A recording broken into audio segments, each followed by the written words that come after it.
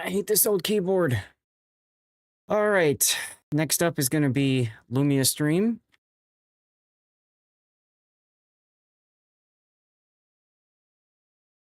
Lumia Stream, go! It's almost like, you know, ludicrous speed, go!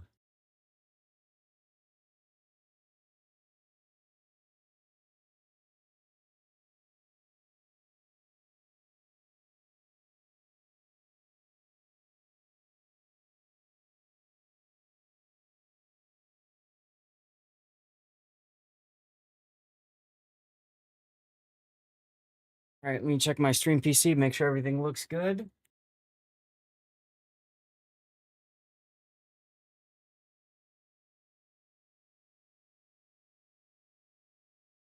Oh, who's there? Taro. Let's go.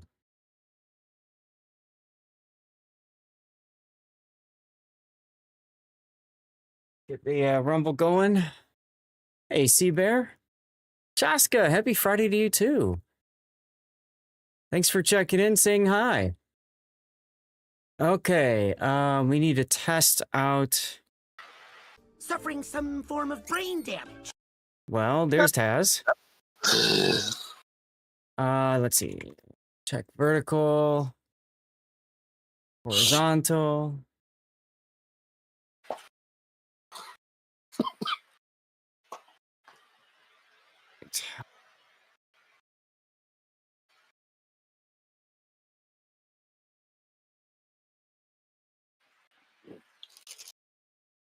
How are you doing this morning? Well, at least for me. Yeah, I'm doing fine, doing fine. What do I need? Oh, I need this and this.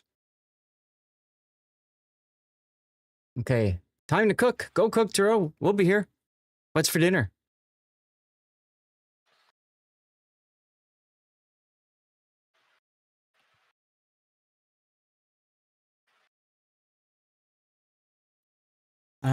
Okay, so that's good. So I can light my beacons. All right. Host. Oh, I still have to fix Rumble, but it can wait.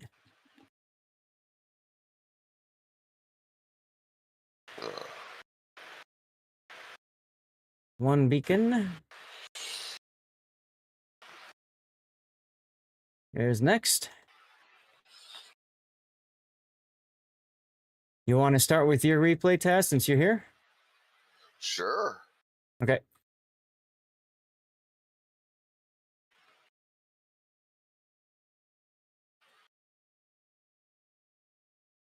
Nice one, Edgar.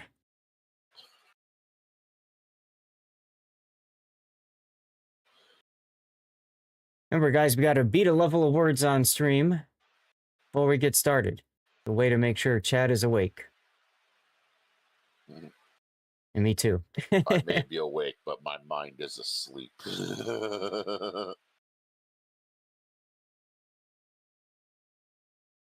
Hello.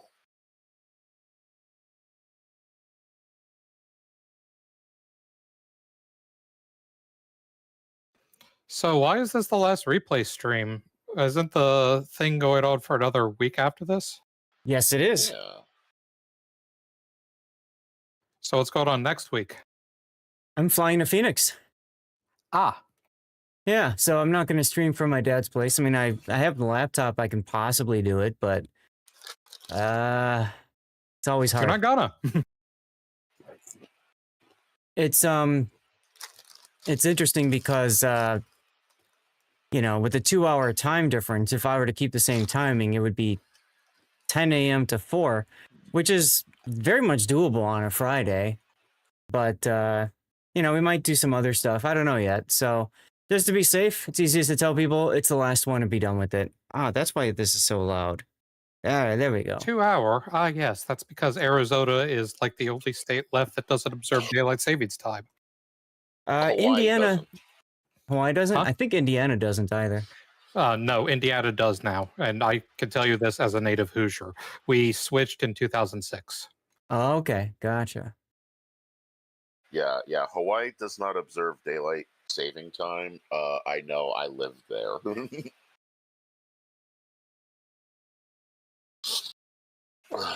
Since I Okay. grew up without it, I still refuse to observe it. Yeah. As far as I'm concerned, it is noon right now. Yeah. The interesting thing about Arizona is that while most of the state doesn't observe daylight saving time, part of hmm it does, which is the reservation. Well, the Oh, okay. reservations. Yeah, that makes It was the sense. same. It was the same in Indiana. There were a few counties that observed it, but the rest of the state didn't. And I think that's the main reason they actually switched to the whole state observing it. Uh-huh. Okay. I utterly despise daylight saving time. Get I rid of mean, it permanently. I'm not a big fan I of it do. either, to be honest. I do too. A large part of that is because I'm, by profession, I'm an astronomer, and it really screws with calculating, when stars and stuff are going to be up when the hour changes randomly. I mean, it's not Yeah, random, but that hmm makes perfect sense. Oh man. 1 point off level 2. That was close. That was close. We're ready to start. I'm just trying to do my startup stuff here. So I'll give you guys something to do while I'm getting things together. Well, Moors Elite, happy Friday to you, Jackal. Have I used the code yet? Shaska, no, I didn't, because that was 12:30 a.m. local time. I was fast asleep when that got posted, and then it got removed Yeah. about 7:30 a.m. local time. So essentially, I got screwed because I had to sleep. Yeah, Hey, it's also an invite code. yeah, it is. Moors Elite, thank you for the resub, dude. 2 years creeping up, indeed. 20 months of supporting the channel. Look at that. From Pike to Peak subscriber. Welcome to the Zath Manor. Can't wait to see what elite replays you bring. Love it, love it, love it. Ooh, I gotta fix my glasses. I always forget to clean my glasses when I go live, and I noticed Son has the same problem. Like, I caught him going live the other day, and he couldn't get his glasses cleaned. He had some smudge that just wouldn't go away. uh, Hate wearing yeah, glasses. I wear glasses because I'm farsighted. And smudges are that are like in just that one singular area That's right. are just so fucking annoying. yeah, They are indeed. I have the same issue. I think my eyes are pretty much as bad as Zath's, if watching him on stream is any indication. But I haven't gotten new glasses in 15 years, and at this Oh my point, God. the glasses have become permanently like there are smudges on them that are not coming out. Oh man.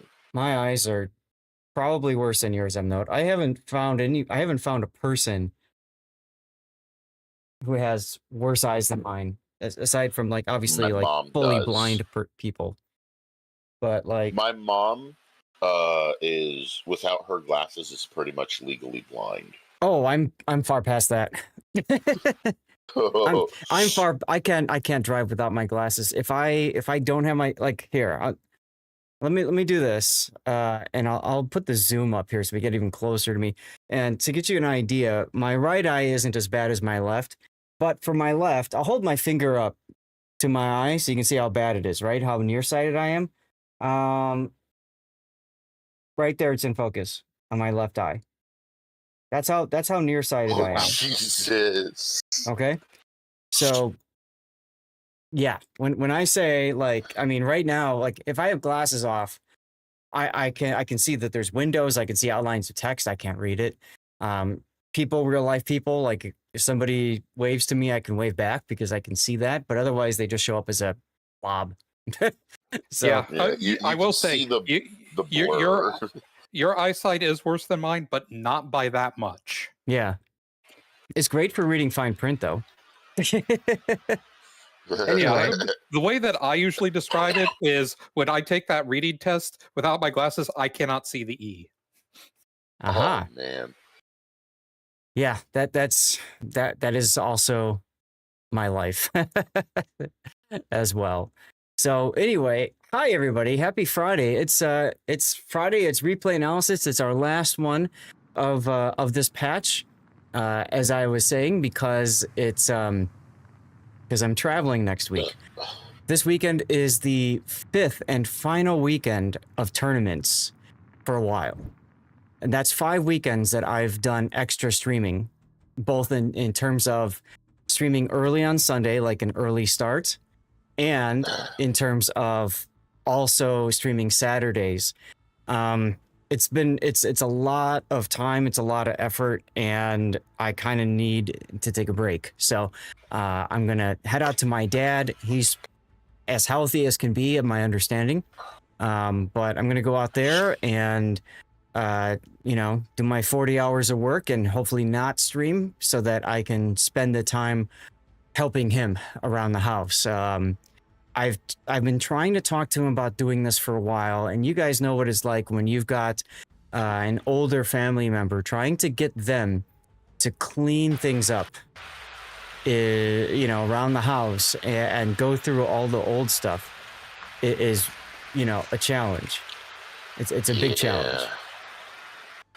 So, I've been trying to get him to do that, and we'll see if we can. There's still a lot of stuff from my mom around, so trying to clean that up would be helpful.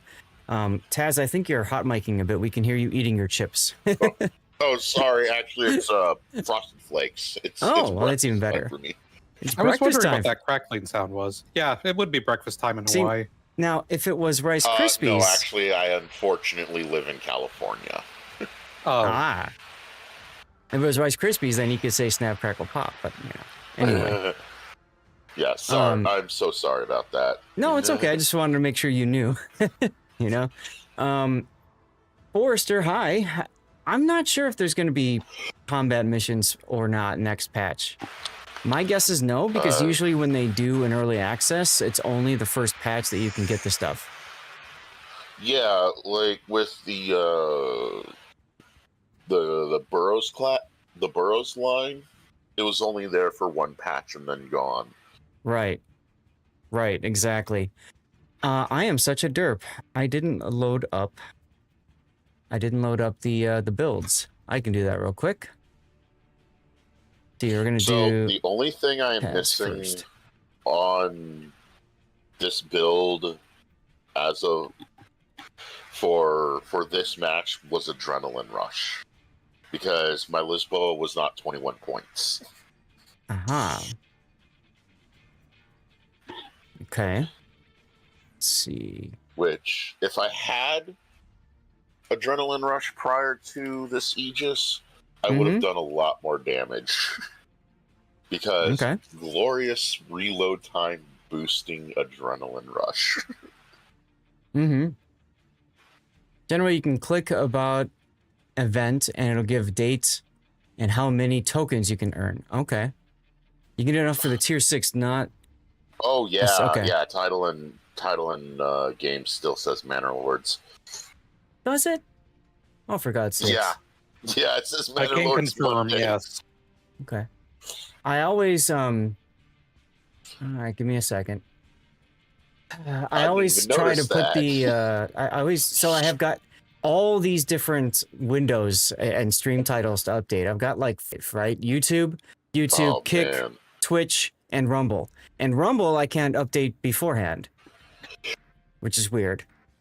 Also, did the game just crash on me? You are...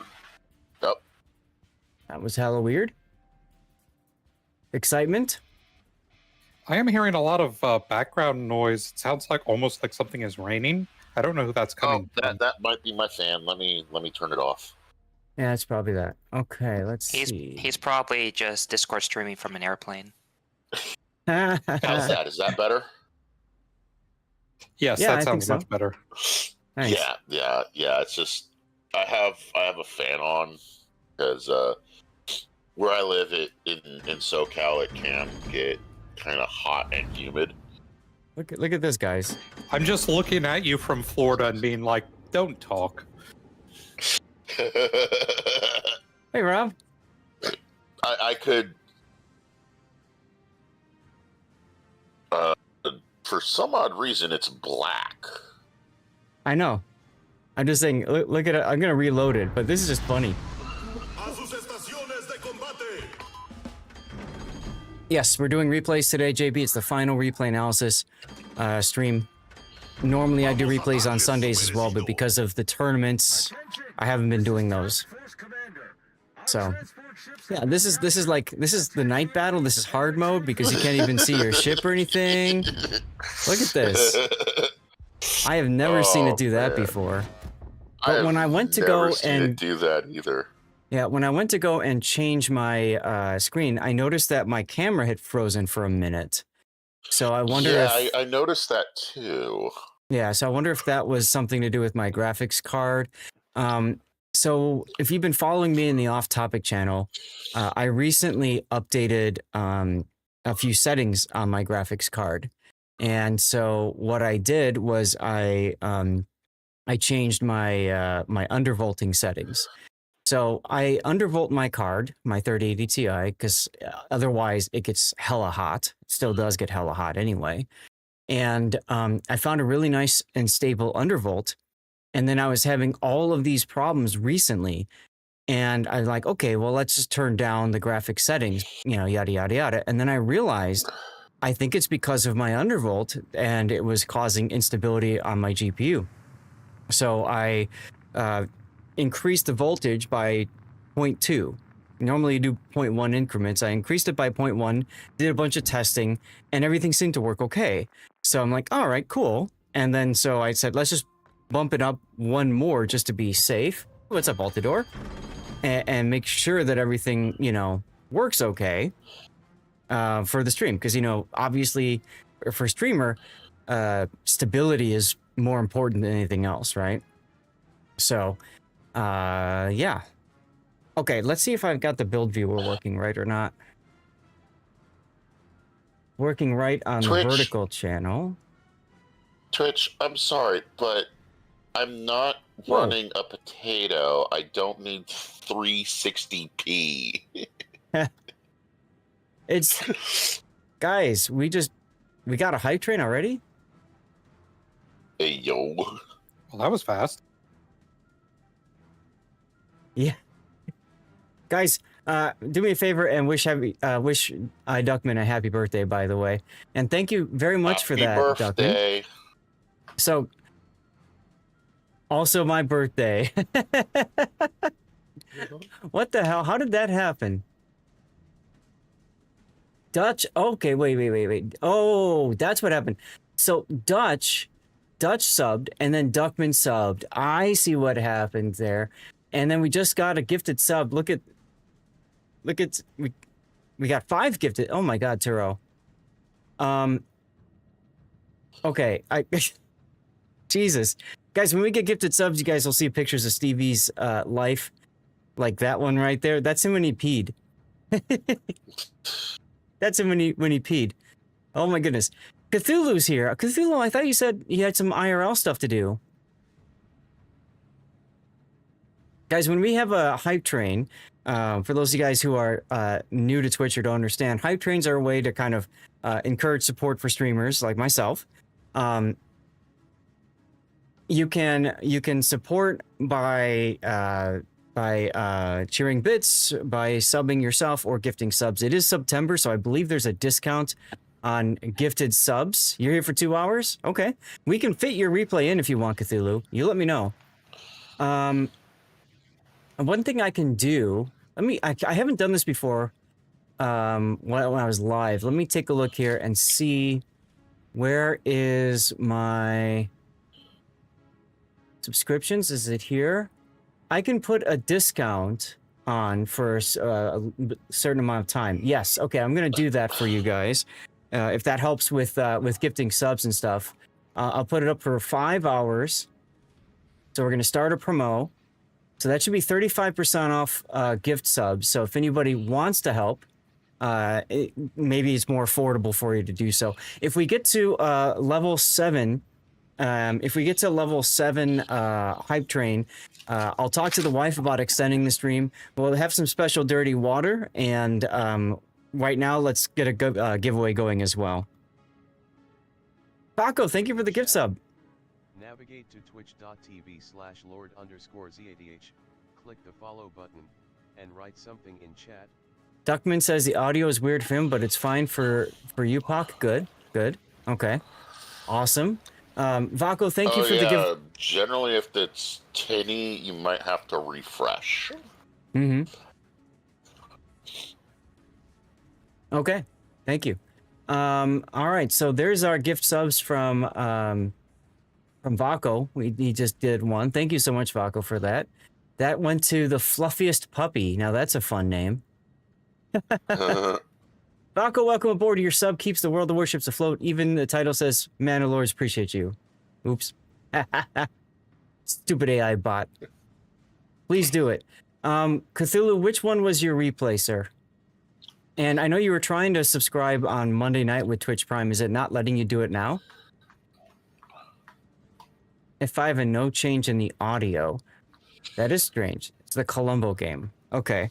So let me go to here and let me get the Columbo set up here. You did it, so it worked now, huh? Okay, good. It hasn't updated on your thing, but the Twitch is Twitch, right? It'll probably show up in a bit. All right, let's get your replay rendered. There we go. Brown, how's it going? Happy birthday to Duckman, absolutely. And happy Friday to you, Brown. Yeah, my bot might have picked it up. Obviously, a lot going on right now, so. Vaco is now 10 gifted subs deep. You're truly the benefactor helping us navigate these thematic waters, whether it's manners or mighty warships. Your generosity is always a welcome sight. Let's go. And Xanda, did Xanda just sub too? Hard to keep track of all the of everything that's going on in chat. Sorry about that, y'all. Ahoy, captains. Nope, that's not the one. I don't remember seeing a sub message or announcement from him. Nope, I see it. Instant Cthulhu, more like Admiral Cthulhu. This tentacle terror is all about their... No, that's my shout out for Cthulhu. Okay. Whatever. It'll probably show up at some point. It's just... Twitch is weird when it comes to stuff like that. And we're at 3%, 28% of level 3 for our high train. Thank you guys. That was always a fun way to start off a stream. So appreciate you guys for that. We do have a giveaway going up for let's see, I think it's a Distant Voyage container. So make sure you're following the channel and active in chat. We need 10 active people in chat. I think we've got that now, and we should be good. Okay.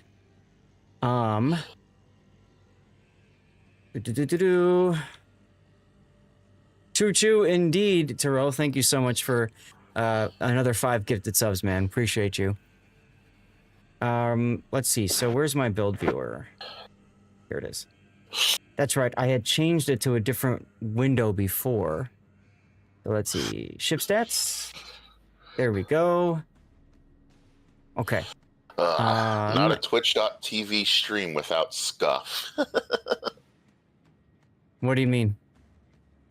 Oh, just things going wrong and stuff like that. Yeah, so like, far with how the Libertad, with how the gameplay just went pitch black. mm-hmm. That sort of thing. Just that's scuff. That is stuff indeedy. Okay, let's go load up this is Cthulhu's. And that takes care of it. Oh, Cthulhu just screenshotted it and said, okay, cool. No worries, Cthulhu. Thank you, though. I must have missed it, and I'm sorry for missing it. But it's all good. Thank you very much for your Twitch Prime sub, Cthulhu. Okay, so that's all of us then for our replays. 4 battleships and 1 cruiser today. All right. We're going to start us off. You just kept to blame Wargaming for those tournament times. Yeah, I know. I'm not happy with them either, but it is what it is. I loved it. There was one time there was a North American tournament, and there were some EU people that were complaining about it being so late, and they had to stay up so late. I said, "Oh, you poor sweet summer childs. Yeah. Must be rough. Must be rough always playing tournaments during the afternoon for you." Well, you know, like, let me cry harder for you. I have enough points for a DD replay. It's a double feature. Vaco, we are full up now on replays for today. We do 5 max, and we now have 5. So save your points. Okay, so I think we're ready to go. Oh, I need to fix... I don't even have enough points for my replay anyways. I was going to do the Yu Yang I uploaded. Yeah, sorry about that, but, you know, tournaments... Oh, that's good, Tuckman. And going out to visit my dad, obviously, you know, kind of cut into it a little bit. Sorry, it is what it is. Oh, we were talking about time zones. Speaking of time zones and tournaments, do you know what's going to happen with King of the Sea? This is great. This is great. So I can keep this up here, for example.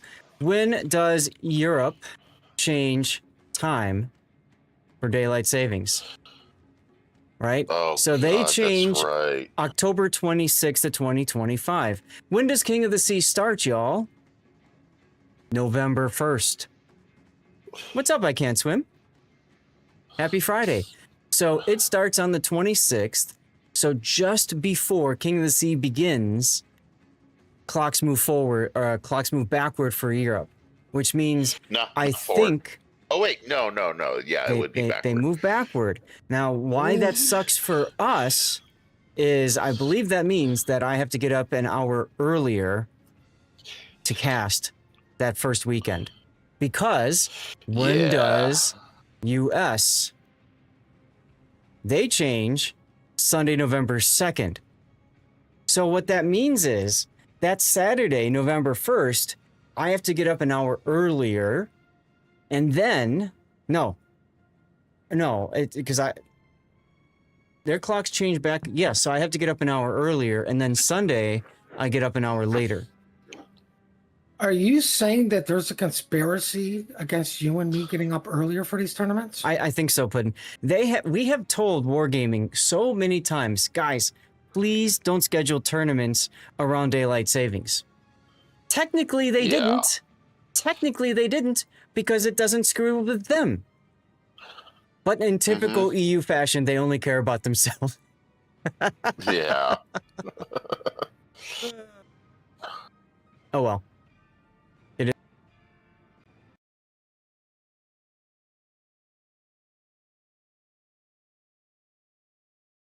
Cots with Raptor or with Puddin? You know what? We should leave that as a surprise for you all. Fair enough. Zath, you good, buddy?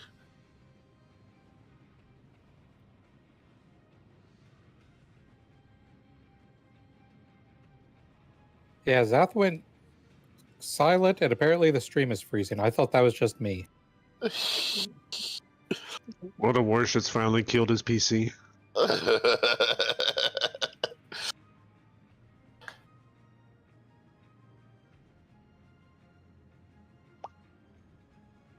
Oh, there he is back, but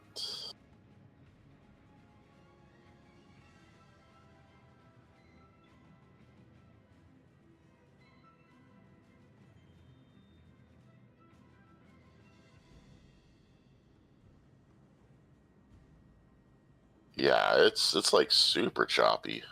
Yeah, and his sound is not currently operating. I just turned the stream up to verify that. Yeah.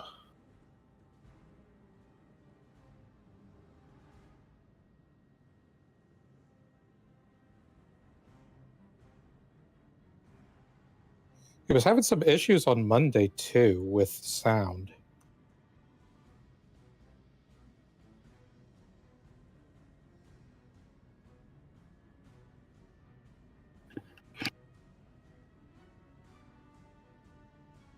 Winner announced in chat. Congratulations. Thanks to all who entered.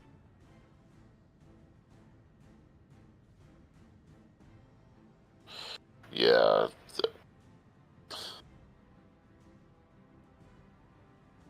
Excuse me.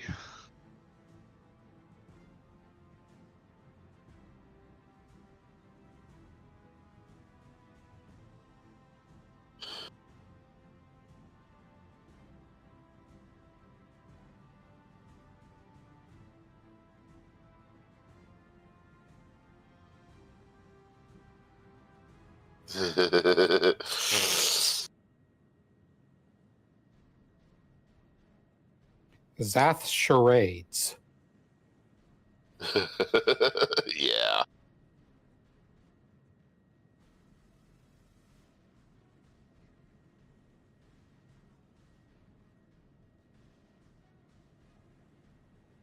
Does he know his sound ain't working? Yeah, Yes, he yeah, does. he does. I bet what Looks he's like- doing is he's trying to figure out what's going on and fix it. Yeah, it looks like he's troubleshooting.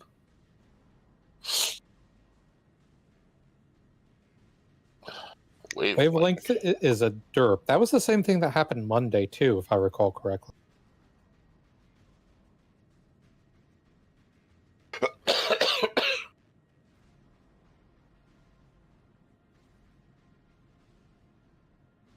Yeah, you're also getting our Discord sounds, so Discord is coming through on the stream. Yeah, because I see our names pop up.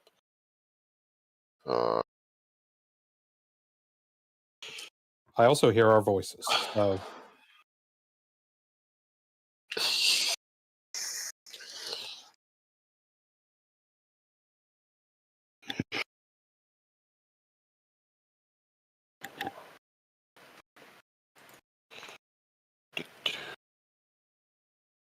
Okay, so there's that.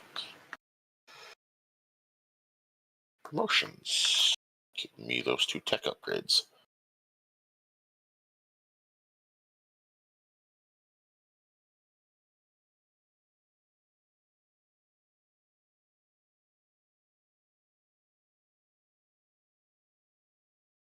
not to try and give too much tech advice, Zath, but I know that you did something that was able to fix a similar problem on Monday. Do you think the same solution could work here?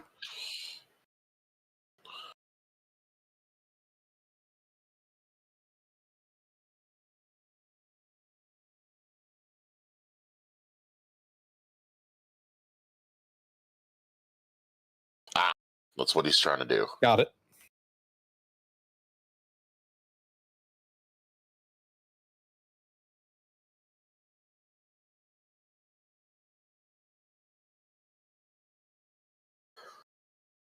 But yeah, it's definitely not a twitch.tv stream without something going wrong. At least once.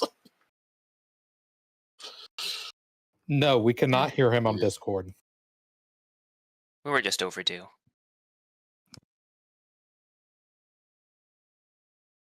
Is it possible his PC just isn't picking up that his headset's in whatever reason?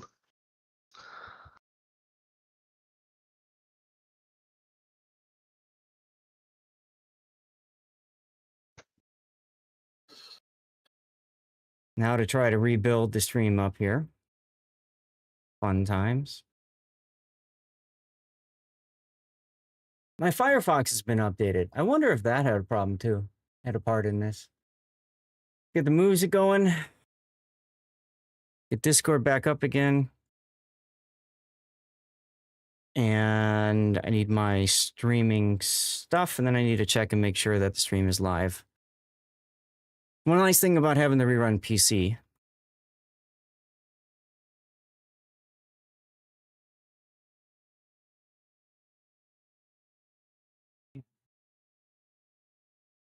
All right. Let's see. That one and that one. You got fires reduced to 34 seconds on your severe, and it's a huge difference. Well, good. Okay. All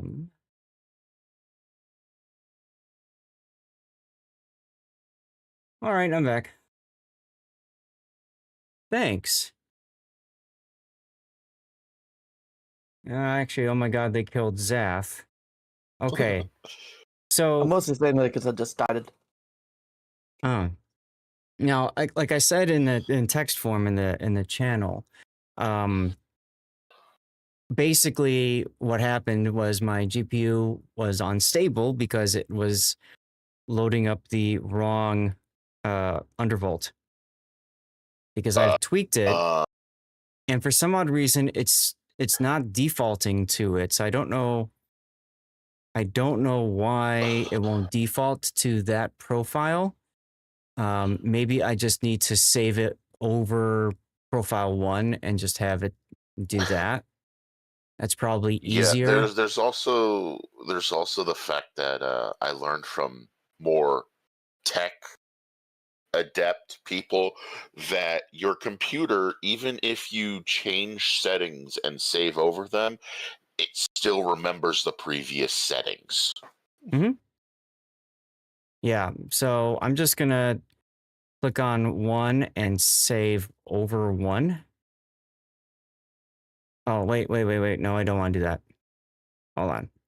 I'm gonna go to 5. Please tell me I didn't just accidentally save over that one. Lol. Oh, this is it right here, 4. Okay. I want to do this before, this is 4. Yeah. Okay. All right. So I'm going to save this over 1.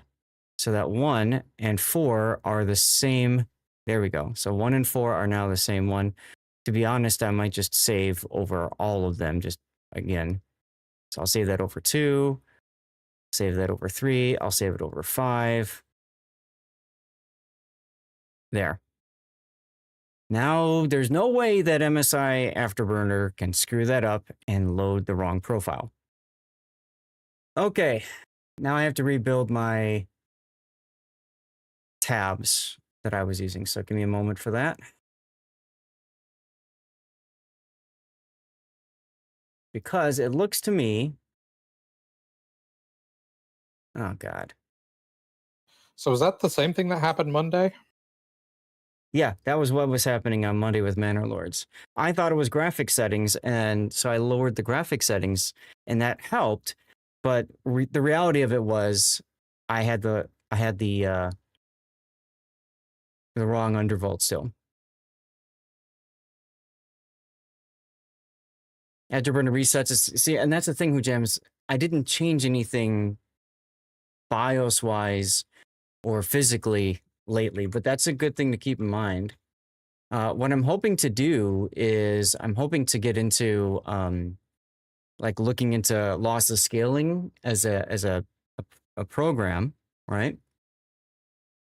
And use that as a way to handle stuff. Why is this showing up? There we go. Okay, now this is showing up right.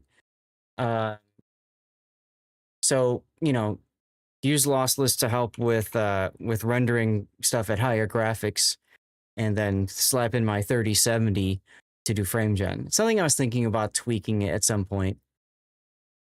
Some programs can and will override Afterburner settings. Okay. Interesting.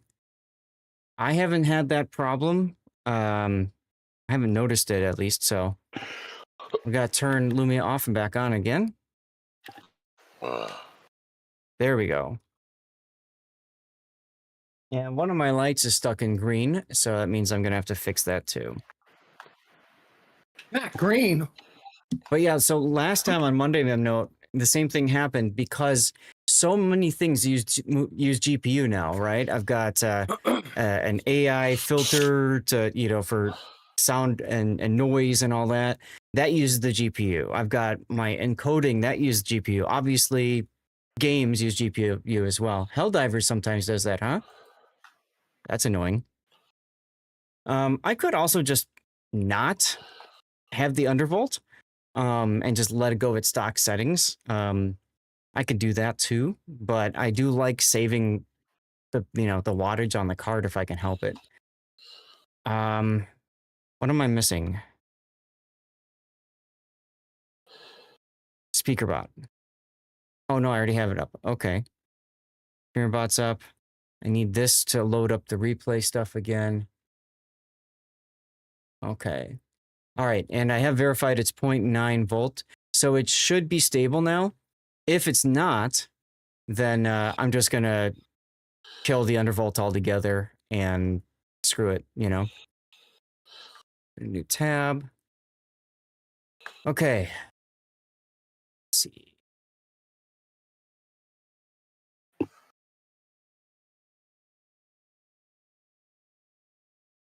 Exactly, TW. Exactly. And that's why I'm doing it. I want the 3080 Ti to live as long as possible. For your rendering, do you have PCIe 5 enabled? Yeah. We go to GPU Z since you guys are so curious about this. Browser in. Open build in browser.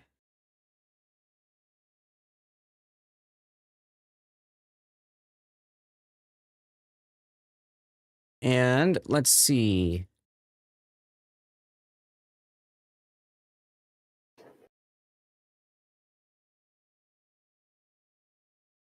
Okay, there's a shipbuilder again. I am currently on PCIe 4.0 at 16, which is exactly what it should be because, yep, it's a 3080 Ti, so it's PCIe 4. The motherboard can handle PCIe 5, but the GPU does not have that spec. At some point, I'm going to upgrade to a 50 series card, and once that happens, yay! But for now, it hasn't happened yet. Right, the 40 series are also PCIe 4.0. Right, exactly. Okay, open build in browser. Taz and the rest of you guys, I'm so sorry it's taking so long to get into the replays. Jeez.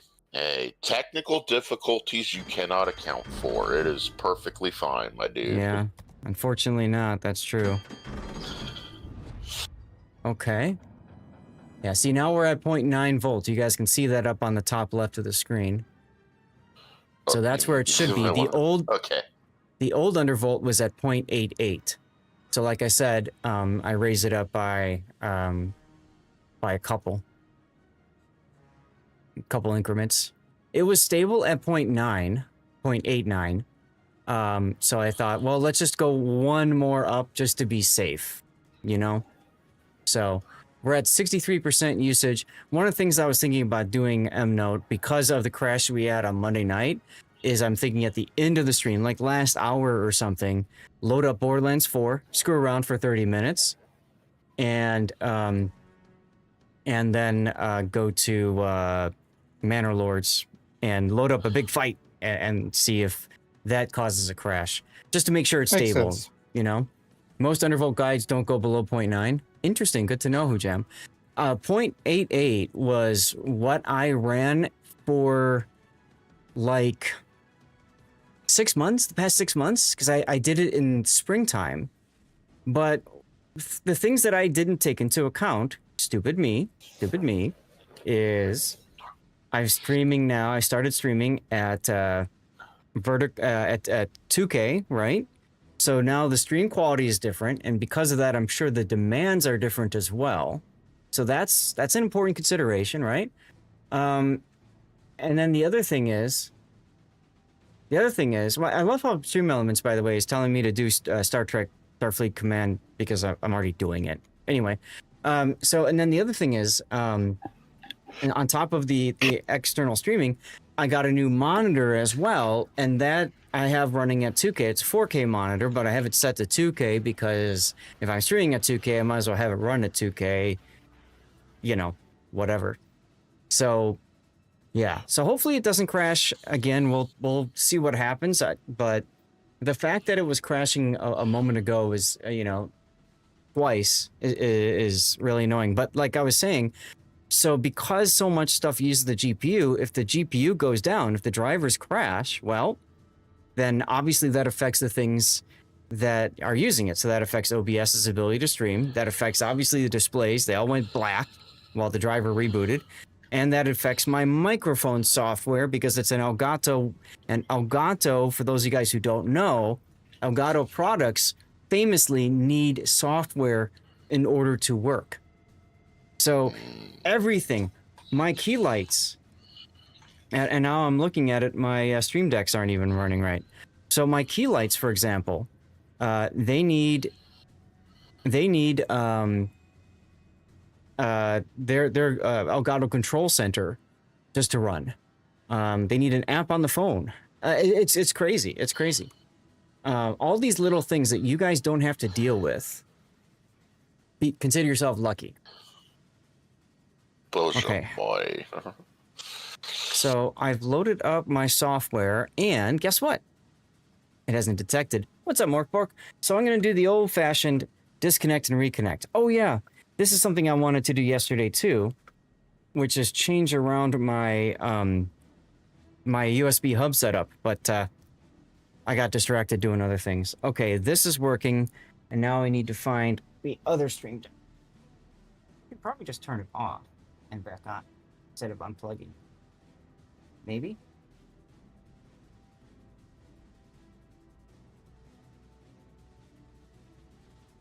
There we go. All right. I unplugged it, plugged it back in, and now it's working, so now I can play with my lights. Again, I need to have a program installed and running in order to do that. There's no dial, there's no like setup there. The camera, I'm not using an Elgato camera, but you guys know if you watch Sea Raptor streams, a lot of times he's fighting with his camera. He's got an Elgato camera, and the face cam, I think it's called.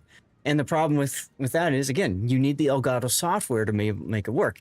It's beautiful and gorgeous when it works, but c'est la vie.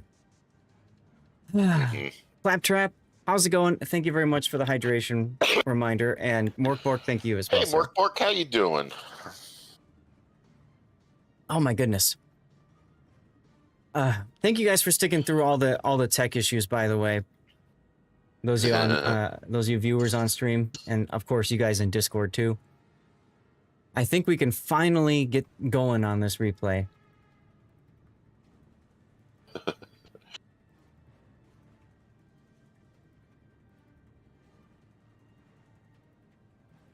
Okay. Sorry, I just got pinged, so I was taking a look at what the ping was. You would go with the regular mixer attached as an input for a regular microphone. Hoojam, I may end up doing that. I may very much end up doing that. And here are plugging in a desk mic and a second screen for Streamlabs OBS and winging it. Dude, Cthulhu, I did that for years. For years, I streamed with one monitor. For years. And I had a $20 USB microphone from Amazon. That's actually at my dad's house right now. In case I ever decide I want to stream while I'm at dad's, I can do that because I've got a decent microphone. So, yeah, I mean, don't feel bad about that, you know? Not everyone can afford, you know, the super high-end tier stuff. Oh, absolutely. Absolutely. And, you know, plus, you know, the thing is, a lot of people say, okay, well, you know, when you sub to the channel, I put it back into my stream setup. Well, that's cute. That's cool. But the problem is, you know, if you're using this as part of your income, you kind of don't want to spend that money on upgrading tech necessarily. I mean, it does help every now and then, I am planning on upgrading my graphics card for example at some point, but you know, standard mixers aren't that expensive. There's your hydration, Bork. A nice micro. Yeah, I was looking at like a Shure or something next, instead of the Wavelength, going something like that. I don't know, but you know, then you got. I think it's an XLR output instead of USB, which I've heard is better. But hey, that's another piece of tech I have to learn and sort out. And then I've got the slider mixer thing, and then now I got more audio problems or issues, right? Because I have that mixer slider with this mixer slider. Yeah. At some point, it's just too damn much, and you just say to hell with it all. So, anyway, what did I have up? Oh, I had a couple other windows up down. I was looking at my monitor. I'm like, I see blank parts of my monitor. Like, that's not good. Why am what am I missing? That's not good. So I have two monitor apps going, like my task manager, just to get an idea how much my GPU is being used right now. And then also hardware info, so I can get an idea of like temps and stuff like that. Altador, reject audio engineering, return to bullhorns. That could be fun. Only thing we're sure is that they sure will break with no reason. Bullhorns, why can't we go back to smoke signals? That would be fun. Puddin', can you imagine casting the Warships Classic tournament, but like just visual only? Well, it's So, probably like- be a shorter stream than normal because they screw up wargaming big time. Just use the telegraph, communicate in Morse code. Yeah. So that's why I was Kids thinking with about. fancy technology. That's why I was thinking, Hujam, about upgrading to a Shure microphone. Like I said, I want to get a new graphics card. I've been trying to hold out for the 5080 Super. I'm trying to hold out for that. Hanky, thank you for telling me about the USB variant. At least the graphics card stuff, I understand that. I know what I want already. Microphones, okay, now I've got to do a lot of research and blah, blah, to get all that sorted. But I don't mind doing that, or semaphone. Yeah. Light signals. Right, exactly. All right. Well, guys, let's get into the replay, shall we? It's only been an hour now. Oh my God. And we haven't even touched the build yet. No, we haven't even talked about the build. Jesus. Yeah. Okay, so this is Lord Inquisitor Tazrin, or Taz, and this is his Libertad game on Operation Aegis. He sent this one in, said you gotta check it out, and I believe this is his sub replay or whatever. No, you cover my replay on the rerun. Yeah, Okay. cover my replay rerun. So I had my laptop open for like 3 days to get the points for it. well, thank you for supporting the rerun channel to do that. That's awesome. So the Libertad, we always call it something else. Just add an R someplace and you'll understand. It's a ridiculous boat. It's broken.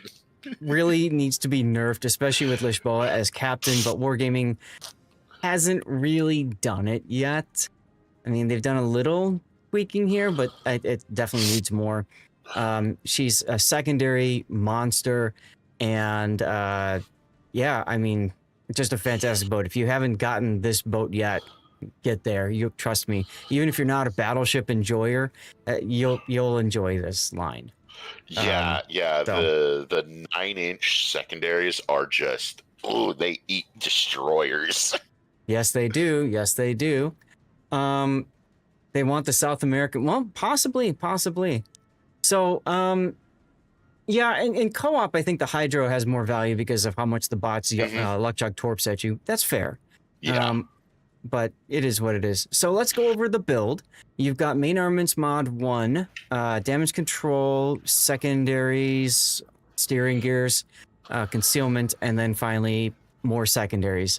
This line and the Schlieffen line are the only two where I'd recommend auxiliary armaments mod 2 in slot 6 if you're going like a full secondary build. Yeah, Now- that is like the recommended, it says, is the main battery, but I'm like, this thing's all No. about the secondaries. It's all about the secondaries. Absolutely. Now, a couple The of main variations. The main guns can also be used to charge the F key faster. Yeah, That's probably. this I is think this that's is their also logic. true. And that's Probably. the reason. That's the reason why they probably recommend the main battery. That's a good point, SAT, because Yeah. for the main line, you need hits to charge up your funny button to boost up your secondaries. So Yeah. running reload helps in that situation because then you're able to charge up your funny button. Now Valparaiso is different. You need secondary hits. So Valparaiso, you absolutely want to have the auxiliary mods here. Oh, penis of the Pan American battleships might be to make up the suctitude of Pan Am cruisers. Fair. Also, also you take the main battery mod in randoms because you're not going to get in close as often. So you can just Yeah. reach out to people with 15-kilometer secondaries. But This is in true. operations like this, I definitely recommend secondaries. Yeah, in and I like only play like either co-ops, operations, or now Asyms. So in slot 1, a consideration for you instead of main armaments mod 1 is to consider the damage control party modification here, the coal mod. Okay. This increases your damage control party by 40%. For Pan American battleships, they have the same DCP action time as American battleships. That's 20 seconds base. So emergency repair expert adds 10% to it, and then you add 40% from here, and you are at 31 seconds of DCP invulnerability. So you essentially I'll add, think about that. yeah, you add essentially 11 more seconds of I can't be set on fire. That's good. That Yeah. yeah, So that's a consideration. That actually, yeah, and that also because you have that longer DCP, you basically have more effective health. Exactly. And then the only other consideration too is in slot 4. If you find yourself dying to fires a ton, you may instead want to have damage control here, because I think your rudder is pretty quick anyways without it. Let's see. Your maneuverability with the rudder is almost cruiser levels, 10.86. So without it, it goes to 13 and a half seconds. That's still very workable. So Yeah. something to consider if you find yourself burning down a lot. In operations, especially, you might find yourself burning down a lot. So this combined with the damn it, DCP jail. mod, yeah, that and the DCP module might work really well. Well, I'll be honest with you. If you're burning down an ops a lot, you're not playing it correctly. Right? Yeah. Because as soon as you're on fire, they switch to AP. So just bounce their AP. Battleships will always shoot AP at you anyways. In Right. This thing. So that's really who you angle to. So just let the cruisers bounce off your face. Well, I don't know how many times I've played the World War II ops. I've played them a ton, and I've been playing Missouri a lot because of that 200%, and I've burnt down quite often in Missouri because what do? You get on fire once, like you said, okay, cool, no problem. I'll dodge all the cruisers, blah blah blah, fire, and then you get set on a second fire, or you take a torpedo in a flood, forces the DCP. DCP ends, problem solved, sir. What happens immediately after that, guys? Ship's on fire. Turn a fire. And then you get set on But, 3. I mean, So at that's that why I'm point, saying. You also have to be aware of the aggression that the bots are putting at you. So slow down and let somebody else take it. Well, of Yeah. course, but the problem is that when everybody else is hiding behind you, it's tough. Then So, you ban them anyways. from the stream. Oh, okay. I also noticed that at least with between ops and the World War II ops, Mm-hmm. the World War II ops AI was more aggressive. Oh, absolutely, and it's harder to manage the bots than in a standard operation. Anyway, let's move on because I don't want to spend an hour just talking about build here. So, Captain, you've got Lisboa, obviously, great choice for the tier 10 battleship. Now, I have Lisboa on my Valparaiso, and he's a different build because it's a Valparaiso specific build because of how stupidly broken that boat is over even this one. But with his talents, which do proc in operations, they come in very handy. So after hitting 175 times with main and secondary battery, you get a bonus to reload for both. That's hella sexy. And then finally, if you use your combat instructions twice, then you get a boost to using them again, and you're suddenly faster. So that's why Lishboa is great. Now, a lot of builds recommend using him with Brisk because the concealment on these boats is really good too. So you can go dark and then you can reposition quickly. Sure, that's fine.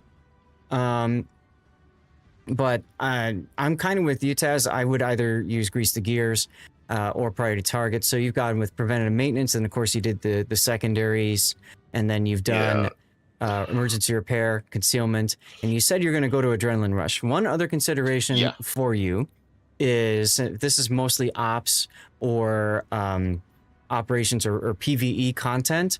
I would probably consider dropping Concealment Expert instead, going to Fire Prevention. So this also helps with your survivability. You take one less fire at the most. And you also have a reduced chance of catching fire. Yes. Although that 10%, it's nowhere near the 10%. We did the math on that before. It's whatever. Exactly electric. The bots aim at center mass. So fire prevention, when you're fighting against bots, is even more important because instead of 2 fires they can set on you, it's 1 most of the time. So that's why I recommend fire prevention here.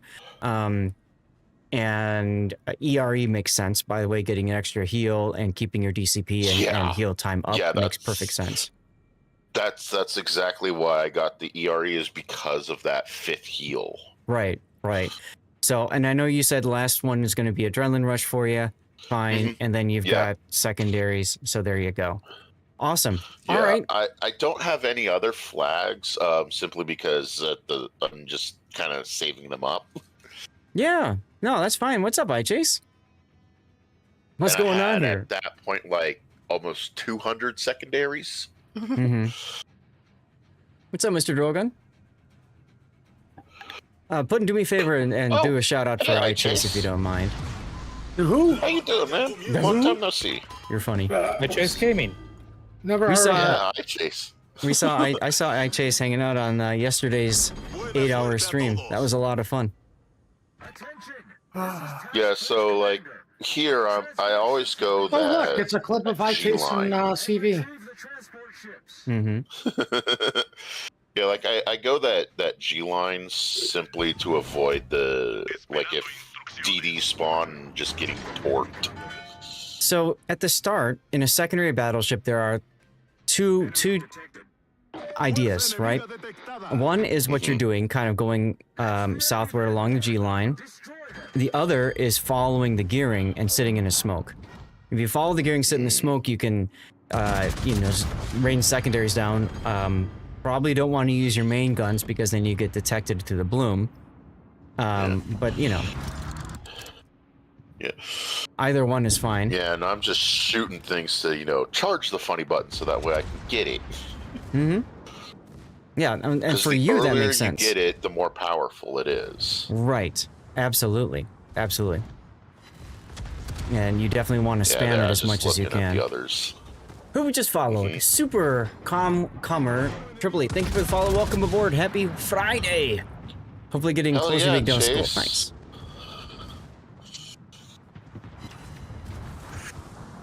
Yeah, like I like the other Libertad that I had posted in the Discord was Operation Cherry Blossom on Libertad, and I got like maybe 7 to 8 funny buttons. Yeah. Because it's just I was running roughshod. Now, at the beginning of this game, I might consider running HE instead of AP because these guys are pretty well angled to you. Okay. Unless you know exactly where to aim. Like, that shot was a little bit better. Although you still had 3 ricochets, because you know you want to try to get the bow here. Yeah. And M Note, just like you, iChase was actually my first YouTuber as well for World of Warships. He's actually a big reason why I kept playing the game. Because if you remember, he had his Monday Rules contests. I won a lot of those.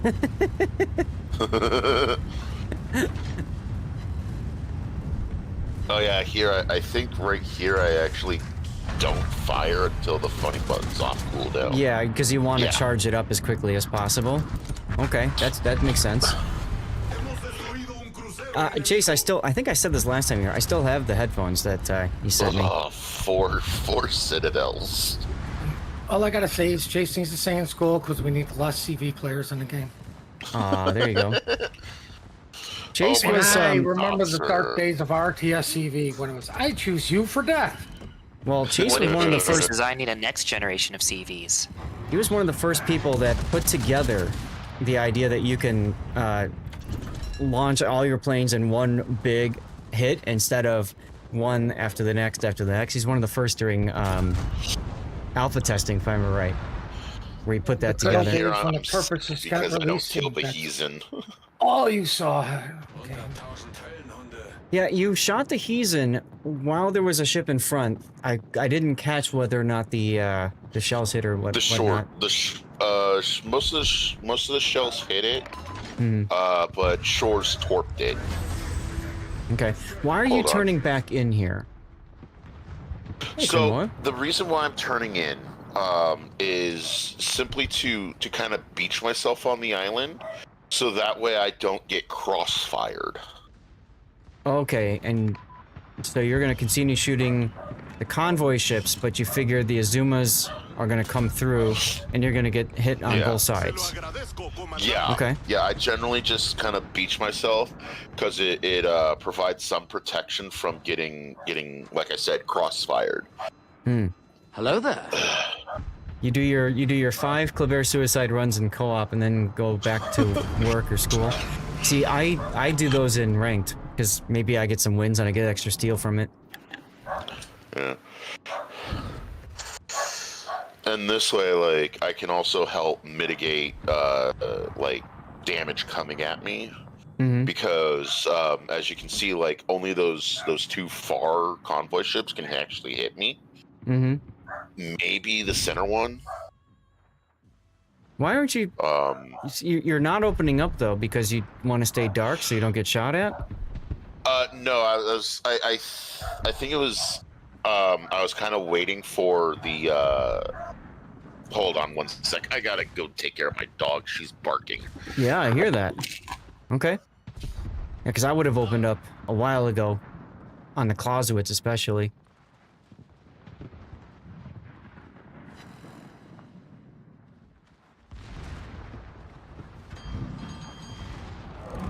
You're about speed over the rewards. That's fair. That's fair, Chase. Okay, I'm back. I'm so sorry about that. I'm all about everything. You know that, though. Yeah. Welcome back. Hello so there. Yeah, I probably would have taken some shots at the Clausewitz. You could get a couple. Probably had enough time for 2 salvos in. Okay. Yeah, and also like the North group. Generally, by sitting right where I did, their guns they're showing full broadside, and their guns are pointed elsewhere. So you can get some really juicy citadels. I see that. Okay. Yeah, unfortunately I didn't kill the heathen here either, which made me very sad. Problem solved, sir. Ship's on fire! Just happened. My god. Yeah, so unfortunately no natural selection. I would shoot one. There you go. Yeah, I wouldn't shoot that because he's about to die. Yeah, I saw that. I saw that HP pool, and I'm like, my shells ain't gonna land. Speaking of about to die, you're quite low now. Yeah. Oh, I survive. I completely survive. Nice spoiler alert. I can't believe none of those Yoshino sent torps at you. Well, they already fired him. Well, Usually... no, actually, the North group actually can fire torps. I guess I don't even know why they didn't fire torps. Usually they've had them No, loaded by Andrew, the you time they didn't. get to here. No, we have. Yeah, This is our here first I just- replay, Big O. Yeah, and Whoa. here I think I swapped to my secondary. Yep, because 1.4 kilometers they can't miss. Yeah, Don't but worry, so is some your of them do. secondary. I'd be focused more on getting my guns and shooting like something else, like the Azuma, so that you can charge up your funny button. Yeah. Because there's definitely some good opportunities for there's definitely some good opportunities here to charge up your funny button that you're missing. Yeah. Yeah, you could have just depth struck, or at least take out half the Azuma's health over there and let your secondaries finish off the close one.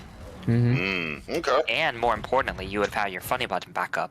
Bingo. Yeah, that is true because since that Azuma that I just shot at was low HP, I think I actually lose my funny button here. Now Yeah, unfortunately, you don't get the funny button when you go into the next round of combat. The other thing that you can do that is real big brain is instead of shooting AP at a broadside target that you're going to Citadel, shoot HE at it. Because you won't Citadel it, you'll do less damage, but you'll get more hits, right? Instead of 1 or 2 hits that Citadel and boom, it's gone, you'll get all those shells to hit, which will fill up your funny button. Okay. If you have AP That's loaded, actually something good. if you have AP loaded, you can just aim a bit higher and hit and get more hits that way and avoid the Yeah, Citadel. I can do superstructure. Superstructure, bow stern, you know, and you're looking for overpans. I would say upper belt, just so you don't actually aim too high and miss. Yeah, that is true. Oh yeah, that's right. I did actually get 2 funny buttons, so I'm at 20%. Yep. Yeah, and here I'm just like, you know what? Because I think I shortly turned Why aren't north now. You should be aiming to shoot the Yamato, so you keep your funny button. Or at least Well, I've already had 2 funny buttons, so I was yeah, here I shoot it. I was just looking around trying to see what was going on. And that's fair, but I like to do that between shooting. So if I've got a target that I can shoot and my guns are loaded, I'm going to shoot it first. Then I'll look around and see what's going on. Yeah, always be efficient with your time. Okay. That goes with real life as well. Yep, absolutely. See, like Yeah, I you only didn't ever- scope in I tried until it. you didn't scope in until you were reloaded. You should get in the habit of scoping in before you're reloaded so that you can aim and fire as soon as you're loaded. Okay. Well, I'm glad to Oh, hear that that, cheek. Chase. Sometimes breaks are good, right? Yeah, and Now here I just like kind of just keep angle to only show like broadside to shoot. Good funny button. You have targets in range. There he goes. Yeah, I was yeah, that's right. I was thinking about that. Now you're living the dream. Secondary's firing operation- everywhere.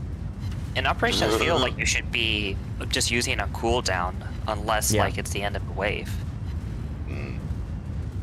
Yep. As long as you got something that's going to be in secondary range, use that funny button. I love like right here because my secondaries are shooting at all the battleships. Right, yeah, you're living the dream. But like I said, here's another example. You're looking around instead of scoping in. Now you're reloaded, and now you're like, okay, I'm going to shoot. But 1, 2, 3, 4, 5, 6, 7, 8, 9, maybe 10 seconds have been wasted here. Okay. Bye, Chuang. Thank you for the follow. I was Welcome just- on in. I was just trying to kind of like see who was shooting and like if anyone was shooting at me to angle. Yeah, that's good to do while your guns are loading, right? Yeah, Okay. you have 25 seconds between reloads. That's plenty of time to get situational awareness before you take your next shot. Yep. Okay. Yep. And Like here we go yours again. Here Yushi shoots at me. and I'm like just trying to get broad angled. Like I again, really don't. your guns are on cool. Like your guns are loaded. And you're not shooting. Yep. Yeah, that they are. So what I should do is scope in, kind of check my reload time. Yep. On my guns, make sure, and then pre-angle. Yes. Now your secondary and target. There's the dub strike. Yeah.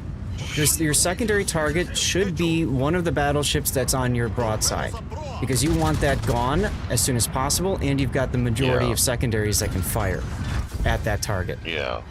Why are we shooting Yamato there? He was almost dead anyway. Over. Yeah. Yeah. And literally just a second before I killed it. I mean, I don't know about you, but if I have a Yamato facing me head on and he can overmatch me, I'm sure as hell gonna shoot at that before I shoot anything else. Even a dead Yamato in 2 seconds. Even a Yamato with 1 HP, I'm gonna shoot, because if he's that close, that gives him a chance to shoot me. Yeah, unfortunately, Pockington, I was actually upset I didn't get major contribution. You didn't carry hard enough, yeah. Yeah. I mean, you're right. There's a possibility that the thing's going to shoot right before it dies if you're letting your secondaries do that. Yeah, we're going to do yours next, Cthulhu. Don't worry. So I think that would have definitely helped.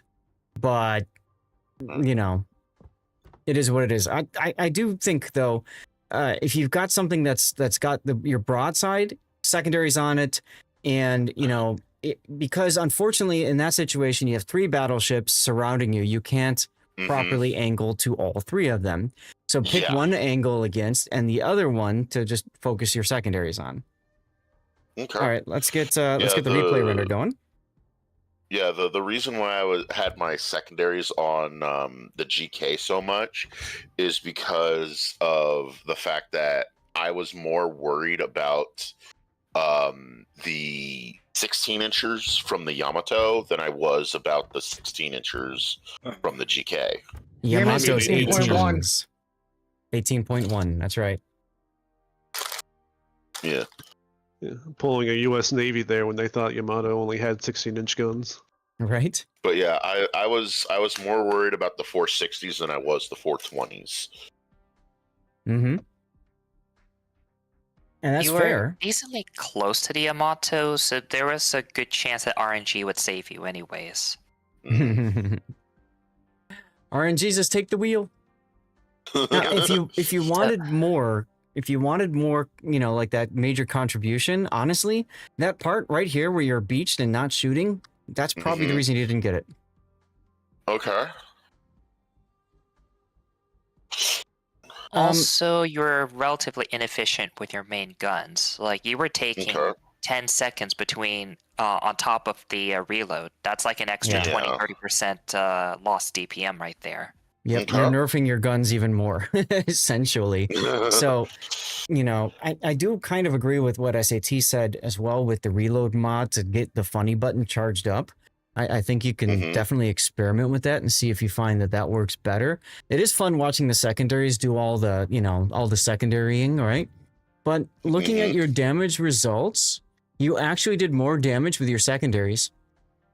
Oh. Yeah. You did about secondaries. He did 30,000 more damage with the secondaries. And then that's not taking into account the 85,000 damage from fires that he did too, that the secondaries started. Damn. So in your case, that's a lot of fire damage. Yeah. So in your case, maybe you are better keeping the slot 6 to auxiliary for you and your gameplay, but focus on being more efficient with your main guns. I think I would agree with SAT. That's the big thing that you probably want to work on is when you're about 5 seconds away from reload, you scope in, you angle, you get ready to go. I always ripple fire because I just don't like killing my mouse with double clicking. So like when I scope in, I just hold my mouse and ripple fire. Right. So what I do is I scope in, I target, and I hold the mouse button down about 1 second from when it's going to fire. So as soon as my guns are reloaded, bam, bam, bam, bam, bam. and then I start looking around again. Okay. So, good information. Yeah, well, that's why we're here, right? Yep. Because like I played back in my account was created back in 2015, Christmas 2015. But I stopped playing in 2016 shortly after the Minotaur line came in. Okay. And then just picked it back up last year. Okay. During the alternate French destroyer line early access. Yeah. Okay. Cool. Yeah. So I have like a decade of gap. Absolutely. So, Chase, there's in Zath's Discord, there's actually a replay channel where you can upload them. Yep.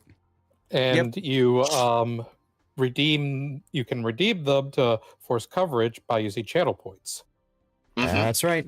Or being a subscriber like Sergeant Sully just did. 1 month away. No, he just hit 50. 50 months. That deserves a Whitakers. Thank you for the sub. And Big O, of course, I saw your tier 2 earlier. Thank you very much for the sub too. All right. We're going to turn this off and we're going to switch to our next replay. Instead of doing the commercials and the, little downtime because we're behind from all the tech issues, I'm just going to load the next one here. So that will be Cthulhu's replay in the Colombo. So I put a title for years for inefficient. Maniciders are awkward with mixed guns. Yeah, I mean, I was inefficient. Yeah, I think that's a good descriptive title for that replay. Yeah. Did I load up M notes? Yes, there's M notes encounter. And who am I missing then? I've got Cthulhu, M note, Big O. Okay. So I'm missing Lord Jackals. What was this one? Ah, the Manteuffel. Yeah. Okay. Manteuffel is fun. I think I forgot to take a screenshot of your boat at the start. Oh well. That'll only matter, I guess, if yours gets voted for the YouTubes. Yeah. Look at all that rust. Aegis match 350,000, zero potential with Sazin being so big help. Awesome. Yeah, we did one of your replays last week, right? The Janan game, I think. Hard to shoot 100mm, 150mm guns, the same button, knowing they have different ballistics and fire rates. Okay. Fair enough. Build viewer on. Yeah, like I love the new German cruiser line, and they've spoiled me because anytime I play Schlieffen and Libertad when my guns are reloading, I'm like, what am I supposed to do now? Twiddle my thumbs? Because with them, I just pop over to my secondaries and start shooting. Sure. Good. Well, we do have one of those replays coming up. But first we have Cthulhu's replay. This is another sub replay. So again, Cthulhu, thank you very much for your Twitch Prime sub. And so this is the tier 10 Cristoforo Colombo, which is another example of a broken battleship. So we just had one broken battleship. We're moving to another broken battleship. But I note that Cthulhu is not using the thing that makes it a broken battleship. And that would be in slot 6. It's even got a broken icon because it makes the ship broken. It's the improved rangefinders. This is the unique upgrade for Colombo. If you have a Cristoforo Colombo, you play it a lot, you really want to get the improved rangefinders. This is huge. So then I came out blasting, right? Very important, because what it does is it fixes the biggest problem with Colombo and the entire Italian battleship line in general, which is the accuracy. So this is huge. anyway, it's got exhaust smoke and it's got 360-degree rear turret, so it makes it very comfortable for moving around and everything like that. Absolutely, get ships first. Get irresistible, get the ships, and then go for unique upgrades. But I just want to mention that for you, Cthulhu, so you understand, and as well as anybody else, should this replay make its way to YouTube, why you absolutely want to have that one. But she's got really good armor plating on the side, but if you show too much broadside, it can be a blessing and a curse, because you show too much broadside and you get Citadel slapped into death. Yeah, one of my clanmates who actually has the Colombo has said the entire Italian battleship line suffers from blunderbuss syndrome. It really does. The other thing about this line is, like I said, it's got the exhaust smoke, so it can sail at full speed and be dark. A lot of players forget that there's this thing called a smoke fire penalty, and because you've got battleship guns, as soon as you fire your guns, you're pretty much spotted, which completely negates your smoke for 20 seconds. So just keep that in mind. If you're going to use that smoke generator, you only want to fire your guns if you're basically going to get a kill from it, right? So that's something to keep in mind. As far as weapon choices, you've got SAP and AP. Both are really good choices depending on your target. So the lack of the inability to use HE there is not a problem for these. Ted, yes, you can use smoke generator to disengage and heal. Absolutely, yes. Welcome back there, Cookie. That's its primary use. Absolutely.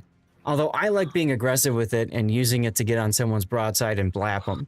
That to me is a lot of fun. But I play Giuseppe Verdi more so than Colombo because I love the SAP secondaries, and you can definitely make that happen. Yeah, I once had someone tell me that they knew they were done for when they saw me come in and jump on them with smoke in my Colombo. Yeah, absolutely. So Cthulhu's build, you have Cincinnati, but his proper home is on Venet. That's where you should put Cincinnati. He is absolutely a cruiser captain. So your build, you got main armaments mod 1, damage control mod 1, aiming systems, damage control 2, concealment, and finally main battery. Fine. The only thing I might consider is changing slot 4 from damage reduction to rudder shift. Your rudder shift time is 15.34 seconds long. It's a little bit heavy. I typically find that steering gears helps for me if I'm playing in random battles more, because I need to be able to turn to dodge incoming shells, and especially to angle properly against incoming battleship salvos. So that's why I value steering gears here. But it depends on how you play the ship, Cthulhu. If you find yourself burning down or flooding out a lot, then by all means, you can go with the damage control here, okay? Keep in mind that I'm looking ahead, and you have basics of survivability here. So you have both of these utilized, and the problem with that is you get diminishing returns, 15% less, and then another 15% less on top of that. So the first time you use it has a big impact. The next time you use it, lesser of an impact. So keep that in mind as well. Also, I don't think fire prevention. Even more diminishing returns. That's a very good point. So yeah, I think I would go for steering gears here. You could also make the argument for propulsion if you like to play stop and go games a lot. Propulsion can be handy too, but I'd probably go steering. SAT, what do you think? I always go with prop mod, but that's his preference at that point. Yeah, you're right at the point of maneuverability where where this is good, and you don't need the steering gears. So if you do want a captain respec, you could also do improve readiness, the 3-point skill. Yeah. Once you hit that 2 million potential, you get that extra heal. And you get faster reloading heals on top of it. Right. So getting into the build, gun feeder, grease the gears, Adrenaline Rush, Basics of Survivability, Emergency Repair Expert, Concealment Expert, Fire Prevention. Okay. Yeah, lose the game by sniping. Exactly, Panzerkex. So, excuse me, that's a good point. That's a good point. Cthulhu could always drop Basics, instead pick up IRR. Or, honestly, he could drop Emergency Repair Expert, and that frees up another 1-point skill. This you have to charge by getting enough potential damage, but you also, as SAT mentions, get to use your repair party consumables sooner, or yeah, so that comes in handy. You haven't hitherto been living long enough to get that much potential damage. Aha. Okay, so if you're not living long enough to get potential damage, are you burning out or flooding out, or are you getting AP slapped? If you're getting AP slapped, definitely change to steering gears. And then no flags. Worth noting as well that the effect of this module can be almost made up completely by the fire reduction flag and the flood reduction flag. Actually, more than. That's 20% versus 15. So that's worth considering too. All right, let's get to the replay. Build viewer off. All right, so Chase, you were asking about replay controls. Control Shift Backspace on the right side frees the camera free, breaks it free. You can use the direction buttons to move around. You can use the number pad to look around as well, to change your altitude, that sort of thing. There's a few other keys that that do stuff. I don't really use them that much. These are the primary. Control J drops the HUD for screenshots. That's primarily what I did. Yeah, the button that skips ahead, sometimes it breaks replays, so I usually don't use those two buttons. If I hit it by accident, bad things happen. So, I just leave it at that. Alright, so this is a random battle on the Atlantic. You are in a super ship battle, but it's only one super ship. No carriers and no subs, so you won the lottery there. Yes, iChase is here, Roken. Actually helps if I'm not muted. What's the keybind to free the cam? Control Shift Backspace on the right side. Okay, thank you. You're welcome. I do have, it's a bit old, but I do have a couple of videos on replay controls on my YouTube channel. Spacebar pauses the vid? What? It does. Oh. Interesting. I think I'm it used to technically brings it down to minus 100 speed, but I'm it's used to essentially doing the same thing.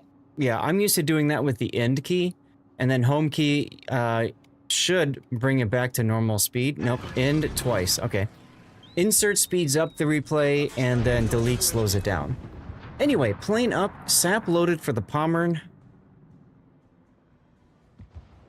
At that angle, I would wait around for a few more targets, because that's not exactly great.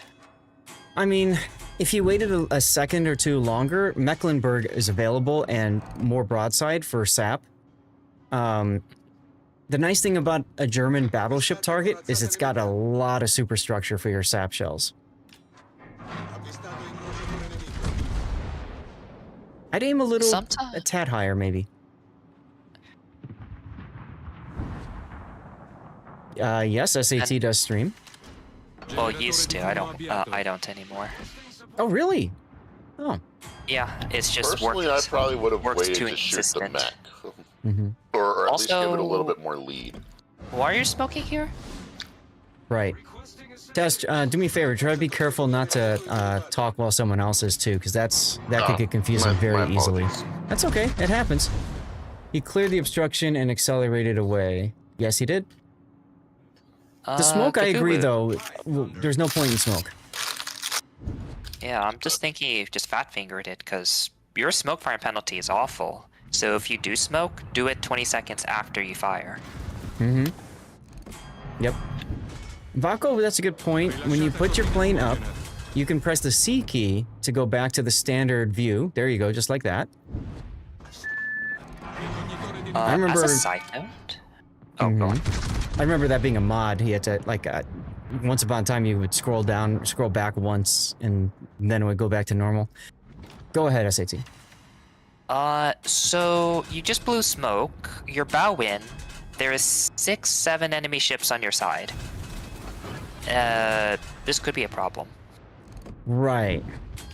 Absolutely. So this is when the smoke is handy, because you need to show broadside to get into a kite away position. And there's a Shikishima that's got your broadside, Michelangelo's got your broadside, and Pomeran, and also Thunderer. Right? So here's where that comes in handy. Plus, by the way, I want to mention you were at a dead stop for a long time, and propulsion module would have really helped you getting turned around quicker too. Main problem is the battleship is at the J line, and that's fine. He's fine being on the J line. Pomeran, The issue is he... Yeah, being at the J line's fine. It's just that he kind of blew his escape consumables by accident.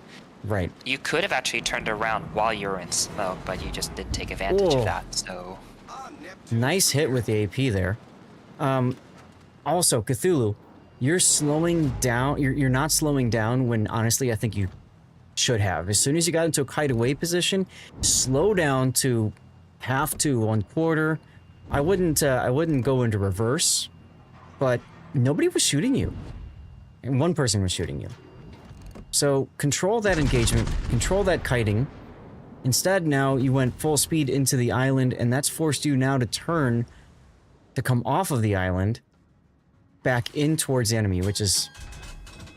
Yeah, you definitely mismanaged your escape, yes. I don't think you could qualify as an escape because you're kind of going in. Hey, he's escaping through shooting the enemy. That's okay. Yeah, fortunately, it looks like it'll work out. But if you got unlucky with the fires, you could have just burned out right here. Mental note, remind me guys to double check his fire and flood damage at the end of this. Also, you should be healing because it's available. And not showing broadside one full too. duration fire so far. Yeah. Yeah. Also, don't show broadsides to Shikishimas when they fired at you. And that's why. Yeah. It actually helps if I'm not muted. Remember, it's still a stealth mission if there's no one left to tell the tale. This is true. Well, fortunately, your smoke is finally available for you to press. And it might be a good idea for you to use that now since you're quite low. You got a Venezia shooting at you. Yes, Alexander the Great escaped towards the enemy, right? Now, I've also noticed, you see, here you go shooting now, and you really don't want to shoot. I know it's sexy, Velos there, you can shoot, but now you're going to have to deal with all the incoming fire for 20 seconds. You have Gunfeeder. You have a skill that allows you to change shells 40% quicker. And you didn't take that on the Velos side. I think that would have been a better choice. Switch to Sap and then shoot the Velos. Italian battleships get built-in, sort of a built-in gun feeder. It's a bit faster. Oh, really? Yeah, Yes. it's like 25 or 30% by default. It was like a small buff it's a long time ago. It's not that much of a buff, so it's fine. Okay. There are forms of Really a escape big that deal. involve rushing the enemy. Yes. And it's only the tech tree battleships that get it. Cthulhu, you kind of almost died for it. This is unless that was a game-changing shot, I would have not done it. That's the big problem. And the Venezia was shooting at you too, and you're very fortunate that he didn't shoot at you there, because if he shot you, you probably would have died there. Yeah. And in that situation, it's much more important for you to survive, to continue fighting in the battle, than take the shot. You probably aren't going to kill him and die for it. As soon as you fold, yeah, exactly. That's the hardest nuance with these Italian battleships, is when to use your smoke and when to fire from it. Like I said at the beginning, you really only want to unleash hate if you are going to get a kill with that. Even if you switched to Sap and had a broadside Velos, you probably weren't going to get a kill with the Sap.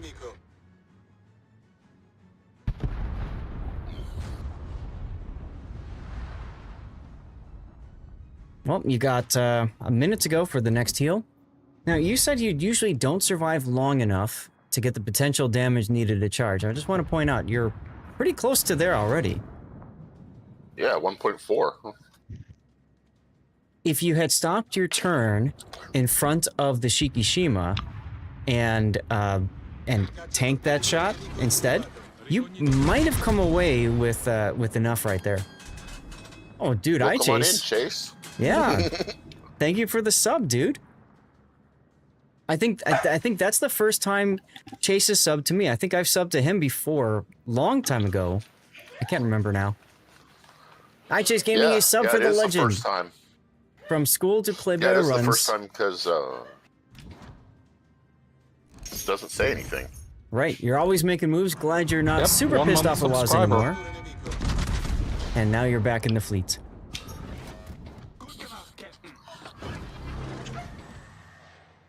Yeah.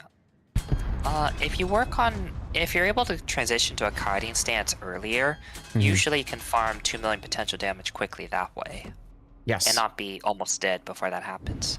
Yes. When we get to the replay render Cthulhu, I'll try to highlight to you ideas for movement and positioning, because I'm really seeing, like, now you've kited away so far that you've essentially taken yourself out of the battle as well. This one's kind of understandable, but at the same time, it's just more that his previous decisions kind of led to this point where he's forced to stay far back. Absolutely, yes.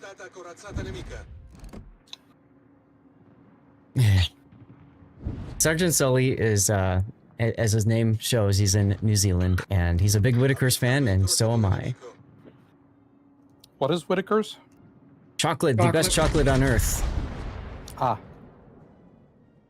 Ricognitore di ritorno. Generatore di fumo avviato. Okay, yes. so I'm waiting for code to run. Why are you smoking now?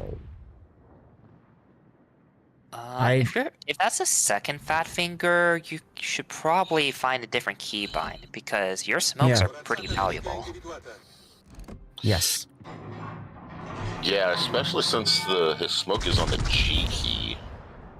No, that's my keybind. Oh, okay. These are my keybinds. I redid my keys so I can do consumables with my index finger. If Thunder's about win, you should be using sap. Thunder's got 32mm plating all around, if I remember right, so sap will definitely do more to it. Bow in. Yeah. By default, you really should be using sap. It does more damage unless you score a Citadel.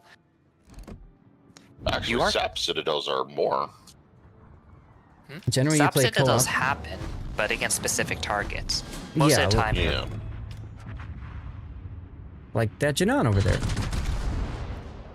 Can you imagine if DD still had Citadels with sap? Oof. Venezia would be absolutely god. Peak disappointment. I mean, I personally think it already is, but that's just me. Well, we are full up on replays, Chase. But if we have time, we can look at it. Oh, come on, Chase. We can make time. Yes, I know. I want to do that. It's just like there's so many things I wanted to do today. It will cost you extra for me to have my sarcastic input on your replays, though. That's true.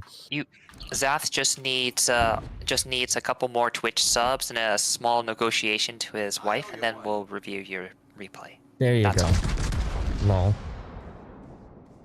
Now, getting back to your discussion, though, about saying that that skill is useless for you because of the potential damage, don't forget that that skill also gets your heal back sooner, Cthulhu, which might actually help you survive more frequently if you keep putting yourself in situations where you take a lot of damage in, short order.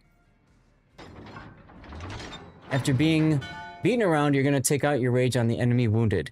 Yeah, okay, I can see that. I mean, that's what you should do anyway. Exactly. And yes, the point reverse bug is there, yes.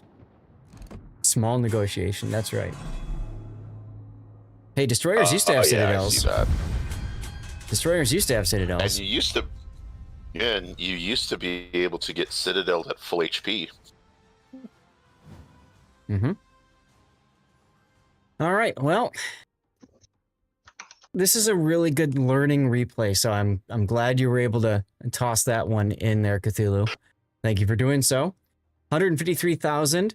Yes, that was a sap citadel. Yep. We were just talking about light that. Cruisers. Yeah, light cruisers are one of the few that sapped in the Citadel. Yep. Yep. Now, I said I wanted to see how much fire damage you took. You took 12,000 fire damage. So if you think about it, in terms of this replay, in terms of this specific replay, you wasted 3 commander points on, fire and flood reduction, right? That didn't really matter for you. And your 4th slot. See what I'm getting at here? So I would think ERE or IRR might be something to consider for you, Cthulhu. Even with ERE on top of it, just to get the extra, just to have the extra heal on top of it, and then to get the heals back sooner. I think that would be very helpful for you. And the increased maneuverability that you're going to have would have really helped you in this game, right? But when you stopped and went to full speed, and then when you're on the border and making your turns, having that quicker rudder might have helped you a little bit there. So, some things to consider. I think another thing to consider that we don't bring up very often, Mm-hmm. if you're mainly playing PvE stuff, most of those captain builds can be way different than what you do in randoms. Yes. So you might want to think about actually having a second captain just for PvP. You can absolutely do that.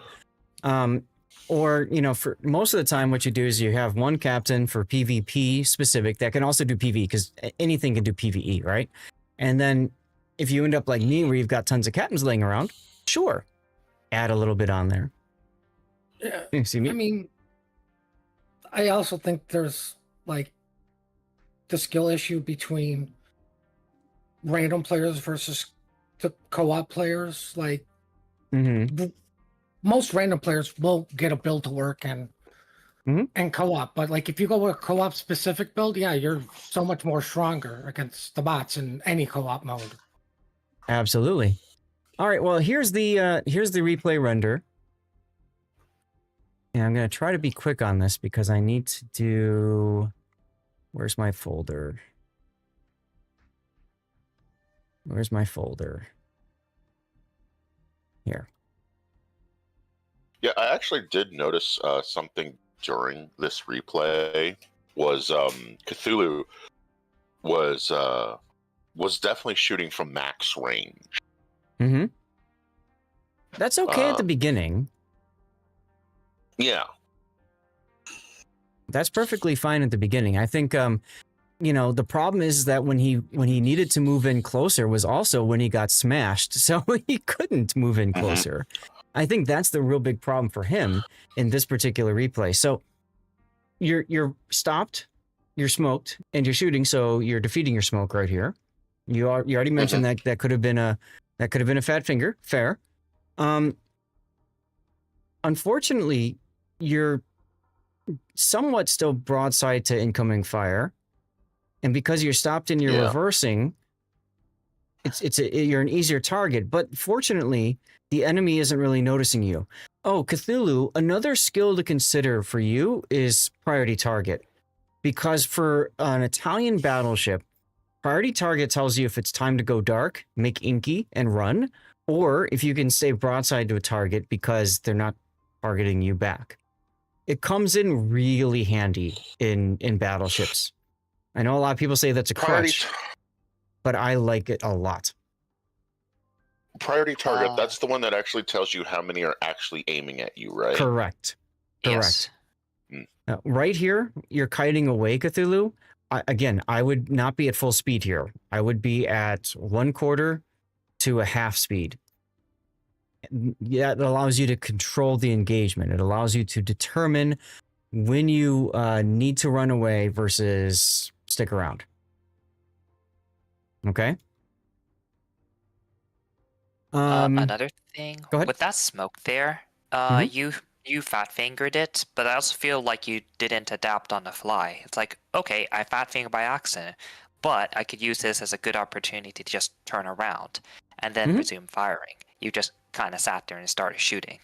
That's a really good point, because that was your best opportunity to turn around is once you made that smoke. Absolutely correct. Yeah. And just don't shoot and get into position, then shoot.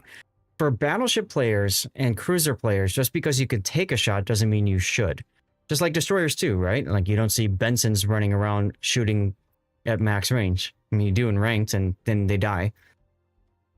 All right, so now but I think some of that comes from, playing co-op so much. Like it is vastly different. Of course. So his passive play style and all that, it's fairly acceptable in my opinion. Now, when you hit the border, instead of turning in, I would have turned away and said, okay, I'm going to be stuck here a little bit. If you turn in, you essentially are showing your broadside to more targets for longer. Yeah, especially that Shiki, because 510s hurt. Well, the Shiki didn't even shoot at him until he was turning off of the border. Right here.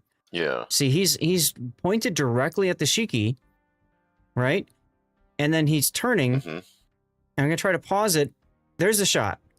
As soon as I see that shot, Cthulhu, I'm stopping my turn.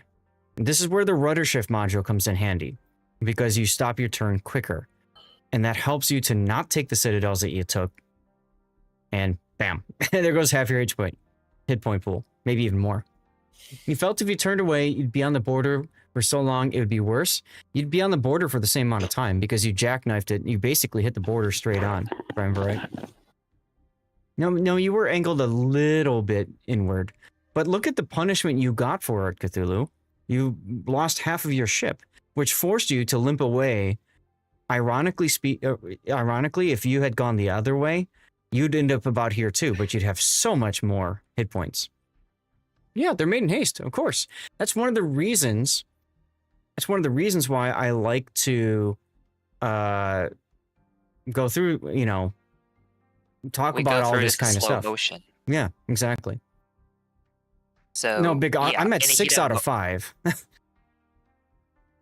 In the heat of the moment, you don't have enough time to just make the good decisions here. But we have all the time in the world. Well, we have more time to just kind of look at everything and see what you should have done.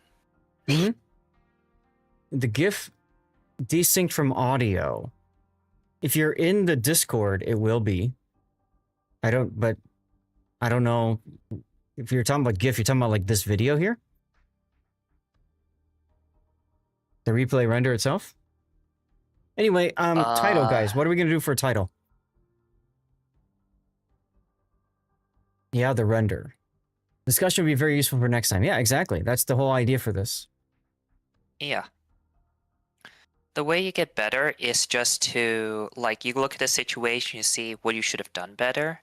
That way, the next time this happens, you can fall back on experience and make a better decision. Right. Check Discord. I'd love to, but I want to close out this replay first. Smoke him when you got him. Yeah, that could. I'm almost thinking of something like "sit me, baby," because that's essentially what you did. Is you showed your sits to whatever the heck that was, Tikishima. So I'm thinking "sit me, baby." What do you guys think? That could work. Punching bag. Would you rather do punching bag, Cthulhu? It's your replay. Okay. Well, you let me know either way, Cthulhu. Thanks. Thank you very much for the replay and for the support. I know you got to run, so I'm glad we were able to get this while you were still here.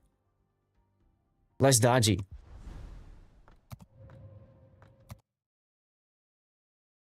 Less dodgy. You sit me, baby, as less dodgy. Is that what you're saying? So you like that one better? Sit me if you dare. There you go. All right. I got to check Discord according to Big O. Yeah, we could do yours next. That's fine. I was going to do Chase's next because I know he's also probably doesn't have a ton of time. Chase, are you okay if we did Big O's next and then we'll get to yours? Punching bag is less dodgy. Okay, so you want punching bag. All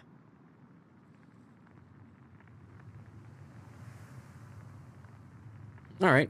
Thank you, Chase. 20, 30 minutes is what we usually shoot for when we do replay analysis. Let's see. So that's in other Cthulhu's. words, they'll be done in 1.5 hours. God. They used to be. We've been working a lot on trying to get this done faster because believe it or not, people on YouTube are upset when people on YouTube are upset. No. No. Never. would You can't never have upset happen. people on Grunty. YouTube. It's funny though, because they complain that we gab so long before getting to the replay when literally you can see I put chapters for when the battle starts. Just click the frickin' chapter, guys. Not tough. Anyway. Nope, it's too hard. You wish that worked for Plus, you. the build is really important. It's an important part of the replay analysis. Oh, it really is. It really is. A lot of people don't understand how the skills work and why the skills are important. And I wholeheartedly agree with you there, Mnote. Wholeheartedly agree with you there. Riga or Town replay might be candidate for the record of longest replay. That one, or I think of Rob's replay. I almost think of Rob's replay in, what was that, Rob? You were in the tier 9, right? Italian or German battlecruiser. The Ruprecht. Grunty actually, I made Grunty come into the Discord and scream because he didn't like when I told Rob that he needed to slow down and spot for his team. That was a lot of fun. That was a lot of fun. Anyway, Big O, are you here in the Discord? I think you were, right? Yeah, I'm here. All right, and welcome back, by the way. So this is going to be, I need to write it down. This is going to be a Yamato replay from Big O. We haven't seen a Yamato game. Big O loves his secondaries. And Yamato is very much not a secondary battleship. It's got, of course, a lot of primary, punchy guns, 18.1 inch, 460 millimeter ouchies. The important thing about this is it has the ability to overmatch 32 millimeters of armor. Puddin', why is overmatch so important in this game? Because it's, the thing that rules everything. Just lets you punch cruisers and battleships in the face. So, if you are angled, let's say this is your ship, and a shell's coming in like this, it does what's called an auto bombs check, right? If it hits this, will it bounce or not? If it overmatches, it'll just pen right through. Bam. It skips that check. So overmatch is really important if you know where to aim and if you know how to take advantage of it. Okay? A lot of the reality of this is it doesn't matter so much because most of the time you're fighting quick decision making and you're fighting at medium to long range where you can't really be that accurate. Click the follow button and write something in chat. Giveaway up, guys, for a coal container, by the way. Go ahead. And also, Big O, you can overmatch broadsides. Really? Yeah. Yes. It's two completely different things. You want to explain that real quick? So overmatch only specifically checks for armor thickness. Mm-hmm. It doesn't really care about if it's below a certain value, then the angle of the armor literally doesn't matter. Mm-hmm. Broadside is more of a concept. It's a much different concept. So let's say if you're shooting a ship's superstructure that's 16 millimeters, you will overmatch it with any battleship shell, no problem. Right. You just won't do much damage because you overmatched it, even though you're broadside. Mm-hmm. You can also see this with like lower tier cruisers, like very lightly armored light cruisers. You will overmatch your broadside, no problem, if you get a big enough battleship gun. The problem is you overmatch it, so oops, your shell goes into the water on the other side of the ship. Right. Now, I think what you're talking about there is overpenetration. So, in other words, here's your ship hull, and the pen is like a shell, right? So, normally what you want is you want the pen to go through the hull on one side, or you want the shell to do that and then explode, right? That's the fuse timer. So, you have that shell coming in, and bam. When it comes to over penetration of citadels, that's when you have something that's broadside, as you said, and the shell goes through both sides of armor, and then it explodes outside. So you get essentially over penetration damage here and over here, and that's why you don't do that much damage. That's 10% of your full value. So when you have such a large shell, you have the ability to overpen a broadside cruiser at close range. This is another problem with the Italian battleships, or even the French ones too. If you've got a high shell velocity, better chance of actually going through like this, which is why one of the things that you do in a situation like that, you have to train yourself at closer range, is you don't shoot at cruisers full broadside like this. You wait for them to turn. If they turn, then there's more thickness of the hull, so that basically the shell will explode inside the hull as opposed to outside. So you wait for the cruiser to turn, so there's more for the shell to activate. Champagne, the king of warpens. Yes. It gets pretty complicated. Like, we could go for like 30 minutes or so explaining overmatch versus overpen, insert fuse mechanics, but for the sake of making it brief, basically AP's complicated. Let's just move on. Yeah. There is a How Stuff's Work video, How Stuff Works, How It Works, whatever video on YouTube that Wargaming put out about AP and penetration. If you really want to learn more about it, it's a really good one to watch, and you get to watch poor Fuso just get blasted again and again and again, as she deserves. Okay, so let's get into your build, Big O. So you've gone with Damage Control Party Mod 1, damage control here for your Acquired Flood, aiming systems. Okay, less flood and fire damage, concealment, and reload for your main battery. I'm assuming you don't have the unique upgrade yet, because this is another example like the Colombo, where unique upgrade is really, really helpful on this ship. You, of all people, Big O, know how to aim in battleships. This turns the Yamato into more of a sniper. Tier 9 champagne is work forward to. Yeah, definitely. If you like the boat, it's worth picking it up. I always recommend, though, ships first and, whatever. So, is that the video? Thank you, Pac.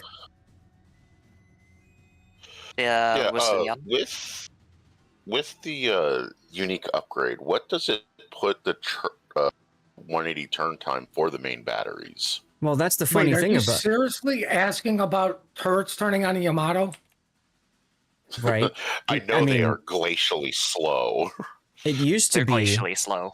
It used to be even worse. Now it's 55.2 seconds right now. If I click on that, interestingly enough, it didn't change. It should change. It probably just didn't get updated. But let's see. So it should go down to 48 seconds. 55. Yeah, it should go down to 48 seconds. No, the unique upgrade also has the minus 13% turret traverse penalty. Oh, you're right, it does. Okay, so it's correct. Yeah. Oh, so it does. Yeah. Yeah. The big thing about it is it, like I said, it helps with the accuracy, and in Yamato, it's far more important that your shells hit and count versus you can shoot a little bit faster. So definitely something to look forward to at some point if you like the boat. Big O, okay? The other thing is, I know you enjoy Damage Control Party Mod 1, but Japanese battleships really don't benefit much from it. It's only 10 seconds default DCP time. So, I mean, getting it up to 15.4 seconds is okay, but you're investing a lot for it. And to be quite honest, I think you're better off with spotting aircraft, because spotting aircraft will help with your vertical dispersion. So that's going to help with your accuracy. So having the spotting aircraft mod here to keep your plane up longer, I think is much more valuable. So I would definitely do that. And that, if you like the Yamato. If you don't, just keep it on reload. Who cares? Slot 4. I'm guessing you've been burned down way too many times, and that's why you've got it here? Mm-hmm. Okay. This is fine. The other thing I would recommend is propulsion. If you find yourself in a lot of battleship on battleship duels, or you end up in situations where you're parked a lot, Yamato is a ship that you rarely just sail around at full speed 4 Ws all the time. Yamato is a ship where you really want to control your movement, and you're going to spend a lot of time sitting or moving at a quarter. So if you get into that play style, then propulsion is absolutely helpful there. More so, I would say, than damage control. But we'll see how you play it out, okay? Yeah, that's what I'm saying, Hujam. And to be quite honest, spotting aircraft is far more important. And also on the Bungo. Bungo, absolutely need this because the spotting aircraft has the bonus to your accuracy on the Bungo as well. You said you've got Yamamoto. He does show up here, so he gets this fun little talent. So he gets second wind if he gets a Kraken. Main battery reload time is sexy. Also, the 120 second 2-minute heal is also really sexy. And then if you get first blood, you get an extra consumable, so you get an extra heal and an extra plane. Yamato better than the Bungo? Yes and no. Yes and no. I think the Bungo is probably the better choice between both battleships at this point. Have you gone up that line, Big O? Yeah, Bungo, whatever. Do you enjoy her? Yeah. Okay. Yamato's a standard battleship. Bungo is the accurate battle cruiser. Right. Yeah. Bungo is a ship that you're gonna typically show broadside to get all your guns to bear, whereas Yamato is much like a claymore. You point the bow at the enemy and ignore your rear turret, because you've got that famous cheek citadel that just gets you blasted if you turn too much. Yamamoto also has some bonus to skills like preventative maintenance and to grease the gears. Obviously, grease the gears is very, very helpful in a Japanese battleship. You've also gone with consumable specialist to get your plane up quicker. Emergency repair specialist, vigilance for torpedoes, adrenaline rush, basics of survivability, emergency repair expert, and fire prevention expert. So I think you've gone in kind of like with Cthulhu. I think you've gone overkill into lowering fire and flooding duration. Absolutely. With fire prevention, I don't think you need more than one. Absolutely. Because, again, just like I mentioned with Cthulhu, these two flags right here, I mean, you can pay for that with credits and free up a slot either in the commander build or in the module. So they're a bit on the expensive end, so I can understand just running a module or commander skill because it's not as expensive overall. Now, the other thing that I find interesting is you did not take concealment expert. This boat is one of those where having that concealment expert comes in really handy. It's 15.7 right now. Goes down to 14 with concealment expert. That helps you get a little bit closer to the action, but you can still go dark. And again, if you're typically just bowing to the enemy and backing up and whatever, then that's fine. I think in this case, Yamato likes to play at longer ranges, between about 14 to like 20 or so. So not running concealment expert's okay. The problem is, the thing is, it's Big O, and he would run into enemy in melee with secondaries if given a chance to do so. So it's really surprising you didn't take any secondaries or concealment expert. True. Okay. So consumable specialist is something I want to highlight too, Big O. This is only going to help you get your plane up a little bit quicker. I don't know that it's worth putting the skill in for that. I think this is more important, the spotting aircraft mod 1, and that kind of, I guess if you put this up, maybe then you want consumable specialist. I don't know. I just kind of feel like it feels bad you're using a skill point here. Yeah, this was the last match, and then I switched it over to ammo feeder. Gun feeder? Yeah, gunfight. The thing is, you're probably not going to shoot HE off this boat that much either. I would actually consider dropping maybe emergency repair specialist or preventative maintenance. I mean, if you do this and your DCP doesn't last as long, but it means it comes off cooldown quicker. So, you know, preventative maintenance to keep your anti-air and secondaries alive. I mean, now they come back anyways. They grow back. So, and Yamato doesn't have the greatest anti-air anyways, or secondaries. No. And your primaries don't get knocked out that much. So I'd probably drop that and pick up a 2-pointer someplace. I personally would go for the 2-pointer AA skill, Yeah. not for the actual AA, but for the faster consumable reload. Yeah. If you got planes going, then 40% better consumable prep time blows this out of the water, but it's conditional.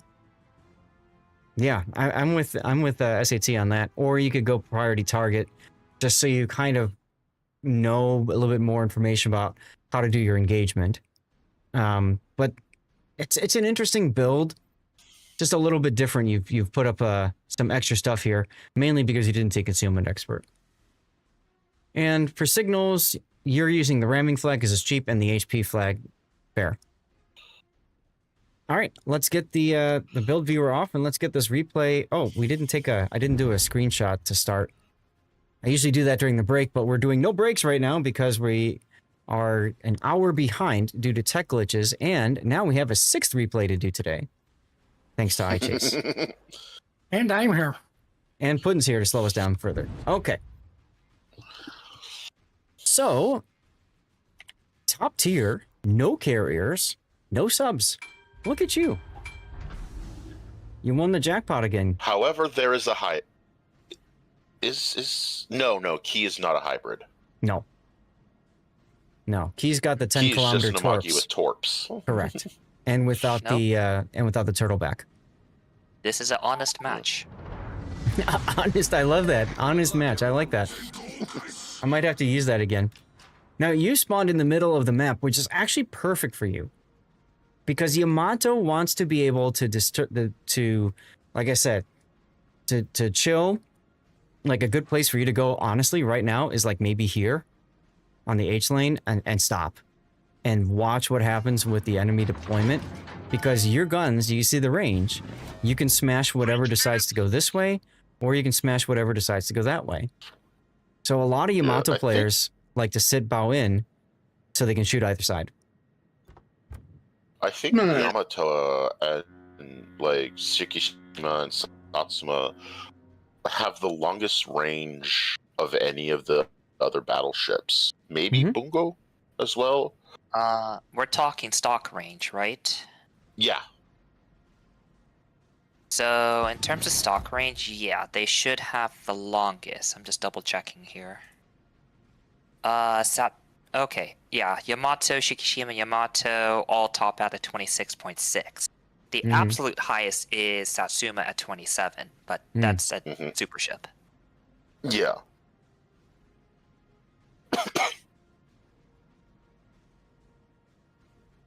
But yeah, they're from what I've known, even though I am a PvE player, Yamato, Shiki, like they are snipers incarnate.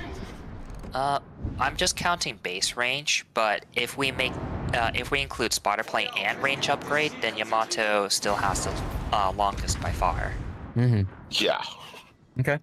But you hopefully aren't going to use range mod on Yamato.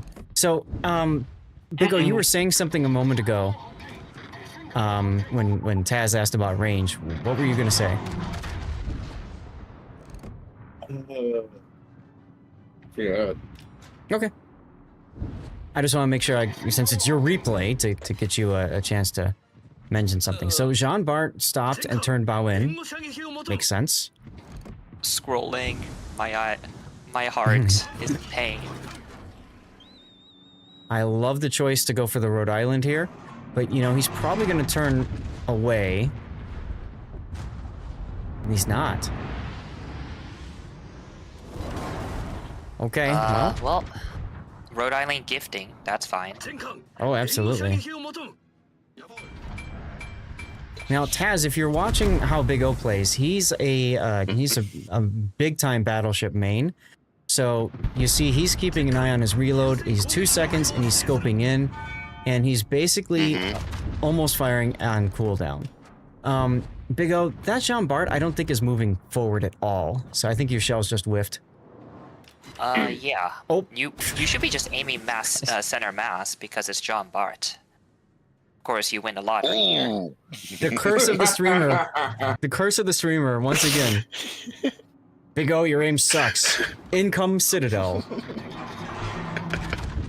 Aim center mass, you can still get that Citadel, funny enough. True. And I agree with you. I mean, that's the better way to do. You get more hits that way, too. Even if it's not a Citadel, it's going to be more, more hits, more damage. That would have been probably 5 or 6. That might have actually gotten a little bit more than a Citadel. But whatever, we won't know. Right. One thing I absolutely love is when I'm playing a battleship, shooting at Japanese bow-on cruisers and just going right through their bow into their Citadel. Oh yeah, I did that all the time with the Missouri in the World War II ops. Yeah, it's such a fun feeling. Now, Big O, you are fortunate that the key is just donating, and there's no other battleship that can punish your broadside right there. And you also have Los Andes hiding behind an island. I'd love to see that. So we have 2 generous donors. Then we have the John Bart that tried to donate, but then the payment didn't go through. Yeah. Now, I was also going to comment on your positioning a little bit ago. You went too far forward. In a Yamato, I don't like to be in the front. At all. And I consider this to be very much the front because your Kid and Minotaur are way the heck over here. So, I don't like this aggressive positioning right now. It just puts you in torpedo trouble. It's only in torpedo trouble if the Iowa stinks. He's your Hydra. Exactly. Now, the Iowa's moving forward, which is great, but I would want to stay about a grid square behind him. That gives you stop with your bad aim. Gives you more time. I mean, Yodo is doing what Yodo does best, right? Which is dying. Yodo does Yodo thing. Stop JPEG. Right. Yeah, that was a good read in catching him out, getting your guns turned before he can make that turn himself. Absolutely. And there goes the Iowa. That's fine. He served his duty. Yes, but the only problem is we're gonna need another teammate to get in front now. Don't worry, there's a Los Andes behind him. Yeah. Big O, why weren't you running Vigilance or Torpedo Lookout? He's running I Vigilance. think he is running Vigilance. He's got Vigilance. Oh, okay. Well, good enough. Yeah. He doesn't have the Lookout. But honestly, with how aggressive you're being, Big O, this is a good point too, SAT. Like, I would almost just drop the Concealment Expert with how aggressive you're being and switch to Torpedo Lookout. Because it stacks on top of the Vigilance. Yeah, Yamato I find doesn't actually need concealment that much, just because you're supposed to play it at range. Yeah. But of course, Big O's just running in to melee everyone with a secondary, so it doesn't matter. You loaded HE for him. I mean, he's playing it at range, it's just a secondary range. He's playing it at close range. Lay me alongside of him at pistol shot. Drive me closer. I want to hit them with my sword. Pretty much that. Now this is the Claymore. This is the Claymore role of a battleship of the Yamato. Why are you looking at Destroyer? Just get John Bart. Get your PR up. Yeah. I would not have shot as early though. Wait for him to complete his turn if he's gonna go bow in. Because then when he's bow in, you know exactly where to shoot. Whereas as he's turning, you have to take a guess.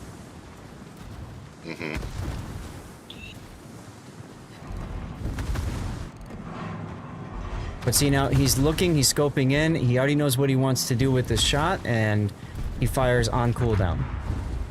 I would have aimed a bit higher, but whatever. Yeah. Aiming higher would, possibly damage the gun turret, which would be fun too. But it ensures more shells are gonna hit. Darlith. With a katana perched on the bow screaming at the enemy. Well, there just happens to be a Japanese captain with a katana. Not on the bow, though. On the Fuso. There's... Yep. And also, I think, on Nagato? Camo. Didn't they do it on the Nagato Yes. as well? Yeah. Yes. It is so cool.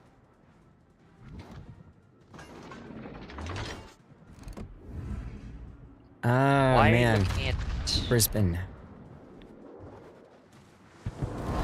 Alright, so... That's the paddling. Yeah, this is pretty much the most paid actor match. Oof. Yep. And of course, Big O has to say something in chat. I'm sorry, little one. If he can pay for his paid actors, he can pay for the replay rent. He can pay for the replay coverage. Right? Now, I don't know what you're doing here, Big O. You're moving around so much. I would have been focusing on the Ruprecht. Forget the Hipper. I'm not quite worried about those ships right now. Nah, just kill the Hipper. It's You're worried about his the fault for gearing? being Is that tier why 8 you're and turning tier in? 10. Like, what's your biggest concern right now, Big O? Being torque rush. Okay, so you're worried about the gearing torp rushing you, which is why you moved You're into a Big O. situation like this. You Okay. shoot the gearing in the face. Or you just let the other ship go in front of you, like the Montana did. Yeah. You could have just sat... This is actually fine to sit bow in. There's not enough enemies to kill you. And Right. if gearing rounds the corner, you blow them up. You can just do it with AP as well. Yes. And if you're bow in, you're only going to take a few torpedoes anyways. It's not going to be enough to kill you. Yeah. Whereas showing the broadside to Ruprecht is a concern because he does have guns that can hurt if he knows where to aim. Right, because it's called inserting the dominant. That's the Yeah, thing you just... Go ahead, Big O. with. That's the thing with AP. It doesn't do a whole lot of damage on overpens or pens for that matter. It's still better to use AG on destroyer, even in something like the Yamato.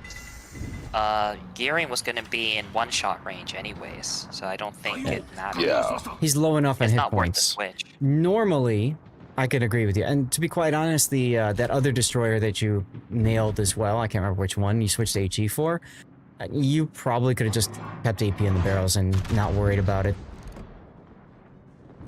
Ooh, Yeah, that dispersion. even with the overpens, 460s still hurt. Yeah, it's different, and it's a good mindset to get into, like for a Montana with the 16-inch guns, or like a German battleship. I know you do spend a lot of time in your German battleships, Big O, so you know that's a good good habit to be into. Two-ply, are there still drops? There should be a regular drop every week, and you can get your drop on this channel for that. I'm not sure if drops are working because I actually don't have a drop for you. Yeah. I think by just trying to turn out instead of just staying bow in, I think you locked yourself out of the Hipper kill and then some damage out of curve boost. Right. Exactly. Also, Stephen Mueller, thank you very much for the follow. I didn't get a chance to call you out earlier. 457 and up, you never use anything other than AP.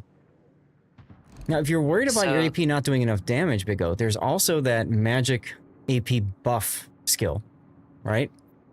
Heavy AP shells or whatever it's called. Super heavy AP. Yeah. I actually used it on my Yamato as well as Shiki. Mm-hmm. So don't sleep on the Yamato or the Bungo's HE. It took people 8 years to figure out that it actually has good HE. It has very strong alpha. It's just that most of the time AP is still better. Yeah. I mean, I've deathstruck DDs with Yamato's HE before, so that's just... Hey, Kraken, just in time to win. Yeah, That's you the can other... definitely do that. It's just that in these situations, you don't need the overkill damage. Mm-hmm. Oh God. I remember, speaking of Kraken, I actually remember watching this video. A Satsuma with Yamamoto, First Blood, Kraken, Adrenaline Rush, 9-second reload on 5/10s. Mm-hmm. What? Yeah, it's crazy. That is scary. It's crazy. That's absolutely scary. Yeah, very much so. Well, nice job, Big O. You've got 193,000 and change damage dealt, and obviously first place by a lot. So I can see why you were excited about this replay and wanted me to look at it. You set one fire, but that was the one that when you killed whichever the Yukikaze up there. Yeah, you've had 5 HE shell hits for that much damage. That's just funny to look at. I don't know what else there is to talk about with the replay, so I guess we'll put the replay render up. Here we go. I also I was away for a bit. I'm talking to my roommate. I thought of another name for my replay. Okay. Hesitance. Yeah. Because I did hesitate. Like there were kills that I could, like shots I could have made, but I hesitated on them because I second guessed myself. Sure. Big O, for this replay, Honest Game. What do you think of that for a title? I was going to say Frontline Yamato. Okay, Frontline Yamato it is.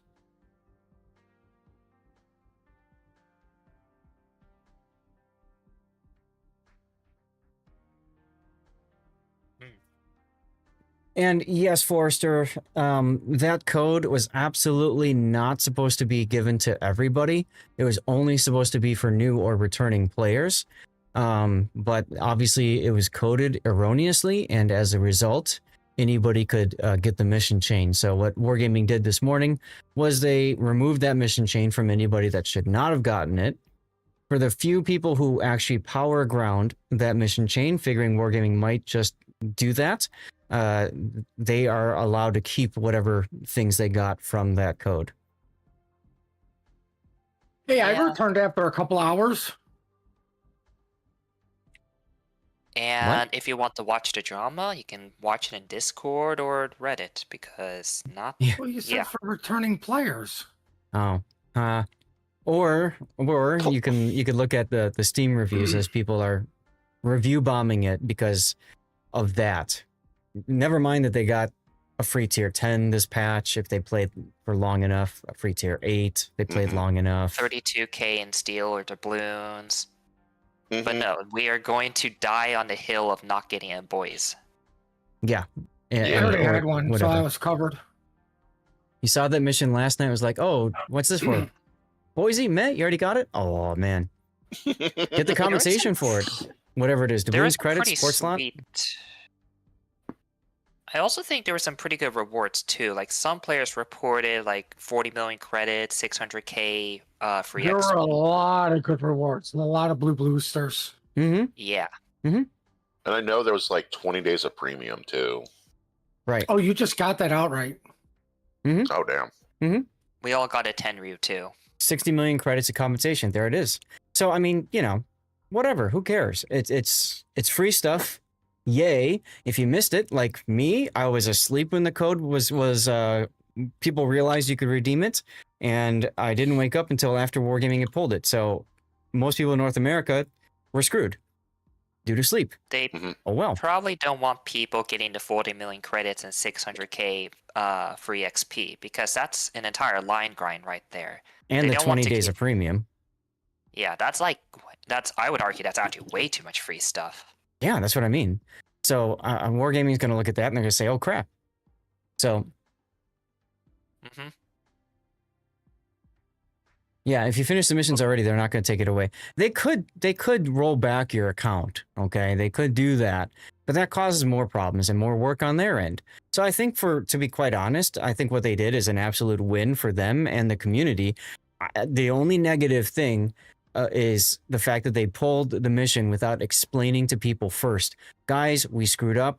I'm sorry. They basically knee-jerk reacted, pulled, and then didn't say anything to follow up. They needed to say something to follow up. Guys, we removed the mission. Yeah. They did, but they didn't do it right away. They pulled it, and then it was like 2 or 3 hours before they actually put something in chat on their Discord official.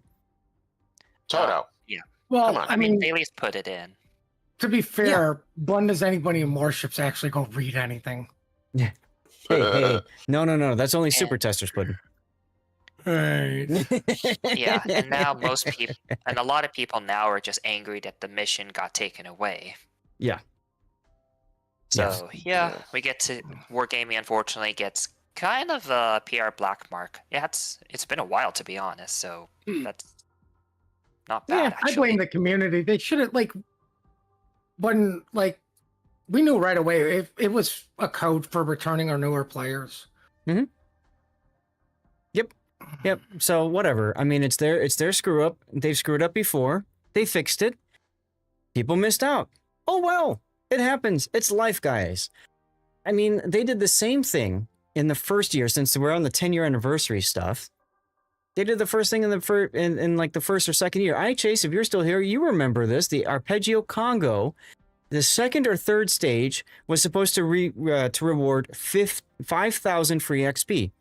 So they coded it wrong so that whatever mission you finish, whatever battle you finish that puts you over the line for, I think it was plane kills on that mission, you would get 5,000 times your free XP instead of 5,000 plus your free XP. There were people that got millions of free XP out of it. Millions. Holy crap. And I missed out on it because I was taking my time and doing one ship, just doing each ship and grinding them, together, the Miyokos and the Congo mission, instead of just hardcore going through Congo. And Wargaming, what they did was they fixed the code, obviously, so it would add 5,000. And then what they also did was they allowed everybody to keep the free XP that they got. Yeah, you're always going to miss out on stuff. So, let's cry about it more. I mean, whatever. I'm still here. I didn't stop playing because, oh man, Wargaming screwed me out of screwing them over by getting 1 million free XP or something. Whatever. Who cares? The curse of playing on NA. You miss out on all the mistakes Wargaming makes. Well, yeah, for the most part. All right, Big O, sorry, I know we kind of derailed the conversation. There's really not much to talk about with your render. Would you agree? Mm-hmm. All right. Well, in that case, thank you very much for your support at Tier 2. That's amazing. And I'm very excited for you with for things that you shared with me on the Discords and stuff. So good luck.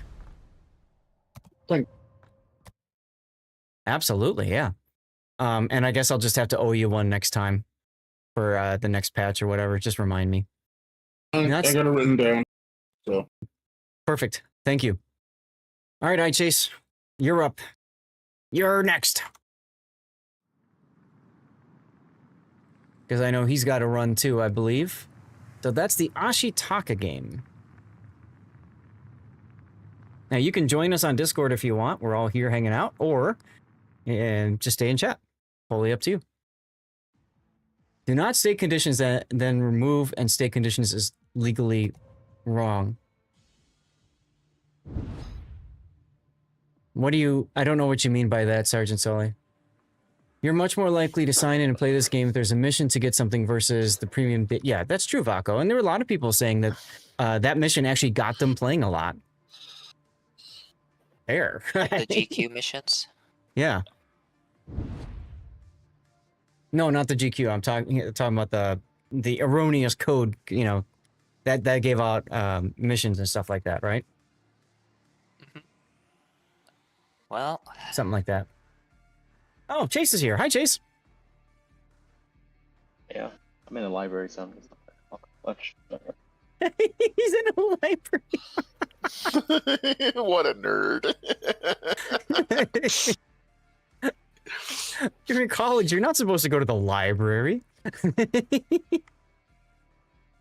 Anyway. No. Libraries where you go to play League of Legends, okay? That's what everyone did at my library. Anyway. Drove by one once, hurt my head. Right. All right, so this is the Ashitaka. So this is the tier 7 variant of the Amagi. One of the things that Wargaming love to do, they removed the A-hulls from all of the various Japanese battleships, and then they're releasing those as premiums one tier lower. They did that with Nagato and Namutsu, and here's Ashitaka and the Amagi. Couple of differences as well. She got buffed. I believe they put the Amagi shells on like the B or C hull shells instead of the original A hull shells, to make it happy. So yes, IHS might be kicked out by a angry librarian. We'll have to see. So IHS, why did you choose Ashitaka? Because a lot of people, you know, I don't consider her to be my go-to tier 7 battleship.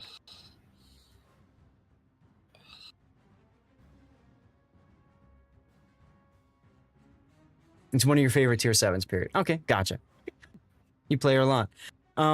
Like, because she's an Amagi hull, lots of main battery guns, right? So, okay. Let's get into the build then. She is also pretty quick at tier 7, so there's that too. So Chase is running main armaments mod 1, damage control, aiming systems, and propulsion. Makes perfect sense here. I don't think there's anything you'd want to change about that. You got a standard captain. Now, she's a premium boat, so you could be running Yamamoto on, for example, and, you know, basically a lot of players, myself included, do this, and you just, you know, run your Yamato build, because this is very much similar to a Yamato build, and boom, now you get the buffed turret burst, which doesn't matter too much for Ashitaka, but I just want to mention that to everybody. Yes, it gained notoriety as the right, exactly, Hujam. No, you had a standard captain, I believe. Maybe you did have Yamamoto on. Okay, because I opened yours a different way. Ah, that's what happened. I opened yours a different way than my usual build viewer way. So if I pop this up and then hit refresh, because sometimes it gets screwed up, it should, yes, there we go. So you did have Yamamoto on. Okay, there we go. So you've got emergency repair specialist, the buff grease the gears, adrenaline rush, improved repair party readiness, emergency repair expert, concealment expert, and fire prevention expert. Absolutely. And then for signals, I mean, this is a Yamato build. I mean, this is your standard tank build. Nothing special to talk about here. IRR is an interesting choice for Ashitaka at tier 7, because you're probably not going to get that much potential damage to trigger an extra heal, but you will still get the benefit of recharging your heal sooner, having it come down off cooldown quicker. As far as your signals are concerned, you've got ramming and HP, fire extinguishing, flooding, recovery, yes, heal boosting, speed, and consumables. Now there's one last slot for a signal flag. It's got terrible anti-air, but I mean, you could do that, or you could do secondaries. I actually enjoy my Ashitaka as a secondary battleship in operations. That's how I use it a lot. You wanted to save a flag? That's perfectly fair. All right, build viewer off. Let's get to the game. And apparently I missed a joke or something. I know I missed a lot of chatter about the event code thing. So let's get up here and see what's going. If you have an offer, then yank after accepting. They should honor existing codes. The mistake should be taken and move on. It's easy to say that, Sergeant Sully, if you are thinking about yourself as one individual. I have a feeling that there were probably several thousands of people who redeemed the code. And of that, maybe 1 to 5% completed the mission. So my guess is that they saw that and said, let's pull the mission because we don't want to give essentially all the players whatever the dollar value. And Wargaming's got the dollar value of that figured out, right? So that is a big mistake, and they saw that as the best way to fix it. I agree with you from a player perspective. I would say hey, I redeemed the code, and this is what the code was supposed to to do. So give me. On the other hand, there have been times when Wargaming has screwed up and didn't get things to players, the tier 10 container, and people rioted about that. Where's my free stuff? You told me it's coming. Where's my free stuff? So it's kind of like you're damned if you do, damned if you don't kind of a thing. Yeah, like a couple of my clanmates have accounts of 10 years, and they just recently got their tier 10 container. Yeah, me too. Like last week, a few days ago. Yeah. We didn't talk about Chase's lineup here. This is a tier 9, so you're bottom tier. You are divvied up with FTHP. I remember him. Didn't I meet him in person? Chase, wasn't he there in person when we were at Anchors Away Anaheim? Chase had his like entourage of viewers that just came to hang out with him. They got their own hotel rooms and everything. And you guys all had your laptops and stuff, and you were playing the game, such nerds. Then again, I was doing the same thing. Yeah, but you were doing it on an airplane. Yeah, I was doing it on an airplane. I was doing it at the hotel. Actually, that was when Fem was community manager, Chase. And I don't know if you were. No, you weren't at breakfast sitting next to me, but I was actually playing on the laptop while I was eating my like pancake waffle or whatever, and I was playing one-handed. And Fem goes, Zath, why are you playing one-handed? And I said, it's how you get a 69% win rate. Oh my god! You walked into that one. Nice kill, hi Chase. Look at that. Ow! And she's like, that did have to hurt. That's an Amano. That's what they get. Go for it, Jackal. New Zealand law that is legally wrong under Consumer Guarantees Act. Okay, well then what the appropriate thing to do as a citizen of New Zealand is to contact the appropriate firm that handles that and ask if you've got a case for it. If you want to go the legal way, that's how you do it.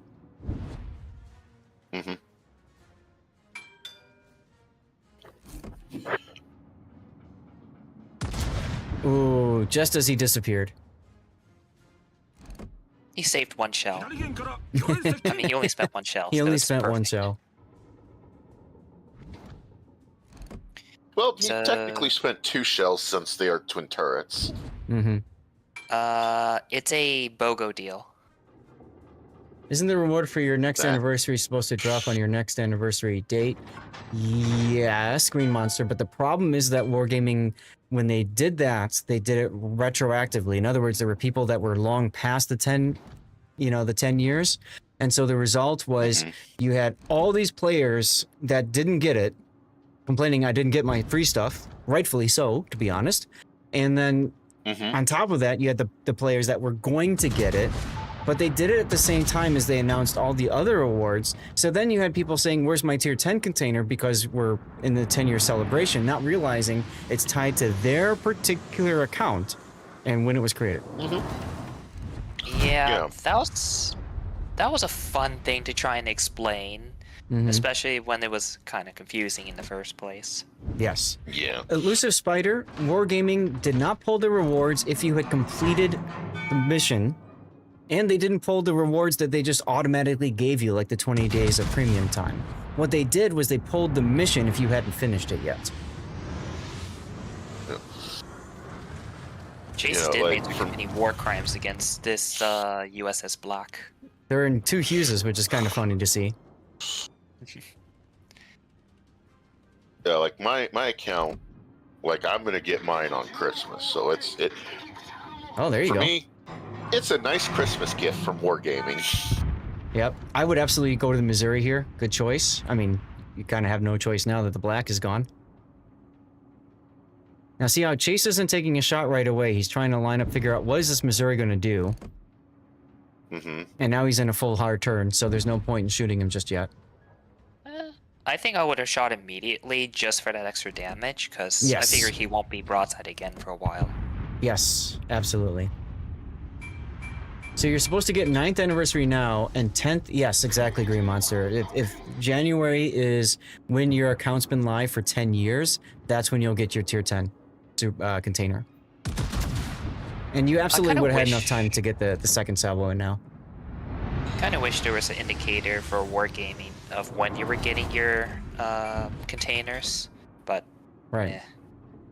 Again, it's because they did it all retroactively instead of, hey, we're going to do this as one of the things in the 10-year anniversary. We've decided to do this for, you know, and announce that in like May or April or something.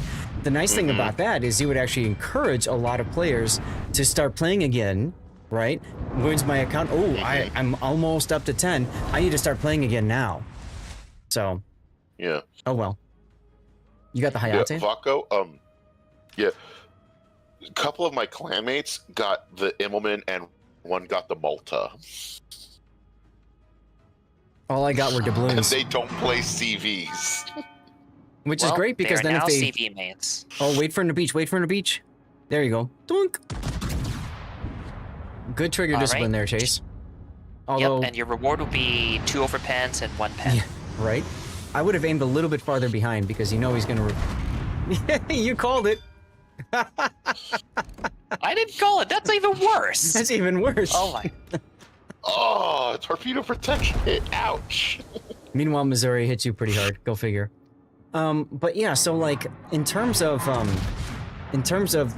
getting the carriers for your buddies, that's okay because if they spend money now, they won't get them in, you know, the Santa containers. You have a whole pile of premium subs and carriers that Wargaming decided you wanted. Yeah. The decision to go behind the island instead of in front, it's kind of put you off the match. Unfortunately. Darlith, I completely agree with you. Yes, they should have been more specific, and they should have said it earlier as opposed to having it all together. Because again, you put everything together, everybody thinks it's one item, as opposed to, nope, this is separate, this is separate, this is separate. Yeah. In Spider, I'm sorry to hear that sucks. If you decided to go to bed, at least you were able to get 20 days of premium time. I didn't get that because I was sleeping. All stations. I literally slept on the code. I put it in, I got my 20 days, but it doesn't matter for me because I have everything I need. So it's like, well, if I get it, that's nice. If I don't, GG. Yep. And I agree with that with Chase. Bottom tier, there's that immediate mindset of I got to be more careful and cautious and all that kind of stuff. True. The only threat I saw was the Missouri. The ship up north already died, so I think you would have been fine if you got in front of the island. You would have taken a bit more damage, but you also may have gotten better RNG. Yep, changing the mindset earlier would have helped you here. That's all. But yeah, I definitely understand going behind the island.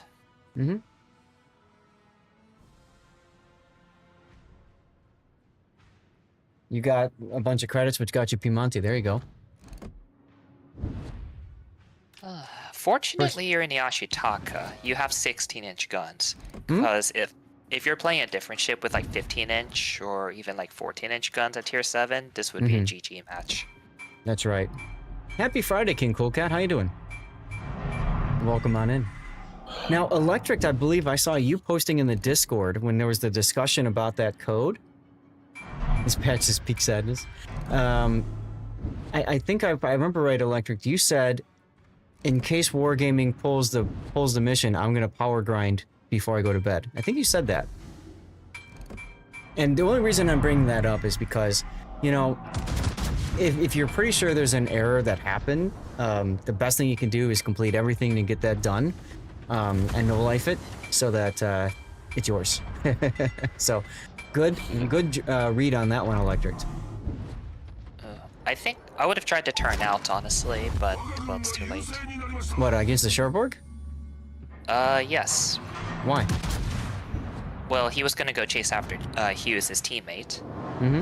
So that would give either he tries to shoot you, maybe get a Citadel, maybe not, and save the Hughes, or he chases after Hughes and you get a free shot and you cry because RNG completely hates you.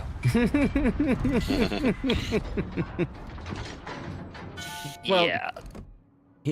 So the thing is, I see what you're saying. To offer up your your sits as a possibility for Cherbourg instead of focusing on your destroyer friend. That makes sense.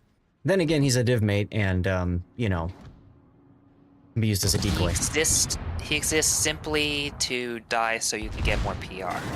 Problem is, his sacrifice is in vain right now. Yep. Now, Cherbourg is smart enough to not come out in front of you.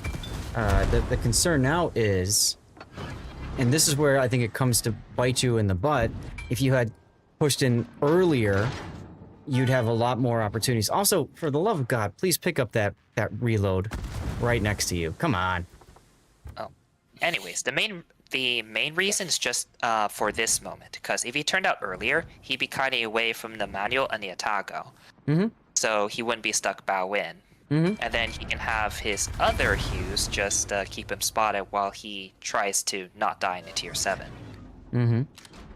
So Zath, would actually picking up the reload do anything? Because I see on the top, the reload is maxed out at 3. So it does do a couple things. You're right, it is maxed out, so I guess in a sense you don't need the reload for helping your actual reload. But if I remember right, you also do get some points for picking up buffs. Yes. Mm. Yeah. So the points are irrelevant right now. They are irrelevant right now, but it could be something extra if you know, that could buy you an extra second or something if they cap or what have you. So that's all. And right, the enemy can't get it either. Mm-hmm. Deny the enemy that strategic resource. Rip that Atago.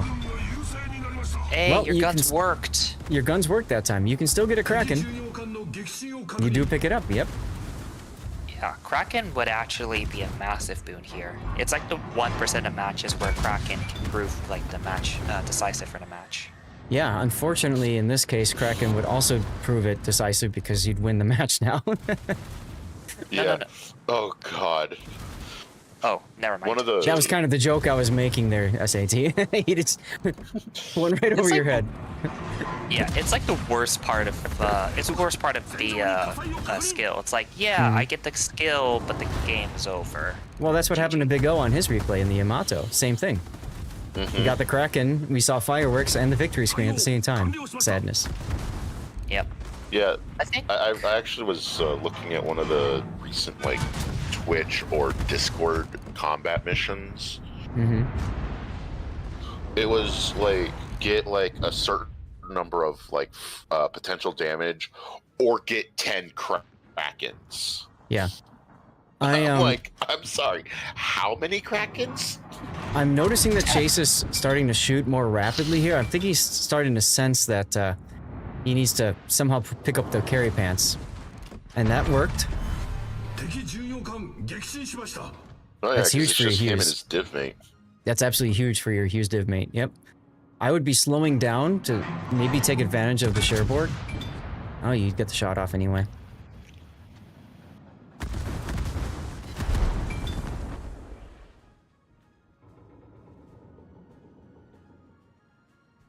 Being bottom tier is pain. Absolutely it is. Oh, yeah. I can't tell which was more pain, bottom tier or your RNG in the first half, because that was just god-awful. But what the heck? You just literally paid all the crews to just turn broadside now. Looks like a Nesbeck.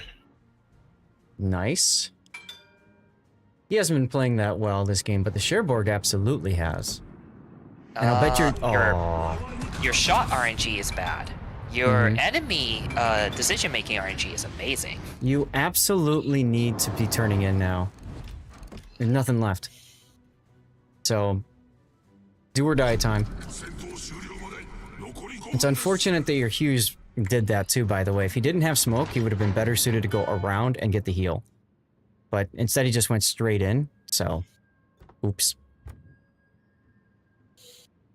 Were you on voice with these guys? Were you... Don't talk about DivMate DD play.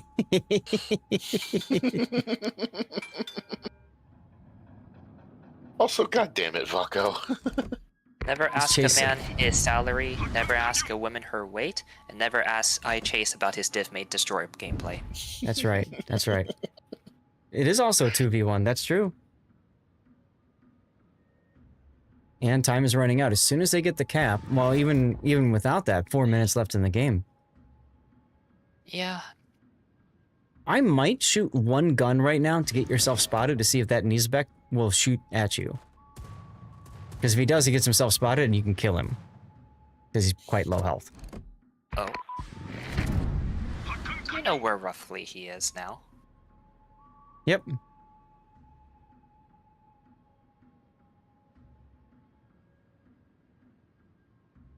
Was that a Canadian bus driving over the Hughes captain? You know, that without the Canadian, sorry. Hey Dagon, did say. Gonna try one more time on the rank 6 event. So that way it can be over. Rank 6 event, what does that mean? Is talk about Blast from the Past or ranked? Oh, he's broadside to you too. Shooter! Shooter! Okay. Island ate some of that. Man, your gun's really... Ouch. You're probably screaming now. Oh, heal now. You should be healing. And you should also be healing. True. But given that shot, I'd completely understand. You need more AR. Well, you're about to get it because you're showing a good amount of side to the Cherbourg. Yeah, but if you have bad RNG, surely he'll have bad RNG. Maximum AR. Okay, the Cherbourg is literally T-posing on you. He really is. Oh, we're watching. Nightspec's not even... Does he not know that German Does he not know he has secondaries? How far away is he? 11. He probably just doesn't have a secondary commander. Secondary build commander. Oh, now see, that's the one that hurts more. But you are going to get in the cap, which will stop their point gain, but they're going to win in 2 minutes anyways. Yeah, but would it stop Chase's... But would it stop Chase from taking psychological damage? That Niesbeck is pat, though. Because there were 2 in this game.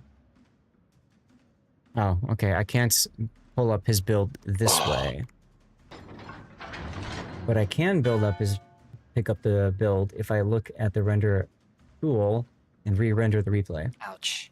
You also need to kill both of them too. This absolutely. sucks. That's your win condition, and it ain't gonna happen. Never say never. This is World of Warships, the thinking man's action game. Watch your desperation. Oh, nice spoiler alert. Yeah, really.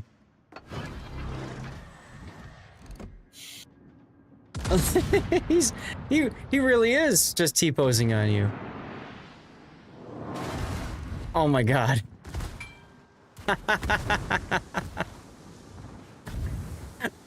Oh, all you can do is laugh, right? This is the match where if you play it, you would just stop playing for a week, and I would completely understand. Right? You can't even kill the broadside Nisbeck.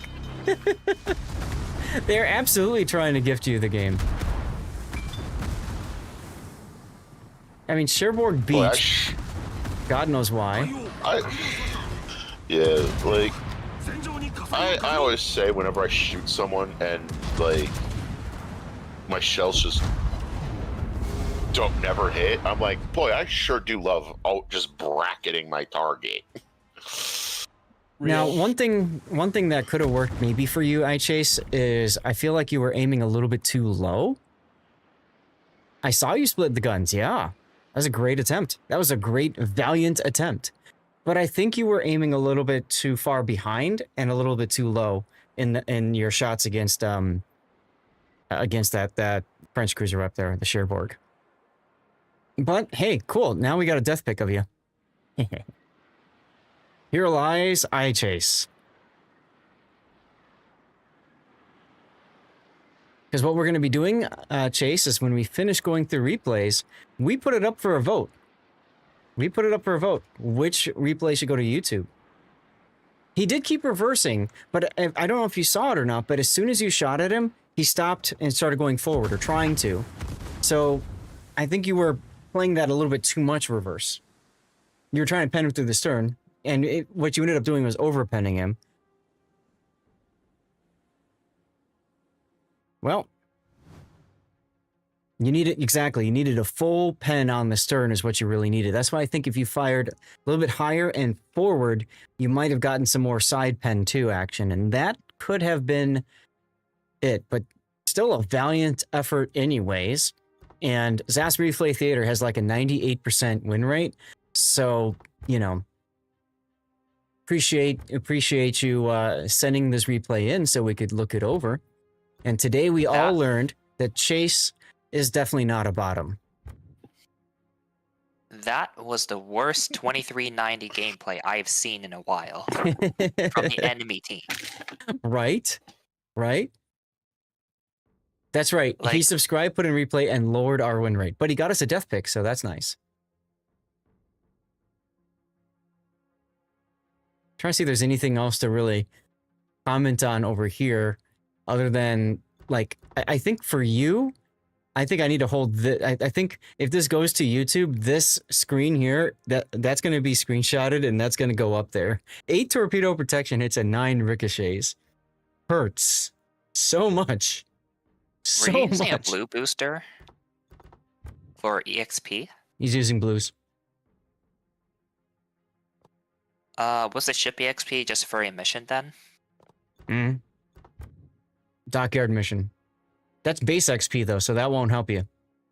There's a lot of missions that just has EXP, Earlier. so Okay. modifiers are fine. Yeah. Okay. Gotcha. Sorry. I didn't look that carefully at it because for a while we were power grinding the World War II ops and I just finished those missions anyway, you know? So, hey, whatever. All right. Let's put the render up here and watch you die again, but this time from the top down action.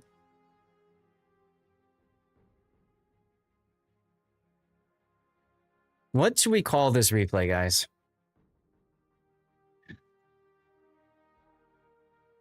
I mean, the Curse of RNGesus is probably the easiest one. Easily. Like, unfortunately, there's not much you can really do there. Like, enemy, like, you got the most paid actors possible, but your RNG just, there was no saving it.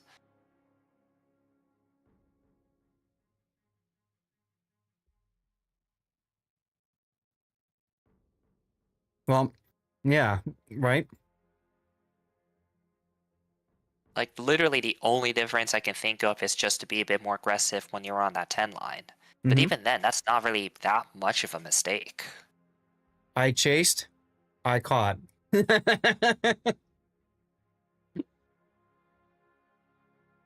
death of sailors. Yeah, my RNG is just a no to that 10 in the latter part of that match. It's like, what the hell?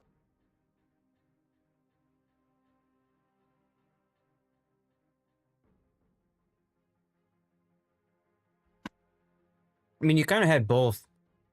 Both sides are in Jesus, you know? Maybe if this goes to YouTube, I need to put the famous RNGesus up, you know?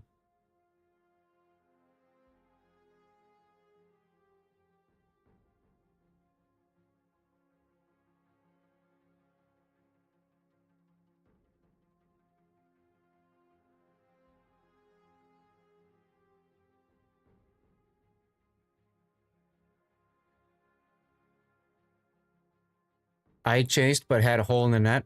Huh. Okay, he was on smoke and he still died. Your div mate. And I don't think the Sherbrooke was using... No, he is using Hydro. I'd assume he was using Hydro. We do not know. Nothing but whammies?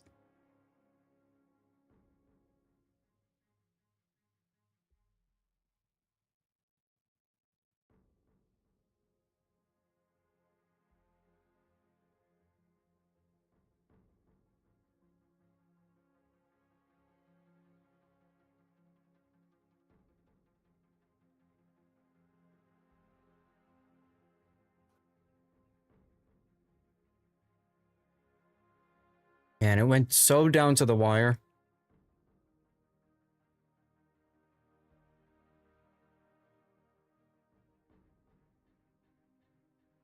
Well, Chase, what do you want for your title if since it is your replay, which do you like best? I mean, you're the guy with the YouTube channel that's got far more viewers than I do, so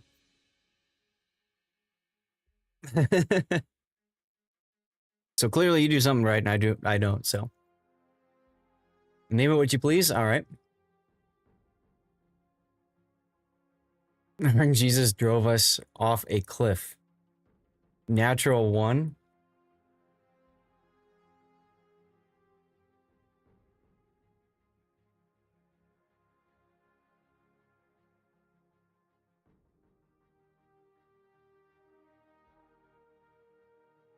I think I'll do RNGesus giveth and taketh. Name it what you please. Push RNGesus from a Russian window. Goodness. All right, well, Chase, thank you for subbing to my channel. That was pretty fun. That was pretty awesome. And thanks for sending in the replay, dude. That was hard to watch, but still a good one though. And oh, before I forget, how did your div mates do? What? 3rd and 6th? It's not too bad. Not too bad. All right. And they were also bottom tier. That's a good point. That's a good point. All right, M-Note or Lord Jackal, who's here? I'm here. All right, let's get your replay up next then. Yeah, no, you can't blame them. I mean, there was also a point in the game when it looked like you guys had it, and then all of a sudden it just disappeared. So I think a lot of people turned brains off at a bad time, and the result is as you saw. Navigate to twitch.tv Oh, crap, I keep forgetting. Click the follow button and write something in chat. I keep forgetting. I wanted to know.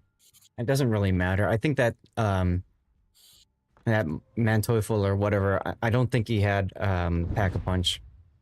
So, there you go. Jackal, we'll do yours last then, okay? Another giveaway, guys. You know the deal. Type something in chat. Be active. Make sure you're a follower of the channel. All that good stuff. Yeah, another game where you actually clutched the win, and then your carrier decided it was a great time to drive in front of the enemy sub and get wrecked, losing us the match at the last nanosecond. Why are people spoiling it? Oh my gosh. Oh my well, no, that's God, not this match. That is pain. That is pain, and I had the same thing happen to me in a ranked battle chase. Same damn thing happened, except it was a carrier that was full health, and he decided to just get closer to the enemy carrier and just died. Somehow found a way to die. Couldn't believe it. Couldn't believe it. Told them specifically, all you gotta do is turn away and run. Nope. I'm gonna get closer to the enemy and just donate.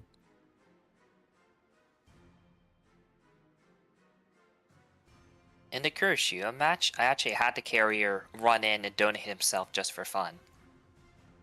I mean, yeah. Yeah. It's like, what's with the carriers just wanting to go in and melee people? Did they all just contract some disease where they have to run in and secondary people to death? I think they want to be funny. They're trying very desperately to be funny. Speaking of funny, let's talk about the encounter. Before I get to that though, I love the graphic of the Yorktown that smokes his way all the way to the top of the map from the south and rams the enemy carrier. Oh God, I saw that. That is such a great graphic. Oh God, was it Euro or? I think that was the Euro one. I don't know, but I think it was the match was north or something. He just smoked himself straight through the middle of the map. Insane. Anyway, so Sath, yes? I think you and Puddin are going to enjoy this match. Is there a reason for that, or are you going to hold us in suspense here? I shall hold you in suspense. Okay. But I will say this. The encounter has two gimmicks, and I use one of them to great effect in this battle. Okay. Now, as I recall, you're not a big fan of the encounter, are you? No, I'm not a big fan of it. Sorry, I just realized when I had all my tech issues, I never put the video back up on the rerun because YouTube, I had to basically YouTube decided vertical that it was done. And so it started like playing random YouTube videos for me. I was never a fan of the encounter. So let's, I guess we can get into it now then. So this is going to be the encounter, which is a tier 9 of the Commonwealth light cruiser line, heavy cruiser line. They're heavy cruisers because 203s. Yeah, 203s. So to me, I never liked this line. And the reason I didn't is because you've got the crawling smoke gimmick that if anybody's got a Perth, you know exactly how busted that ship can be, especially like in ranked, because it's got the ability to smoke and crawl along and then farm stuff. But the problem with the encounter is because it's got 203 millimeter guns, so heavy cruiser guns, its smoke fire penalty is just very punishing. So you can crawl with it. Not very punishing. It's like 8 something. 8 or 9-ish. It's 8 kilometer. Yeah, it's 8 kilometer. That's not that bad. I mean, any time. I mean, okay, so let's compare that. Venezia is 9.9. Mm-hmm. Right, but the difference is that Venezia can sail around at full speed.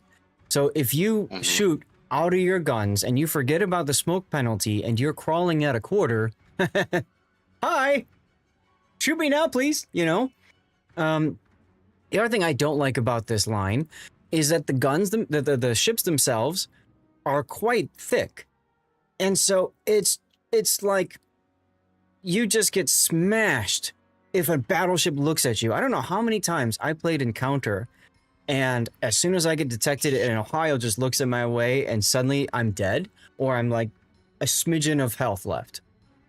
So, no, I did not like these cruisers at all, because they're just too fragile, and you are. And the other thing about it is you get this wonderful submarine surveillance skill, which is fantastic for hunting down subs, but you have to get in range to be able to use it. So you like charge them to try to kill the sub, and then get yourself killed in the process, just like any other destroyer would, except you get spotted from farther away. So it's just, to me, it's like a whole lot of contradictions. So yeah, and also I'm looking at the Cerberus. Mm-hmm. Its citadel is very thin, like armor wise. Mm-hmm. It's basically a light cruiser with heavy cruiser guns. That is correct. That is absolutely correct. If you have these ships, take a look at their armor profile. Okay, I mean they are absolutely that. So, yeah. I don't enjoy the line. I think it's just there's just too much. You have to really think through in order to make the ship work for you. There are too many conditions that need to happen to make it work. Oh, hello, Raid.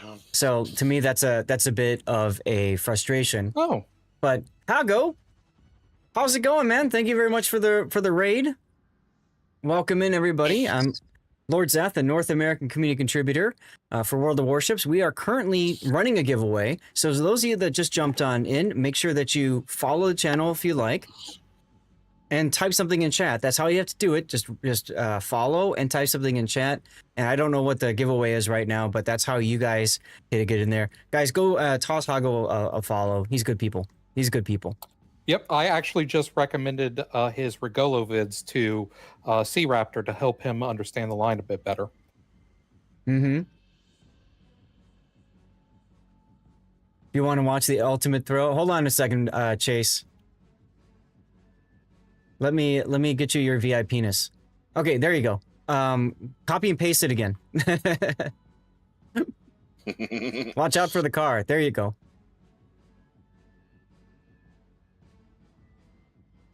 That's the render. Okay, I'll take a look at it. Not the VIPness. Yes, exactly right, Hago. Exactly right. So, guys, we are doing a replay analysis. So, good timing on this. We're looking at player replays, giving them feedback. This is M-Note's encounter game. We were just talking about why I hate the encounter so much. And M-Note, do you have anything to say about it before we get over go over your review here? Well, this is my first and to date only game in this ship, and I have to say that it's left a good impression on me, and so is the rest of the line. So maybe it just works for me. Yeah, that's fair. That's fair. And then again, you do love the Italian destroyers, so yes, you know there's definitely something different in you. One thing I have noticed with the Commonwealth line is 3 ASW planes. Yes. Mm-hmm. Yeah, because it was designed as a line that could hunt subs, but it just kind of doesn't. But anyway, let's get into the build. Yeah, it's not really that good at it, but it's better than most other ships. Right. Honestly, if it had exhaust smoke, like Italian exhaust smoke, then I could get behind it, because I see sub, I put my smoke screen on, I full YOLO it and eat it, and that's it. So anyway, for your build, you got main armaments mod 1, engine room protection, aiming systems, propulsion, concealment, and then main battery reload. I think that makes sense. You know, you could go with the hydro module, but I don't see a reason to do that. You could do the smoke module, but to me, I think it crawls enough, so you don't really need the extra smoke too much. So this is fine. And for a captain skill, you've gone with gun feeder, priority target, superintendent because it's got a heal, and then concealment expert. That's a fair start to your captain. What's up there, Rock? Be a good line of cruisers, but they have really bad issue. Paper thin turret armor. That's another issue. Go ahead, SAT. I would actually switch out gun feeder for the consumable enhancement. Just get it reloading much faster. Okay.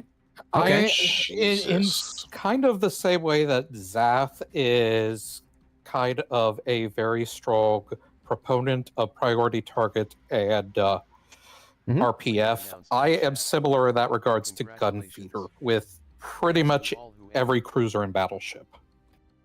I mean, if you want to take gun feeder, that's fine, but I just recommend consumable enhancements first. Well, you mean consumable specialist. I think that's where you're tripping M-Note up. So he's not talking about removing priority. Tripping up. I wasn't tripping up about that. I understood what he was meaning. Okay. And yeah, I can see that, you know, getting your consumables back faster is definitely a good thing. Me personally, I value gun feeder more because the last thing I want to do is have a cruiser suddenly turn broadside in front of me and me have to wait the full reload to switch to AP. That just feels bad. Okay. Okay. That's fine. The reason why I highly recommend specialist is because your base reload is 130 seconds, and that doesn't start until the smoke is done. So you're guaranteed to be out of smoke for 2 minutes minimum. And in a ship as poorly armored as Encounter, that's an eternity. And that's not something that heal can save you. That's true. You know what also feels bad? What? 10-point captain. Whatever. Yeah, fair enough. 10-point captain is fine. You know, not everybody has 21-point captains out there for every ship in the game. So it's fine. Yeah, there's nothing wrong with that. I don't really have many Commonwealth ships, so I don't have a good captain for the line. Yeah. Now, where should M-Node go from here? What other skills should he be doing to get to the 21 points? I mean, I do agree with SAT score. I do agree that honestly, probably both of the consumable skills probably should be in there somewhere. Okay. Only first one. You don't think the second one should be? No, you don't need the extra smoke. You don't need the extra smoke time. Similar to why I said you probably don't need the smoke generator module. I was actually thinking more in terms of the hydro and the sub-surveillance. I mean, again, if you care about hydro, then why not run the hydro module in slot 2, right? So fair. and submarine surveillance, you just don't see subs enough to where, you know, I've never played this game and said, gee, I wish I had another 10 seconds on my submarine surveillance consumable when I'm hunting a sub and in anything other than another sub. You know what I'm saying? Like, especially in this line. I mean, let's be honest. The sub surveillance for this line is a trap. It's going to get you killed more often than not. Exactly, 100%. Mm-hmm. And it's the same trap that they put on the Italian cruisers, but again, the Italian cruisers have the smoke. They can just yeet themselves straight at it, so at least they have some protection from that. But they also did it to the Japanese cruisers, which you know, is a travesty. But anyway, survivability expert would be a good choice. Adrenaline rush is a good choice. That only leaves you with 4 points now. Radio location, probably where I would go. So grease the gears is a definite necessity. These ships have very slow turret rotation for cruisers. Okay. So if you do that, now you have to drop a 3-point skill to take radio location, or you just take another 3-pointer. Yeah, I wasn't thinking about radio location. That's, I think, more of your deal. If anything, if I was to take another 4-point skill, it would have been top grade gunner. Okay. See, for me, no, go on. For me, I like the radio location. If I'm towards the end of the battle and I'm in a sub hunting role, I like the radio location for that. But other than that, I understand, you know, what you're doing. SA is a waste. I see is really helpful on this boat because of how much it gets penned. That's how I look at it. If you want a 4-point skill, top grade gunner is a possibility. If you're in smoke, then you can hide yourself while getting the benefits of top grade gunner. If you don't get shot at, you don't need SC. So just don't get shot at. Oh, okay. How that works, right? Yes. And that's true, Jim. With the 5% flag, that does help quite a bit. They jive well. But as for the last few points, honestly, I'm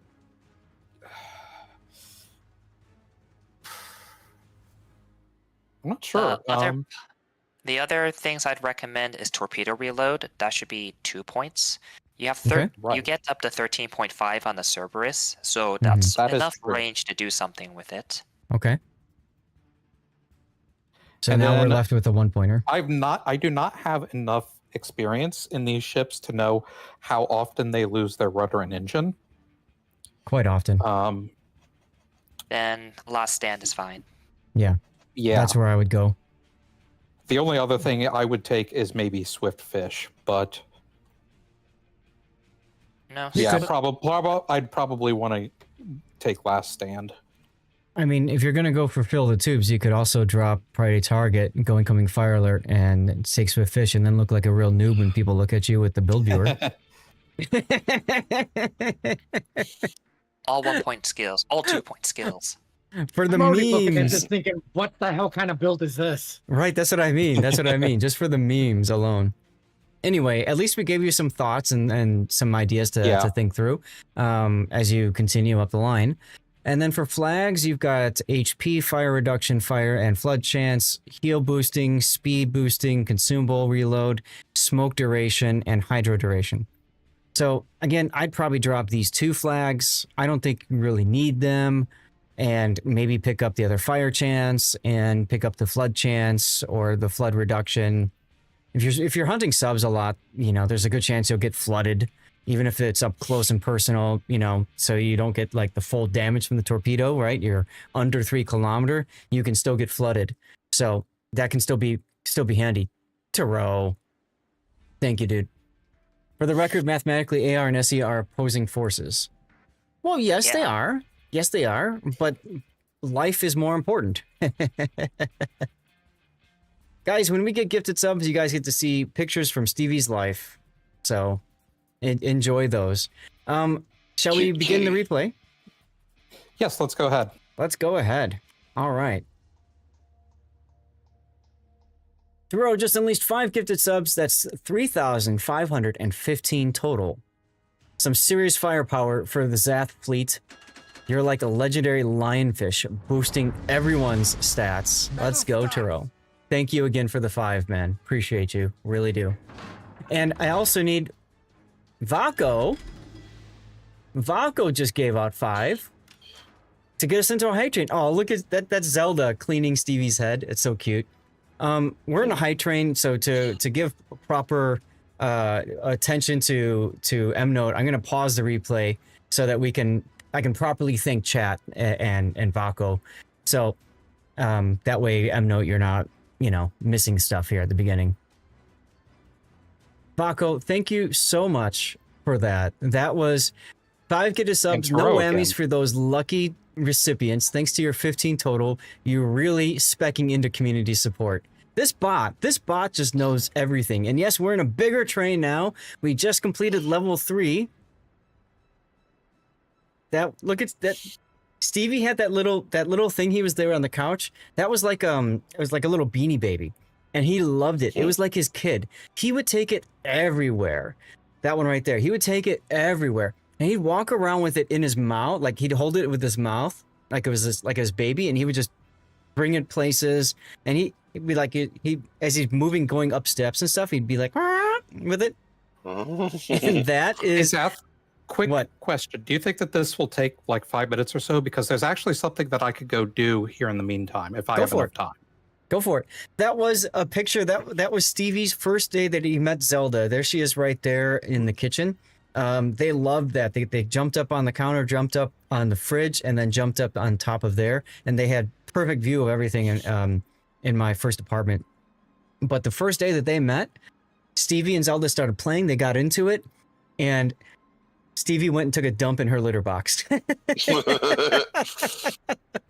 when that happened, I'm like, all right. Litter box.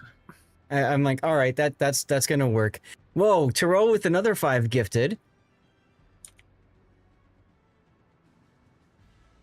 I have to read this one. Bigger train, right? 5 gifted subs just added some serious momentum to our hype train. 3520 total. You're not just gifting subs, you're building an unstoppable fleet of ad-free viewers. But Taro's not done with that. He just gifted another 5. Is that right? To get us to level 4? Let's go. Hype that up, baby. 3525 total. Not just on the hype train. You're the lionfish locomotive of full steam ahead. Now, guys, when we have hype trains going, we yeet out codes. So, chat, we're going to yeet out another code right now. Navigate to twitch.tv/. It's another Distant Voyages container. Click the follow button and write something in chat. So make sure you're a follower. Are always rigged. They are absolutely always rigged. Yes. Remember, guys, to win, you have to be a follower of the channel. Following is free. If you're watching YouTube, Rumble, Kick, you got to get over to Twitch. And you don't want camo? No worries. Chase, if you win, I'll just add the code back to my pile and rerun. It's not a big deal. Electric, okay, I will do that for you. That's fine. That's fine, no problem. So when we have hype trains, guys, we typically get we eat out codes, as you can see, and we just keep that going. So if it goes past 10 minutes, then we eat out another code. If we get to level 7, I go and celebrate with some special dirty water, and then I also negotiate with the wife to extend the stream. So if you guys want to support, what you can do is you can sub yourself. You can gift subs, as Taro and Vaco did. You can cheer bits. Any of those things helps move the hype train along. We're at 5 right now. Choo-choo, baby. We get to 7. That's what we do. Are you going to revoke the code a few minutes after issuing it? I'm not going to do that, JP, and I don't have the chance to do that. Sergeant Sully! Whoa, Sergeant Sully! Thank you, dude. 5 and there's gift Taro subs. Again. That's 5 gift subs. Sergeant Sully, that's his first time doing that. Now, remember, this is September, so I believe there's discounts on gifted subs. And then I'm running, whatchamacallit? That was the first day they played. I'm running another discount too. So I think it's like 2 discounts, one on top of each other. So I think that will help make it, easier on the wallet, so to say, if you want to gift subs. Stevie and Zelda, the first day they met, Stevie's like 6 months older than her, and boy, can you tell in that picture. But they hit it off. They hit it off. thank you guys so much for giving me the opportunity to share more pictures from Stevie's life. I also need to thank our newest followers, because I've been holding off on doing that. We just haven't had a chance to do that. Jan 1917, thank you for your follow. Dalek 164, thank you for your follow. And Brendy Man, thank you as well. Welcome on in. Oh my God. Oh my God. Bob Simple 37, thank you as well. What the hell just happened here? What is that? Something just went dancing on my screen. We just got to 7. Yep. We just got to level 7, guys. Wow. Thank you so much, guys. So where's my AI bot thing to read for Sergeant Sully? There we go. He just dropped 5 gifted subs, Sergeant Sully. That's 8 total, a guaranteed win against all that nasty RNG for the fleet. Yeah, so that was his first 5 gifted sub bomb. That's amazing. Thank you so much for that, Sergeant Sully. That means a lot, dude. I actually met Sergeant Sully in real life. Vaco giving out some more, and our goal has just been hit of 380 subs this month, guys. Wow. It's absolutely because you swung by today, Chase. It's absolutely because you decided to join us in the library. What a nerd. Taro, another 5 subs. You might not want the codes, but you're definitely dropping the good stuff. 3530 total, that's legendary commitment. And of course, Chase, all in good fun. I know you were joking, JB. I know, don't worry. It's a topical joke. The timing is perfect. There's Vaco's 5 gifted subs. That's 20 total, making sure that there are absolutely no whammies for anyone in chat. What a generous lord. That's Stevie cleaning my plate. He loved eating my food. He loved trying it. He loved tomatoes. He loved bacon. Oh my God, he loved bacon. And so he would sit behind me. I would have to sit on the edge, the front edge of my chair. And he would sit behind me while I ate, and his head would like poke around the corner, and he just wanted to see what I was eating. And he was smelling it, and then we trained him not to go on the table. We trained him that when I was done, I would take the plate and set it on the floor, and then he would jump down from the chair and start licking. That's what he would do. Chase, oh, it was solid advice to just start streaming. Absolutely, yeah. Yeah, back in the day, I just did YouTube originally, and then I'm like, hey, I could do streaming too, and double dip, and here I am. Yeah. Yeah, actually, with iChase, I actually remember back in early 2016, I was doing a. I am back, by the way. Cool. Welcome back. I was doing a combat mission for getting fires, and iChase was actually in the match on the enemy team. There you go. There you go. All right, so I got a few more messages to read off. Taro, with 5 more gifted subs, now your grand total to a mind-blowing 3535. I see what you did there. You're not just fueling the hype train, you're practically building new tracks with that kind of generosity. No codes redeemed when you're this awesome. That's great. That's awesome. Thank you again so much for getting that hype train going. What did that just do again? It was like something dancing on the banner for hype train, and with a lock or unlock thing. I have no idea what that meant. Oh, I think that is for the hype train emote tiers. Oh, okay. Okay. Well, either way, we got 2 minutes. There are tiers to the emotes. Right. There are different emotes unlocked at different tiers. That's very true. So we are currently at level 8. We got 2 minutes to go in our hype train. We're at 13%. Thank you guys so much for the gifted subs. This is probably the best September I've ever had. Normally, when I do September, I don't really know what to do with it. I've never done like subathons and stuff like that. Part of it was because my wife could never get behind me streaming at the time for like 12 hours. I've since done that, but she never really got behind the idea of me just continuing to stream on and on and on. So I don't know, but thank you guys. Seriously, this means a lot. Wife OP, please nerf. Yes, Chase. Absolutely. Absolutely. We definitely need to nerf or yeet, one of the two. Oh, goodness. Claptrap asked a question, so I might as well answer this while he's still in the still listening. I'm sure he's still here, right, Claptrap? He said this is for legendary Howden Liu build. Wife ever gets out of hand, you know, a power button, right? So you're asking, this is one of the special captains, so you definitely want the skill over here, and you're asking what else you should put in for it. So let's see. So that's 1, 2, 3, that's 6, that's 10, that's 13, and that's 15 points. So you've got 6 points to use in a Howden Liu unique upgrade. Top grade gunner. Absolutely where I'd go next. So that's 4, and that leaves you with 2 points left. I'm a priority target enjoyer, so that would be easy for me. I would just pick that. I'd go top grade gunner and priority target. You could also gunfeeder is also a good choice on Howden Liu, switching between HE and AP quicker. So those are all good skills. I would use a mixture of those.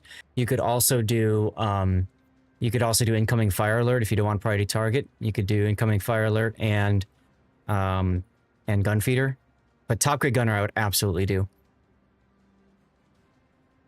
You didn't take survivability. I know on my Howden Liu I have heavy AP, but I'm thinking about retraining Conrad. And just kind of getting rid of it. I have to check my Howden. Yeah, the buff demo expert doesn't help with the bombers, right? Fire chance? Okay. No, it simply just buffs your guns and secondary. Yeah. It would, because I actually remember this. They were talking on stream about it and said that it would actually be broken if it buffed the bombs. Sure. So then they release a captain that buffs the bombs. Anyway. Yeah. Can you lighthouse the line? You can, Vaco. I wouldn't do it personally. Because remember, these are large cruisers, so they get battleship fire duration. And so telling everybody where you are at the beginning of the game or very early, it's kind of rough. Congratulations. Yeah. That's one. So the point of Lighthouse build is to stay at long range and just farm. But the entire kit of Golden Liu is geared for close range fights. And even if you buff the guns, it doesn't do it that much because Golden Liu guns are pretty bad. Yeah, they're they're literally Scharnhorst turrets. Exactly.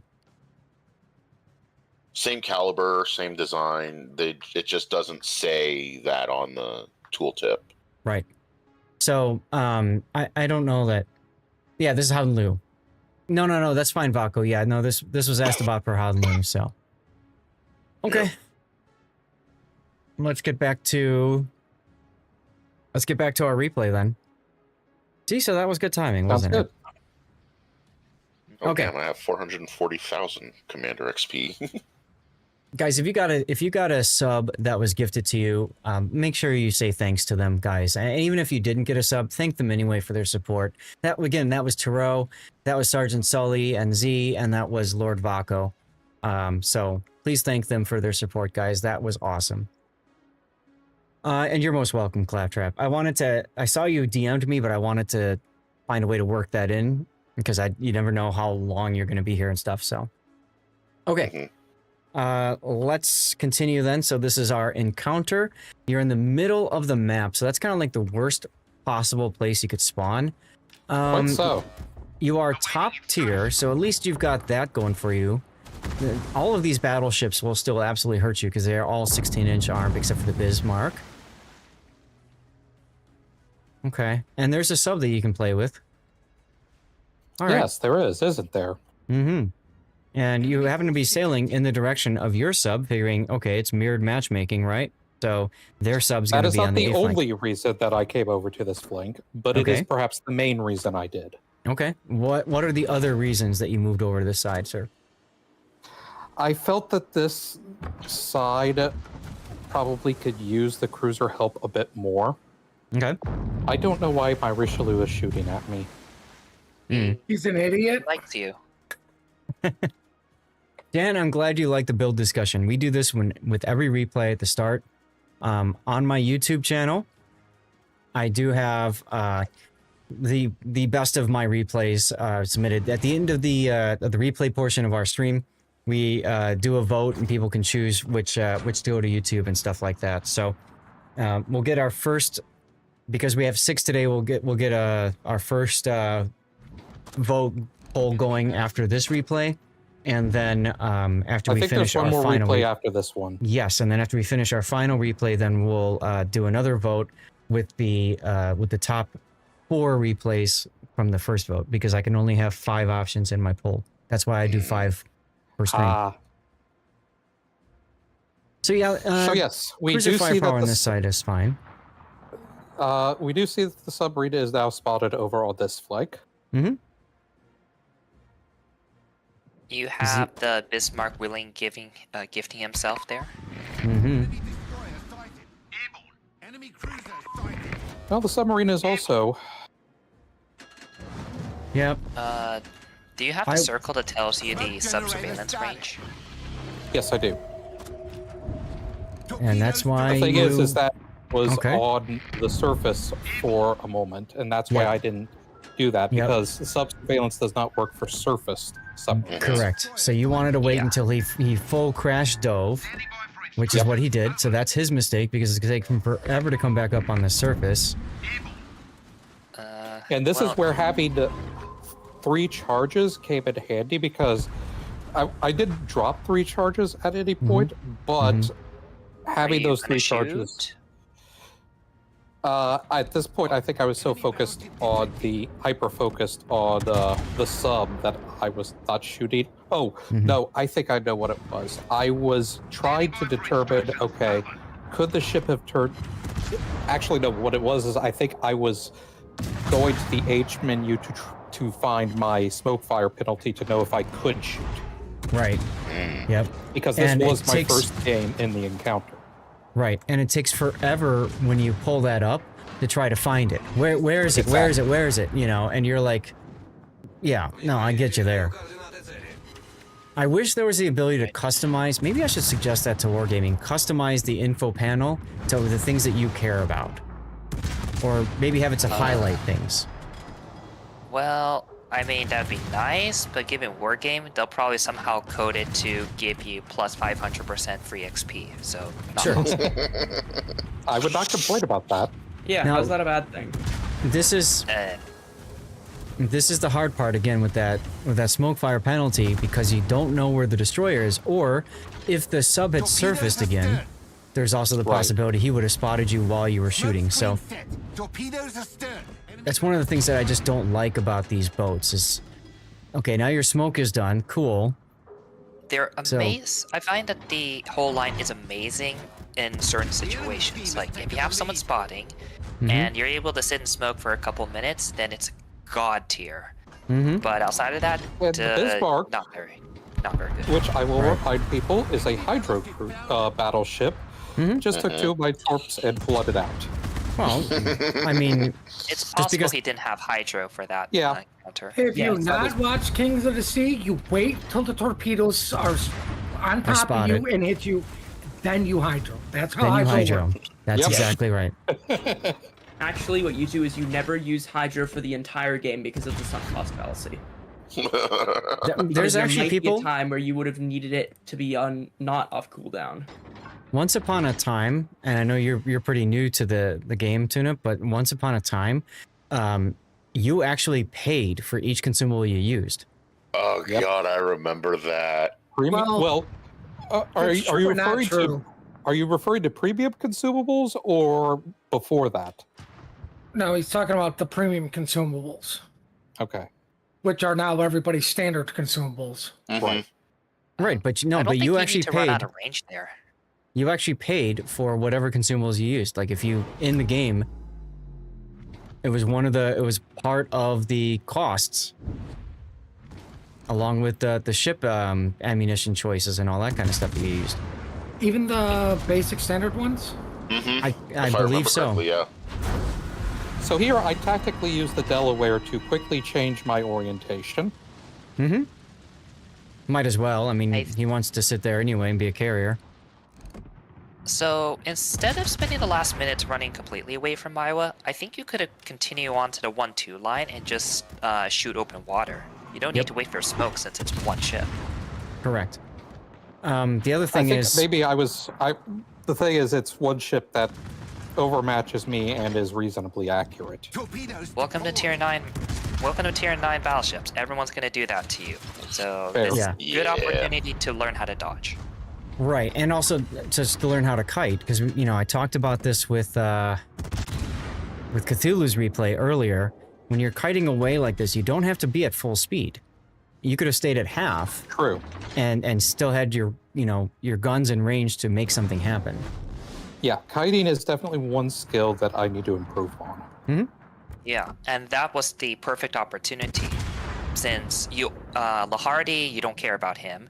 Nope. Sub, if he goes at you, just go dark and just run.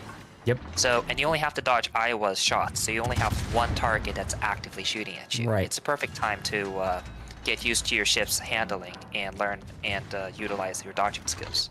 Whereas now you're moving into the middle of the map and you're basically opening up other possibilities, other avenues to take damage. Sturdy just got spotted. If you could explain what happens here. I drop a sub charge and it just vanishes, and I don't think it's because it was shot down. It might have land. It might have hit land. I think you dropped it on the mountain. Yeah. Okay. So yeah, I think you dropped it on the mountain. It's really hard to sort out where to drop that.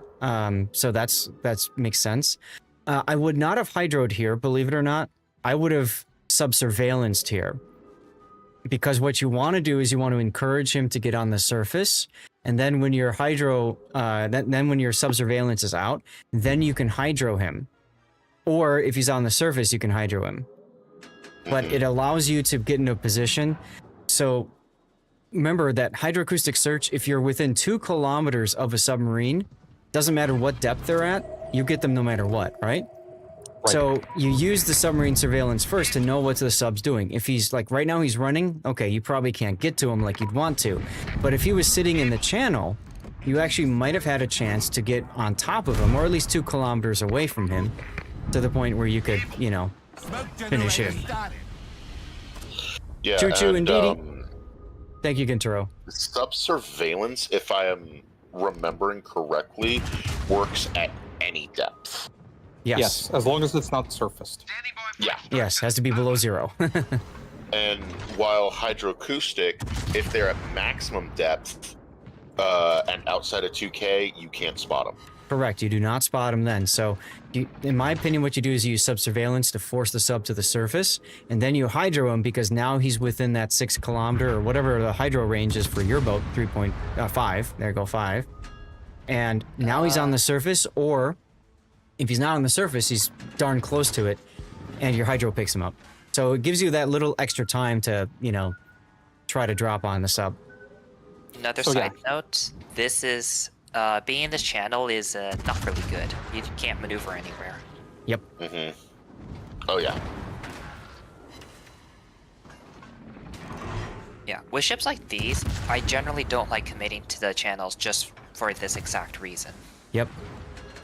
And see, so now here's where now I've detected, briefly only though. Right. So that might make me think it's the sub that had surfaced for a moment.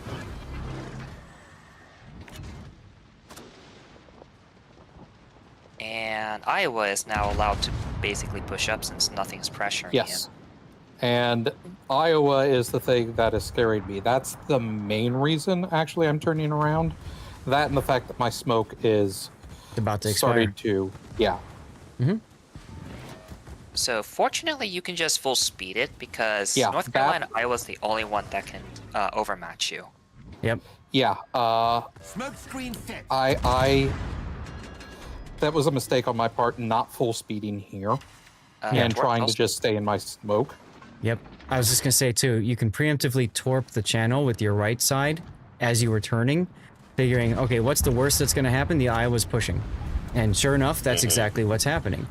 So now you're in a situation where you want to torp him, but you can't. Whereas if you had predicted him to charge earlier, right now he'd be eating a face full of torps instead of him eating your butt. Instead of going in, instead of making a complete U-turn like that, I would have gone to the right of that island instead. That would have still left me open to the North Carolina, though, wouldn't it? No. Oh, left. Oh, wait. No. You go to the right side of the island. You would have full speeded much earlier. I don't think you would have been spotted with how the destroyer's positioned. Yeah. Yeah, and then you come around. Okay. Yeah.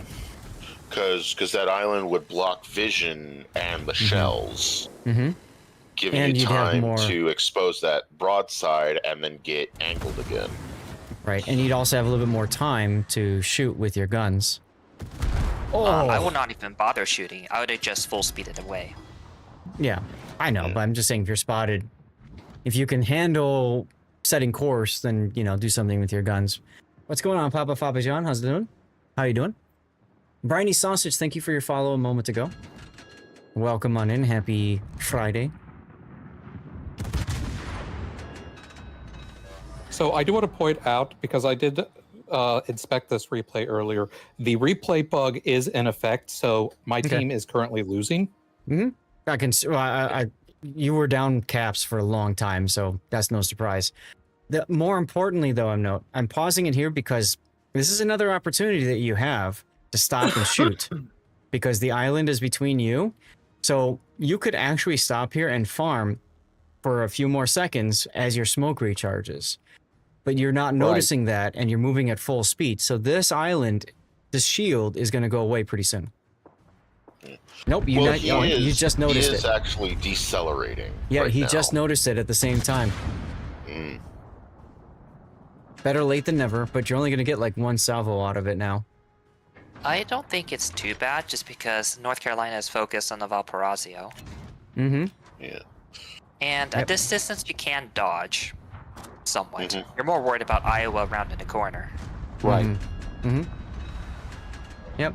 So shooting wouldn't be a bad idea, just to encourage the Iowa to keep moving forward into your torps. Vaco free XP from the 6 all the way up to the 10. Why would you do that? You should enjoy the pain of this line for all it's worth. See, I have not found I think this. he should have been kiting the other way towards A. I've not found the line painful, but, you know, then again, I enjoy the Italian destroyers, so what do I know? They You would have enjoy been the Italian destroyers, the ones that have like consistent gun range less than torpedo range. Yes. Yes. I mean, so does gearing, and people don't seem to mind it on gearing. And sometimes with the Italian Nice DDs, fires. you actually have more detection range than gun range. Well, elusive we all do. You know, the funny thing about this particular game, this was the first game of the week, and I actually completed the Start 15 Fires and Flood mission with this game. Wow. And didn't realize it, and so the next day, when I was grinding Omaha games trying to complete that mission... Thank you, Submarine, for your sacrifice. I got to 14 fires yesterday, my Akazuki in ranked. And the jerk had the audacity to DCP while he was at like 200 hit points. So I couldn't get a fire on him. Fortunately, it also includes floods, so... Right. Oh, does it? Maybe I got it then.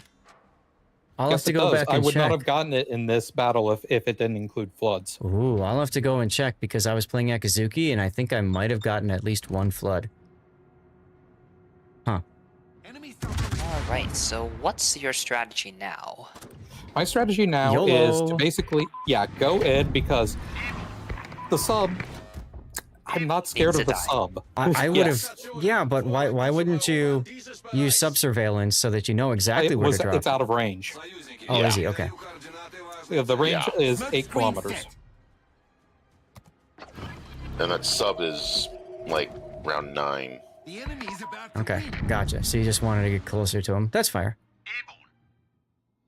You gave up on it and went for the Destroyer XP. That's why I've been playing Akizuki and Ranked Green Monster, because I'll get it either way that way, right? I mean, I'm only like 6,000 base XP away, And so... Bye-bye sub. Fun fact, at the end of the battle, you will find out I did literally 100% full health damage to that sub. Oh, nice. Which means 404 teammates not found. Teammates with brains not found. So when you were saying earlier that the ship isn't a really good sub hunter, I was like, hold that thought, Zaf. No, well, I mean, look how many death charge hits you got. You got 6. And look at how long it took for you to kill the sub. The whole game. But I did it. But you did it. But the point I'm getting at is that for most people, hunting a sub is a death sentence because you're forced to break off and disengage in order to survive, right? Oh, that's a Dalian. Yep, Yes, it's a it's a Dalian. Honestly, I would have gone for the Osborne, but whatever. I probably would have too. I was just trying to figure The out. issue with going for the Osborne is, as I mentioned, this ship has diabolically slow turret rotation. With this build, it's over 30 seconds. Mm-hmm. And? Yeah, I was afraid that the Osborne wouldn't remain spotted long enough. You got front guns. Good enough.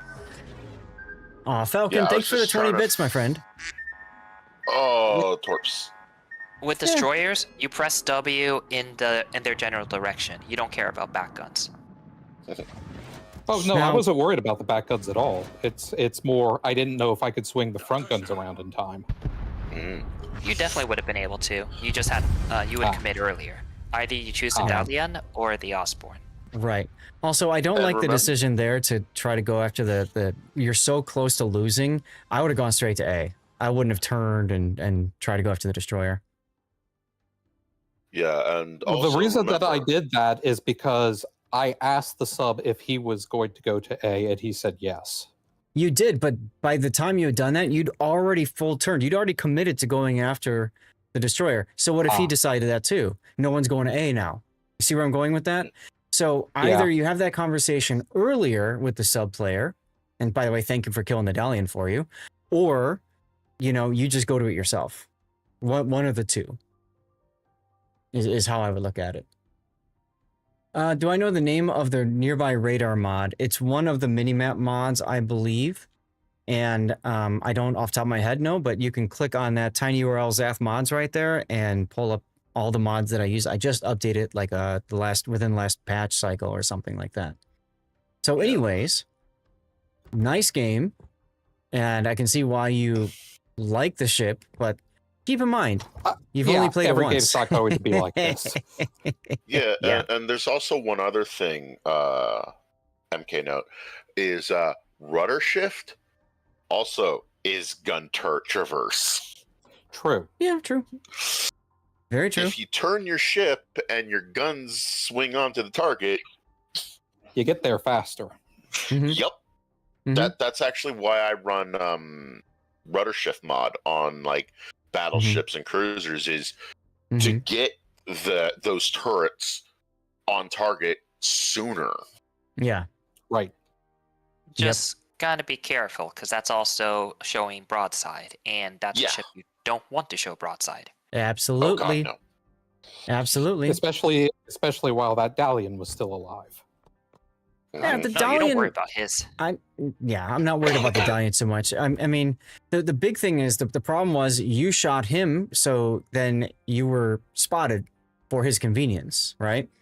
So when that happened, you didn't feel like you could turn out because he could switch to AP. So, in that situation, I could see it, but the nice thing is by that point in time, all the battleships were dead, so you get to play.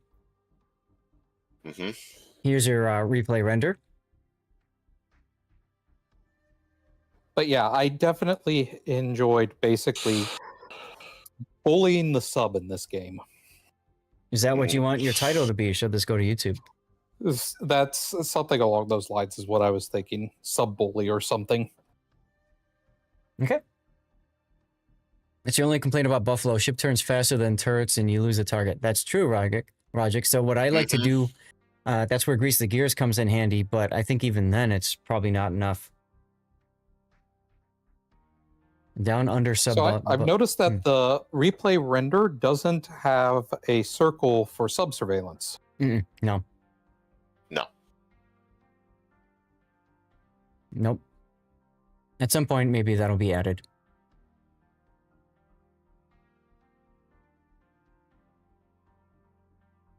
Yeah, so like here, for example, I'm going to pause it, but here's where you kite it away at full speed, right? And like SAT was saying, you work your way towards Golf 1 square. Like right now, if you're kiting away and you're not worried about the sub, you're not worried about the destroyer, where I would want to see you is right at the intersection of F, G, 1, and 2. You know what I'm saying? Like that corner exactly right there. Okay. And if the Iowa proves to be a good shot, is doing a lot of damage to you, then you disengage at full speed. If he's, or run behind the island at F1, right? Depending on where exactly you are. But if you're right at that crosshair, you have choices, is the point I'm getting at, and you keep your guns banging away.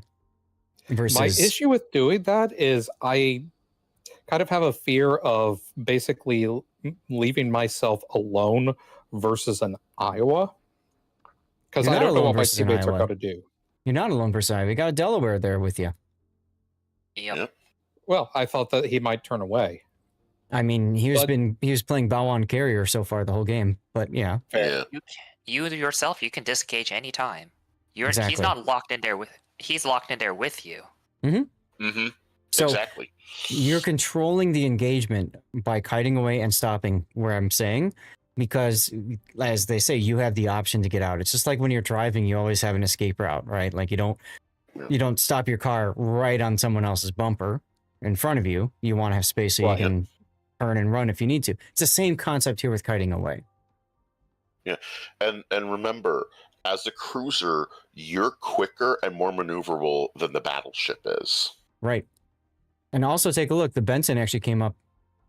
If you were there, you are supporting your Benson now. That allows the Benson maybe to get a little bit closer. It allows him to spot things that you could be shooting, right? Yep. Beyond the Iowa. So, right.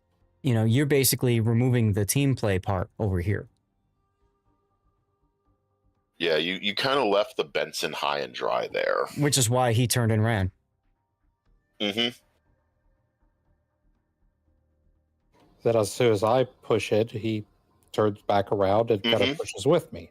Because he's like, hey, I got a teammate I can work with here, right? Yep, he's got support. This is terrible pathing. Yeah. This is a terrible spot for you to be in right here. And you kind of found yourself here. There's the sub again. You drop on the sub again. The Benson says, oh, a sub. I want to go deal with it. So he runs hardcore into it and just dies. See, that's the sub hunter way. Fortunately. But that Benson, you didn't notice it before. He also gave you smoke. You didn't need it because he had your own crawling smoke at A, but he gave you smoke the first time you were using smoke. Oh. Yeah. So he was absolutely... That was for me. Yeah. He was absolutely team playing it. It's better to be in other people's smoke than your own. Yeah, but he'd already started his anyway, so that didn't matter. Yeah. But Jen's right. Yep. F's in chat for that little sub hunter. Poor guy. But you know, the problem with where you found yourself on that corner FG34, you know, that island there, the problem with that spot is your rear is wide open and your front is wide open.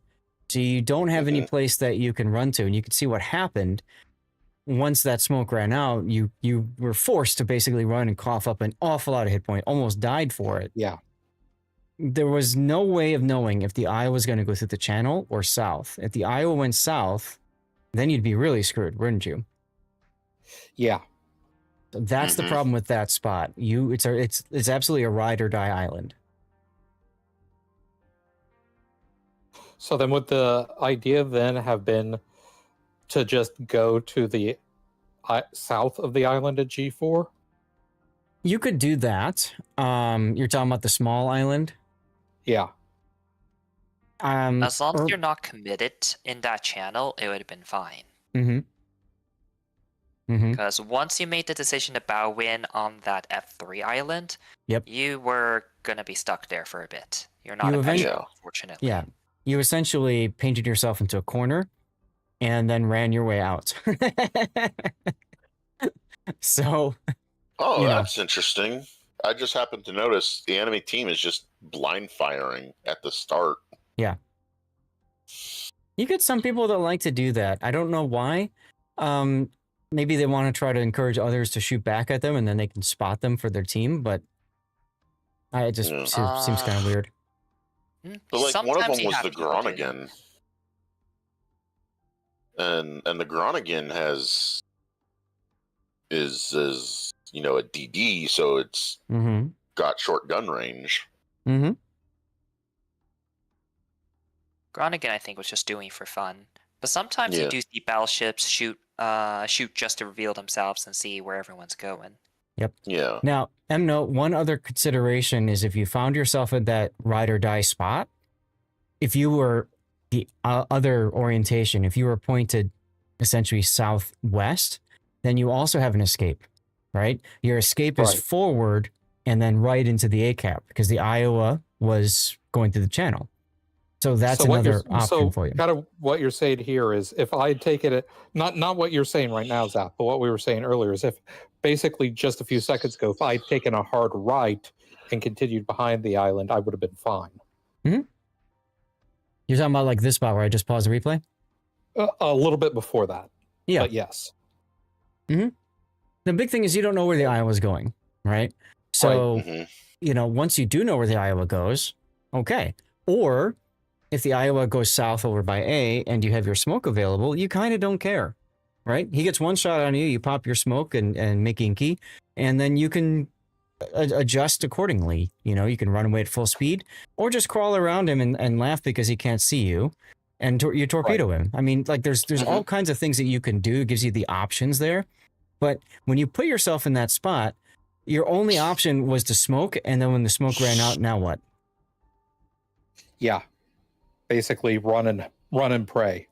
Exactly, exactly. Which is what you had to do, and you coughed up a lot for it. So again, now think about it: if at this point you were instead at the Gulf line, like Gulf 1 or something, just slowly kiting away, you could be shooting the destroyer, the Hardy, whatever. You could be continuing to bang away at the Ohio, and the Benson probably would have been over by you and wouldn't have gone and YOLO'd himself to death. Yeah, and part of the reason why I did that is probably because I spotted the sub. Correct. Yeah. And so it didn't kill you in this case, but that sub that was that low-hanging fruit that forced you into the spot that almost got you killed. And honestly, me charging it there and to go after the sub is probably what caused the Benson to do it. So it did get one of us killed. And well, it actually got two of you killed because if you look at the mini map right now, the Delaware went to the exact same spot you did. Because why? You abandoned that flank. He's by himself. He doesn't want to be by himself. The same reasoning that you had for leaving A, even though you had teammates by you. Yeah.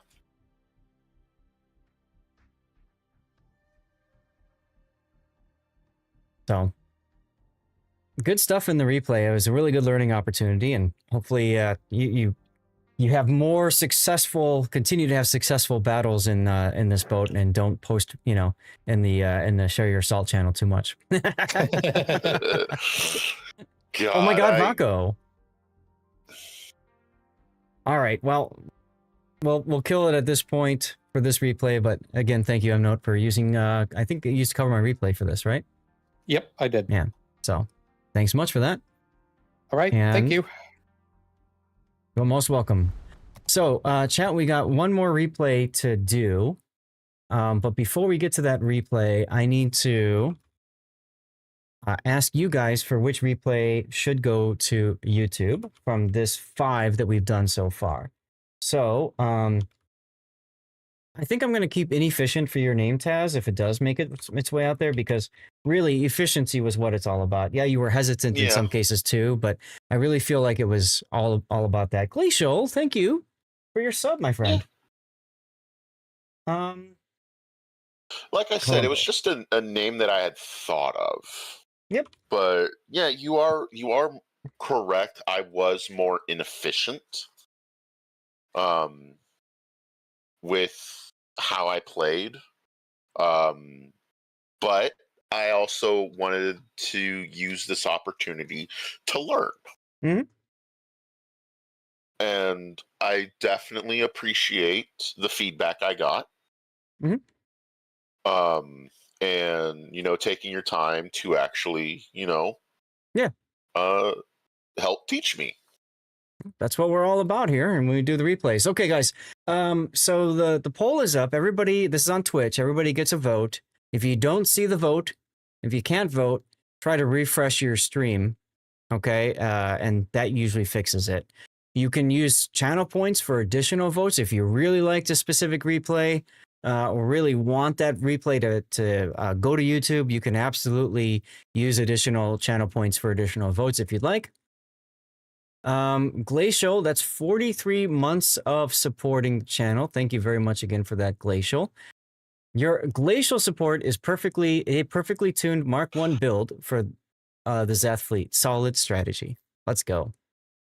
Okay, we have one final replay to do. That's the Mantoffel, and that's going to be Lord Jackal's game. So let me pull that one up. And then after that's done, I have to go get that special dirty water. And I'll probably just get some regular dirty water anyway, because we'll transition to live play. We'll play the game for about an hour. I need to negotiate with the wife about streaming a little bit later. And maybe that gives me a little bit more time to do stuff. Okay, Vaco, you didn't say anything else about your asymmetric battle. You just said, "Oh my God, this battle." So, OMG, what happened? This looks so weird with the German camo. But why doesn't he just join voice chat? Your heart is still broken. Probably because he'd be screaming obscenities right now, and he. Well, it's not my fault. We keep fighting. You'll okay? 8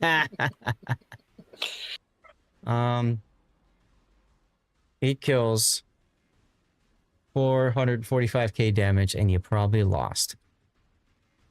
He said his kid. What? Anyway, I think I like this screenshot to start with you because and highlight the secondaries, right? Because that's what the line's all about. It's got the manual secondaries. Okay. Let's pull up the builder. Oh. Okay. Yeah. I remember Jackal saying that he had to pick up his kid from the bus or something. Ah, gotcha. Okay. Why do I have this here? Is this no, it's the Mantoff. Okay, hold on. This is not your... What? Something happened. Let me pull up the replay file again in my program.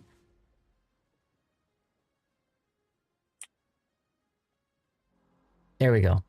I must have clicked on something by accident. All right, Jackal's here in chat. Perfect. So this is the Manteuffel. I think that's how you pronounce it. It's the tier 9. Manteuffel. It's the tier 9 of the new hotness, the German large cruiser line. Now, I haven't played it myself. I am a tester, but I obviously can't talk about my experiences in testing the boat. But she does have the ability, these whole cruisers have the ability to manually fire secondaries. So you fire your primaries, you can switch to secondaries, and then you can manually shoot something with secondaries. That allows for increased range and obviously increased precision on what you're shooting in general. There's a couple of things that some people I've seen complain about. For example, the different caliber guns having a different impact on ballistics, so it's harder to properly lead the target, especially at longer ranges. Also, keep in mind when you're in manual mode, the secondaries on the other side of your boat don't fire. So you have to really make that decision. When do you want to use your secondaries? They have battleship burn duration. So that hurts if you're set on fire for a long period of time. They do have torpedoes. Let's see. Your torpedo range is 9.5 kilometer. And so that's nice. At least it's not like the 6 kilometer that the German heavy cruisers get. Am I missing anything? Do you get 1/4 HE pen? You it comes with an apple strudel. And the interesting thing that I find is that they actually have the highest caliber of any tech tree cruiser. And write something in chat. At 350 millimeters, the next largest is the Cherbourg and the Marseille at 330.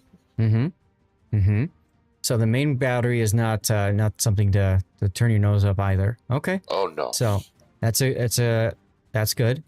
Probably pays for it a little bit in armor scheme and speed, I would imagine then. Dude. 34 knots, yeah, so it's a bit on the slow side. Terrible rudder shift. 13.64 seconds of rudder shift, that's ouch. Okay. Yeah, that's why I run rudder shift. I get that down to 10.9. So my rule of thumb when I'm looking at maneuverability and rudder shift, battleships I want under 15 seconds, cruisers I want under 10 seconds, destroyers I want under 5. So at 13 seconds, I would absolutely, they're tough to kill? Okay, I would absolutely put, at the very least, the steering gears mod 1 on. That gets it down to 10.91 seconds. That's still not even good enough, but now you've got both concealment on, so what's your concealment going to be? 11.73 is pretty sexy. Okay, okay. All right, yeah, so... What? And with these, at least with the Manteuffel, when you actually manually take control of your secondaries, they reach out to 13K. Right, you gain range. So, Jackal, if you're experimenting with rudder, one other consideration is, I'd say you ask yourself how many times your concealment has saved your bacon. The only reason I say that is because you could also do steering gears here. I don't know that I recommend double rudder, but if you do steering gears, your maneuverability now gets to 6.5 seconds. But what I would do is, if you keep your propulsion, hey Vimpehor, happy Friday. If you keep your propulsion, that's 8 seconds that steering gears mod 2 gives you. So that is kind of sexy, especially because you're not taking last stand. Yeah, I might look to this because this helps repair your rudder quickly too if your rudder goes out. Yeah. Something to consider. Yeah. Okay. And they kind of do have a bit of a glacial turret traverse. Okay.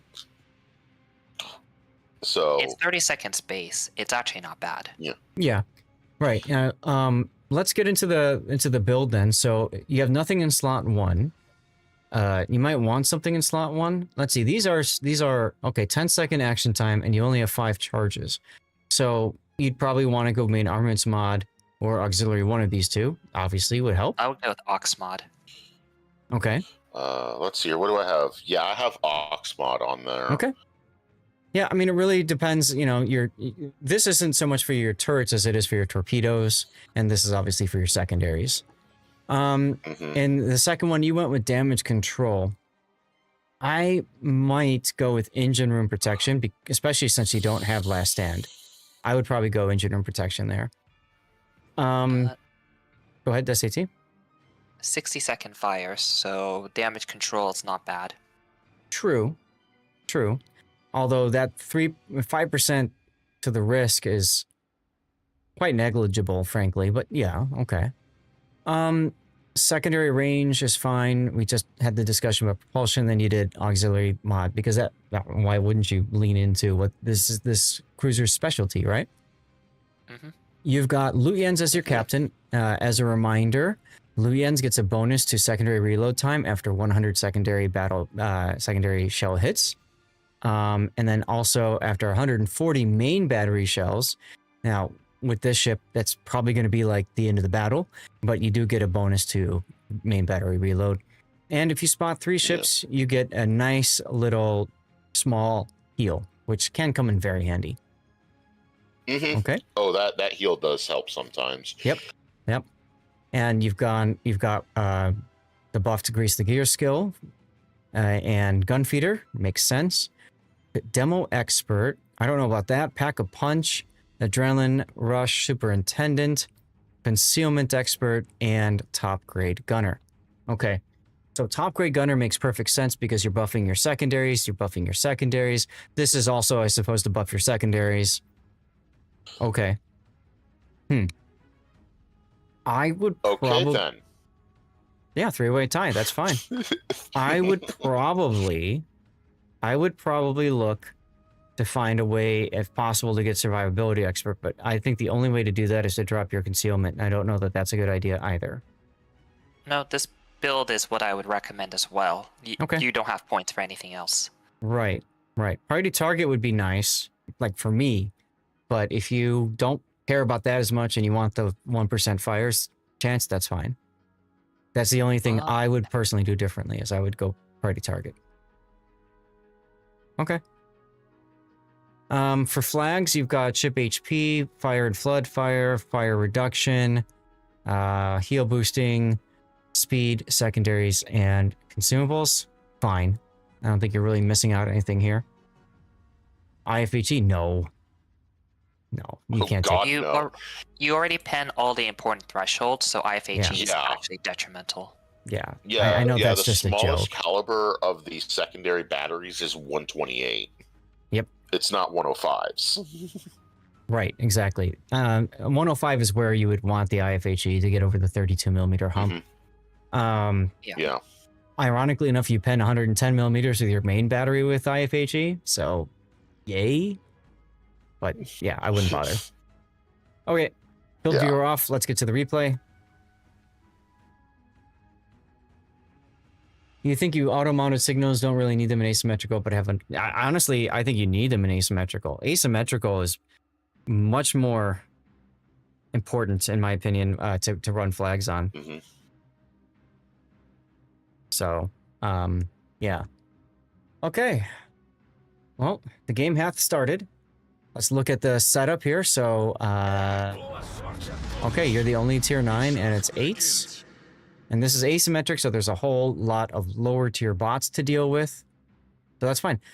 Good practice for you. Any player, honestly, you're trying to learn the ship, take it into PvE. You want them to make this mode permanent. It's a good mode. The only problem with this mode, B Street, is it further dilutes the random battle, which is kind of their core game mode. And so I think that they're trying to find a way to have a PvE something, and having it rotate through. So, you know, World War II ops just finished, this came on. And I think that if you had this mode, as well as World War II ops, as well as regular ops, for example, you just wouldn't have as many people playing all 3 of those modes, which has an impact for matchmaking, the time that you're waiting to get into battle. And frankly, you get fewer. If you had this with all the others, you'd have more kind of queue dumps where you just got weird matchmaking. You're like, why the heck did this come up? So that's how I'd look at it. Hey, Terminator. Running in the background, and you were gifted a sub. Isn't that awesome, dude? Now you have ad previewing. Okay, I need to look at the poll results. So Libertad and Yamato were tied for last place. Sorry there, Taz. So no worries. We have the Colombo game, we have the Ashitaka game, and then we have the Encounter game.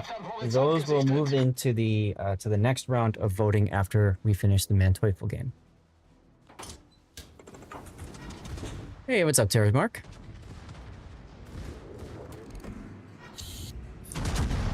Without AP. having seen it, Zath, I know you would put this stupid, severe asymmetric game I just played in the top 5. One of the worst experiences I've had in this game in a while. Yeah, Like, I'm not a... No offense. It's 3 minutes in a game. He hasn't killed anything, and he's only at 6,000 damage. Like, what the hell? He didn't have HE in the barrels. I mean, you know, we joke about this, but to be quite honest, HE would have been far better to have at the start because you know the destroyers are just going to YOLO charge you because it's, you know, it's asymmetric and that's what they do. So, yep. I think you'd be better served with HE in the barrels, even now. And remember, you took the gunfeeder skill, so why aren't you using it? Also, slow down. You are like trying to get yourself killed. Terra's Mark won. Congrats, Terra's Mark. Why not have AP for the Rook? Yeah, he's got AP in the barrels, so he could do that. Oh, there's your heal. Also, one thing that I actually really love about at least the 9 and 10 of this line. I would have shot the rear Uganda. turret, it's 360. It's a 360 turret. Yep. Yeah, I could have overmatched Uganda as well. Uganda was a better pick. Also, you haven't used your secondaries at all, like manually. Why not?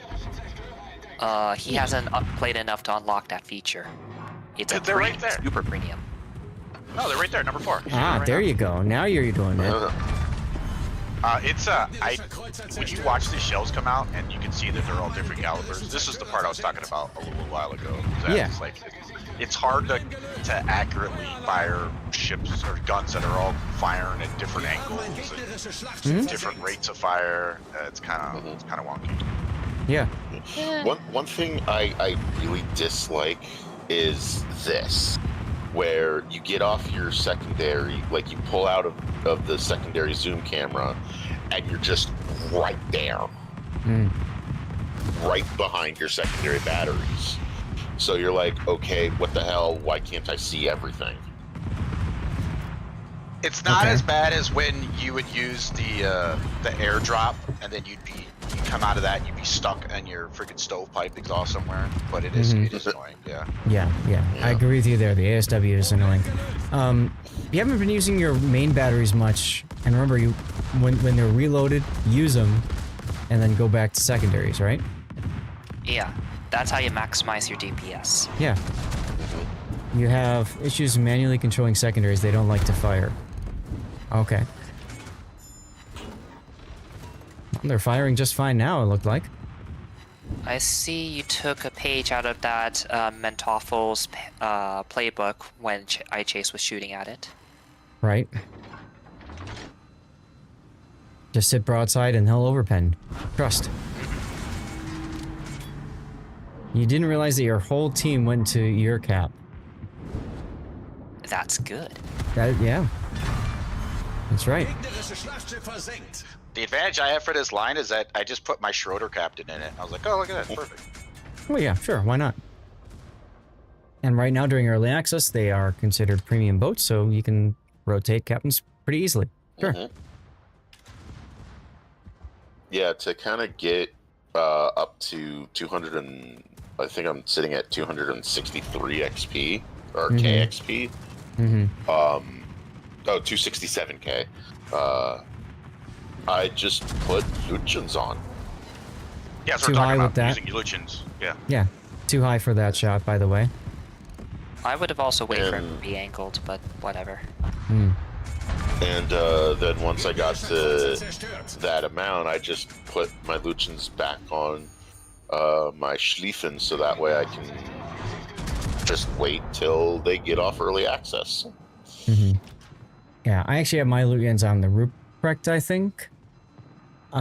Mainly because for ranked battles, but now with Valpo out, I'm just gonna spam that instead. So maybe I'll put Lucians back on Schlieffen at some point. I don't play a lot of tier 10.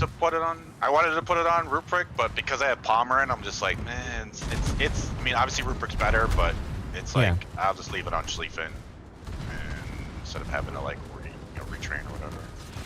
Right. My thing is I rarely play 10s. I usually play ranked battles, so you know I want I want him to be on whatever I can use in ranked. Also, forget the main guns there. I would have just secondaried him to death.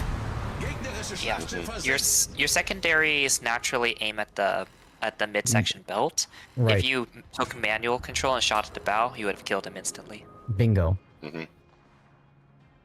Greedy? Yeah, but I mean, the other thing though is he could have gotten another salvo on you or whatever. So I just wouldn't have.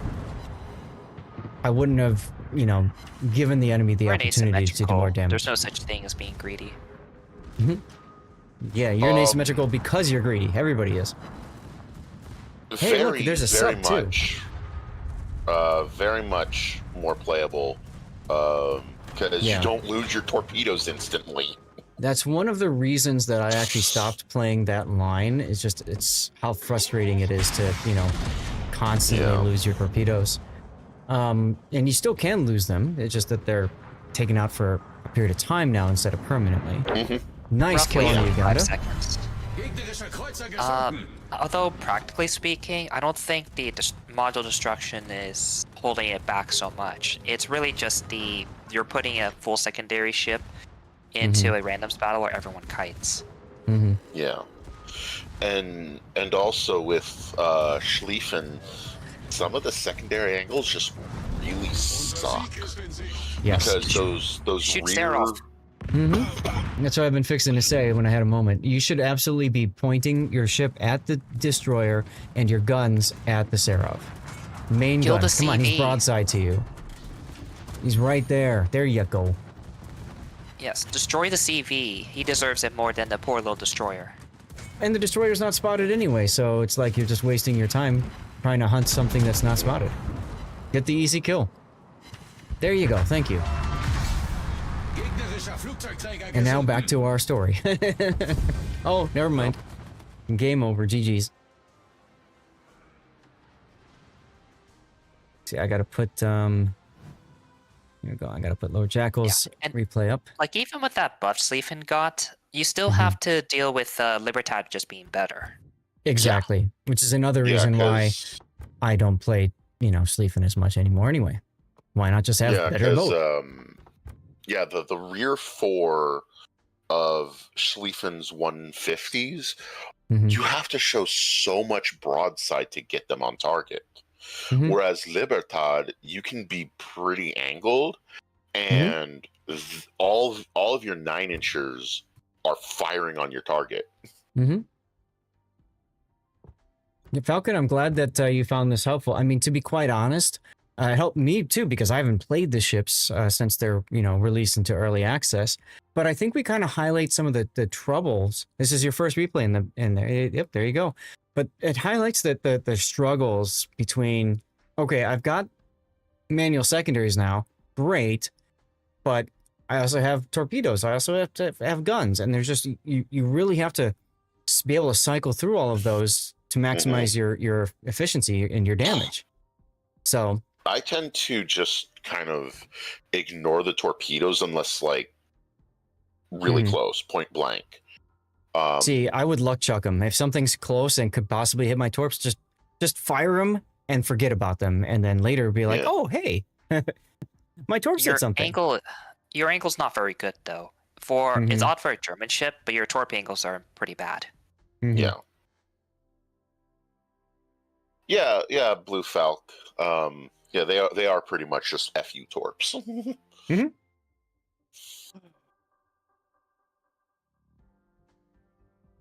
Yeah, you can just play the ship only using the main guns and have an AI use secondaries as normal.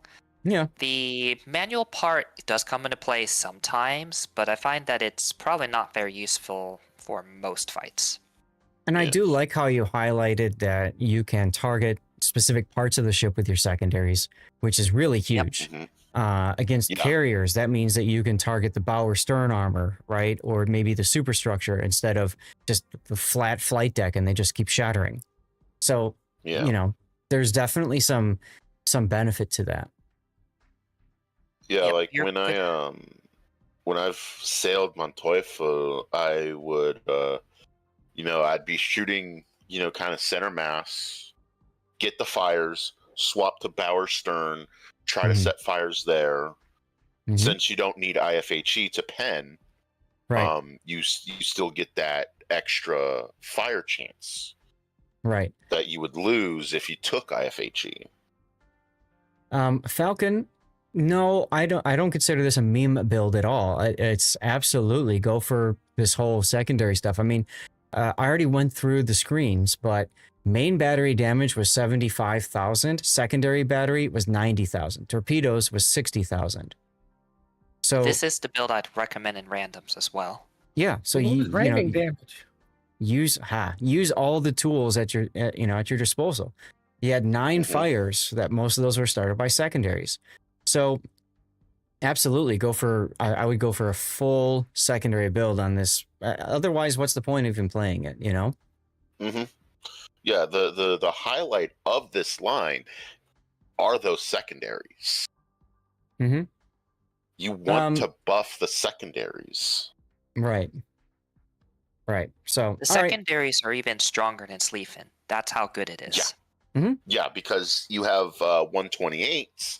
You have German 128s instead of German 105s. Right. So you're not forced to take IFHE like you have to do on the Schlieffen. Granted, it's a different point value, but still. Yeah, and like with cruisers. Cruisers IFHE. Oh, sorry.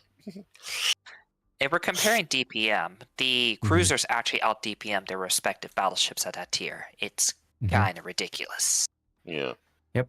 So. Yeah, because battleship IFHE is 2 points. Cruiser is 4 points. Right. Why is it 4 points? Because balance. Either way, Jackal, thanks for sending this one in. Comrade. It's our first look at the ship, so this was a lot of fun. So appreciate you for doing that. Whoa. Falcon. Hey. Falcon with the Falcon Punch of gifted subs. All right, we're going to exit out of this here. And then I'm going to set the next poll up for you guys. Wow, Falcon, thank you. Check it out, guys. We got more pictures of Stevie. Isn't that awesome or what? Cute kitty. Yeah, he was the cutest. He was the bestest of cats. All right, so let's get the poll going. New poll. Which to YouTube. Now we've got Colombo. Punching Bag. Ashitaka. RN Jesus. Giveth and Taketh. And then we've got Encounter. Sub-Bully. And then now we've got Manteuffel. What are we going to call this one?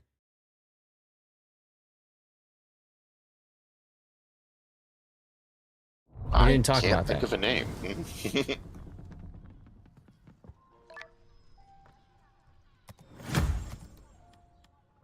What do you think, Jackal? Since it is your replay. Yeah. Manteuffel driving. Oh my god. I don't know what we would call that one. How about all-rounder? Yeah. Because I mean, he did all-around damage everywhere. Yeah, you guys like the new emote? All right, I'll put that up as the poll here. New poll is up. And as always, I thought that which one won the first one? I thought it was a tie.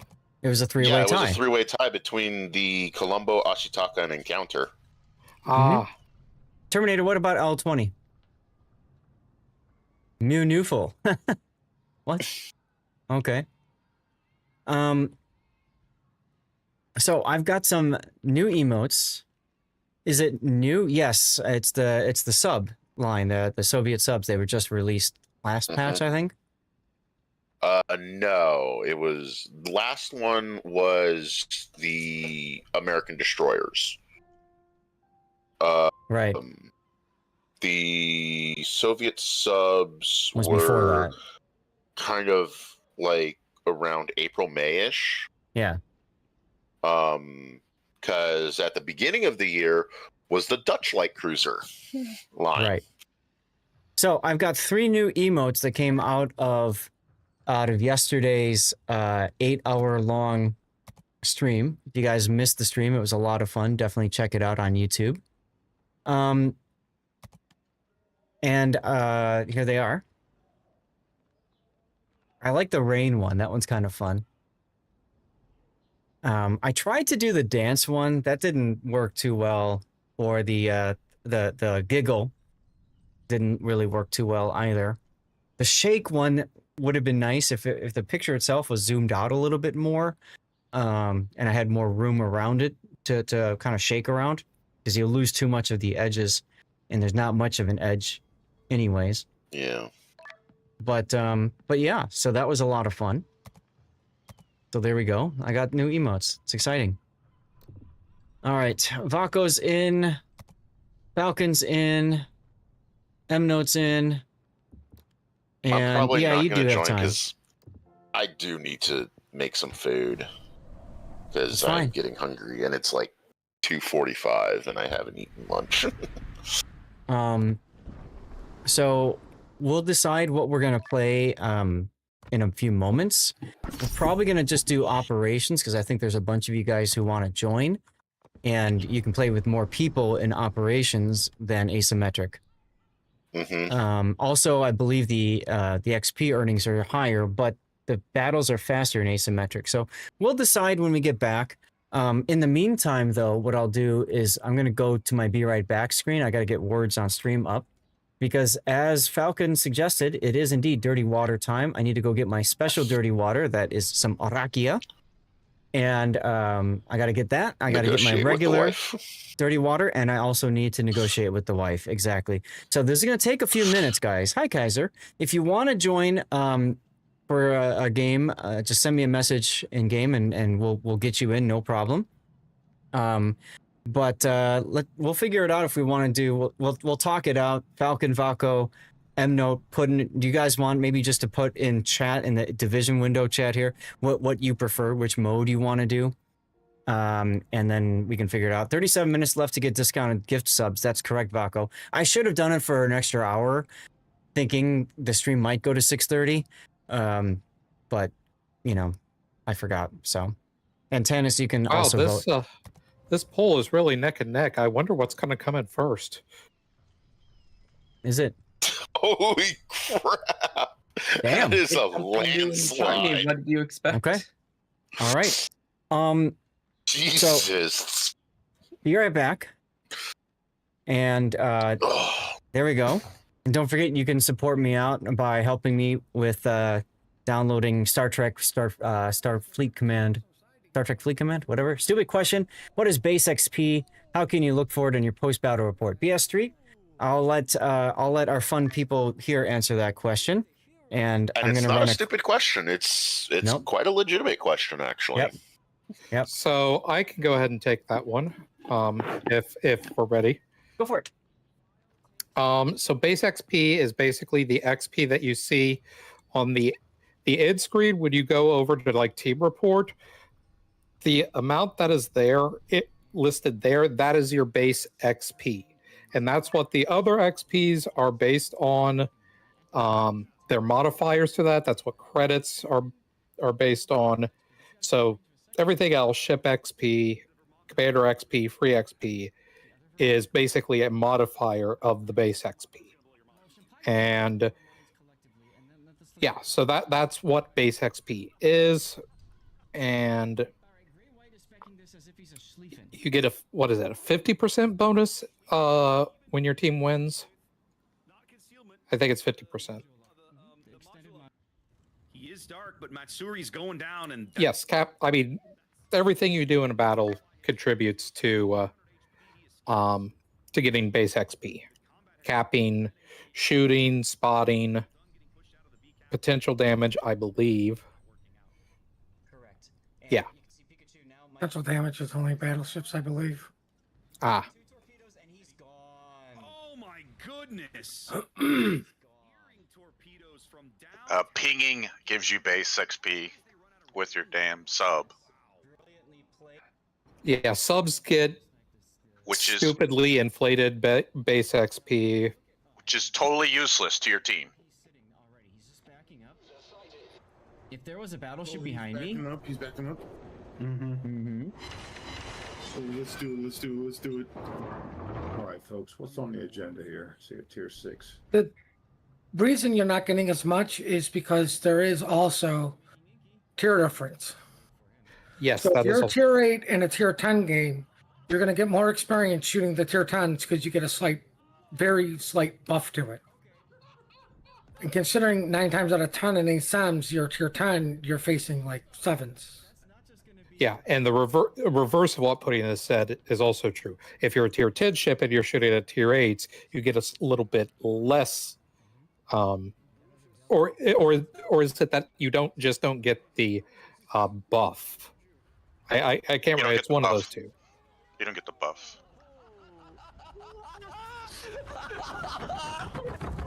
There should be a bonus for killing subs. I wish there was a reverse Asym, right? Like, there's 6 of you or 8 of you in tier 8s fighting, Wasn't there like 6 tier 10s? They had that once.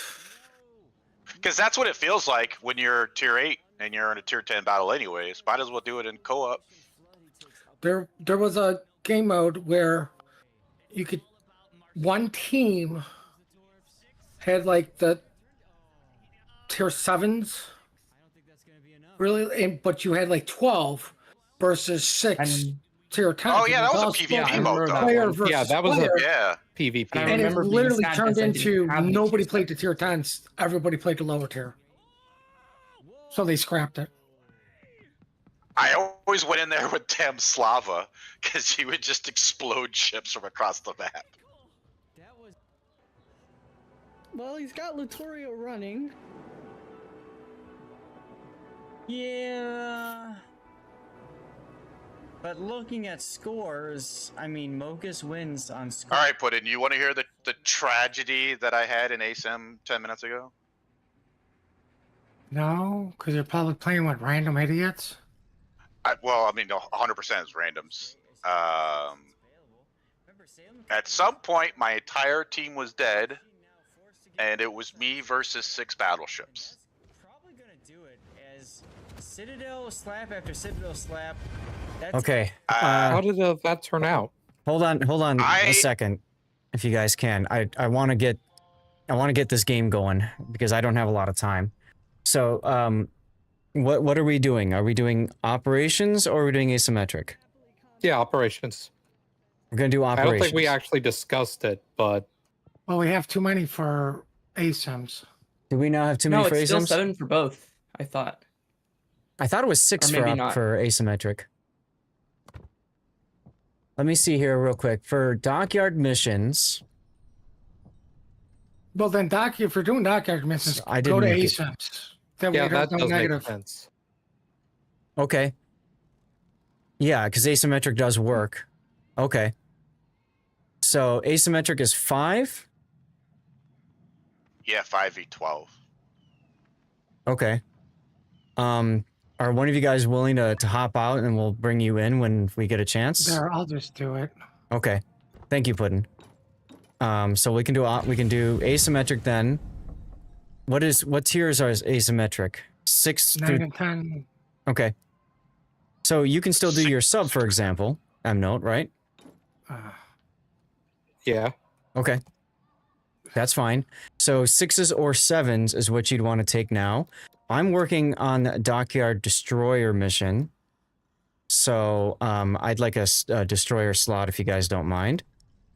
I'll be honest. I'm not doing this for Dockyard. I'm doing this for Just grinding the through ship. subline. That's fine. Well, I have to also do doing my sub Dockyard too at some Destroyer. point. So it's not a big deal. You're doing Dockyard as the well, Blue Falcon? Manteuffel Okay. won the Manteuffel won the poll. Whoever could have seen that coming? Nobody. Okay. Let's see. I want premium ships at 7. Sims has got the buffed XP boost, so why not take the Sims, right? Although, don't I have a... I thought I had a build. Is Sims the only ship with a base XP boost? Yeah. It's not a sub, yes. Yeah. Was it Kong? And I think they nerfed it a little bit because it was a little broken in ranked.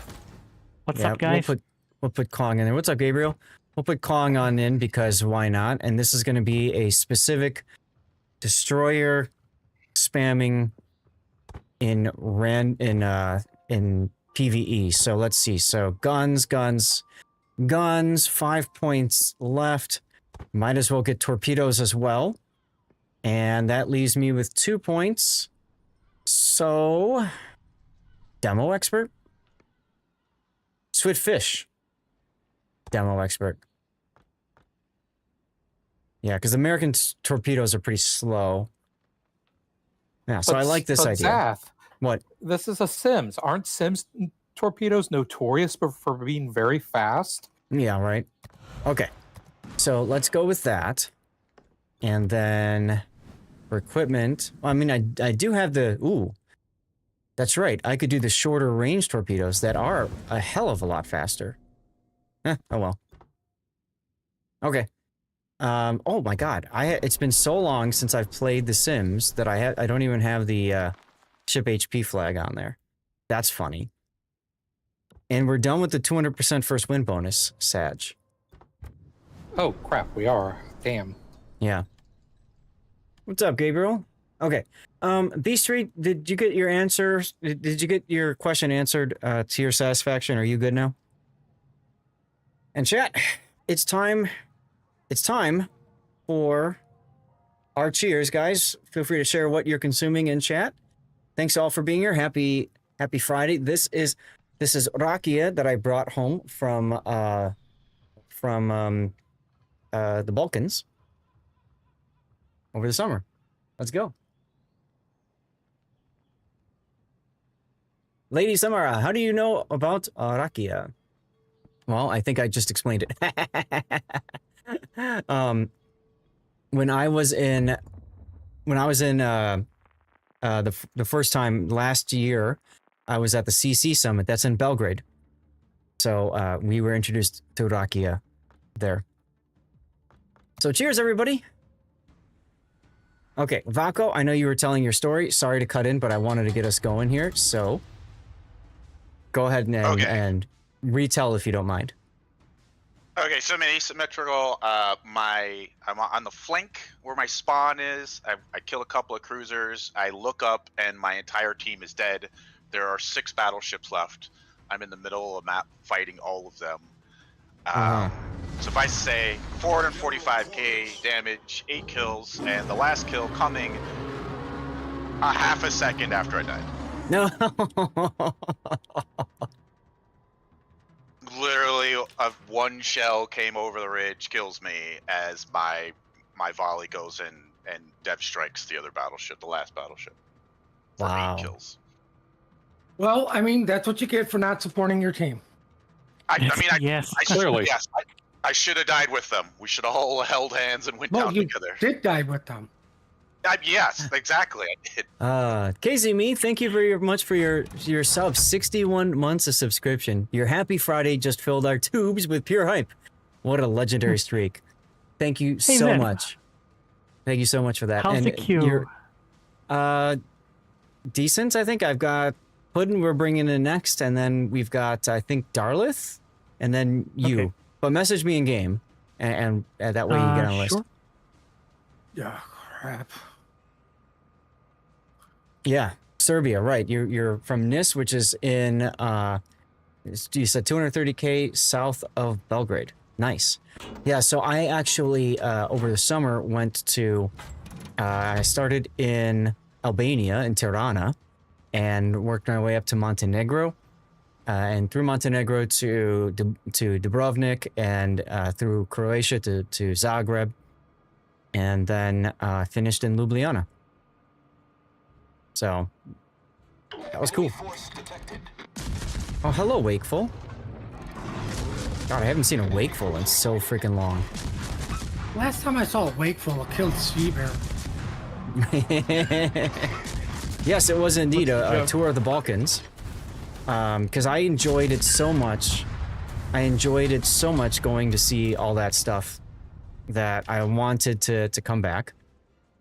And I actually got to hang out with one of the wargaming people, actually, Voodoo Popeye. If you saw him on the videos yesterday's stream, that was a lot of fun hanging out with him. He actually picked us up, my wife and I, at a winery when we went to do this winery tour, and so it was great because we got to just go and run through all the gears and stuff. He had a Honda something, and boy was it just fun. And we just like zoomed right past the frickin' tour bus, and we're all like, later losers. You know, it was really fun. Save your spot on the queue, will do. Pong is very angry that his engines were damaged, you stupid ducky.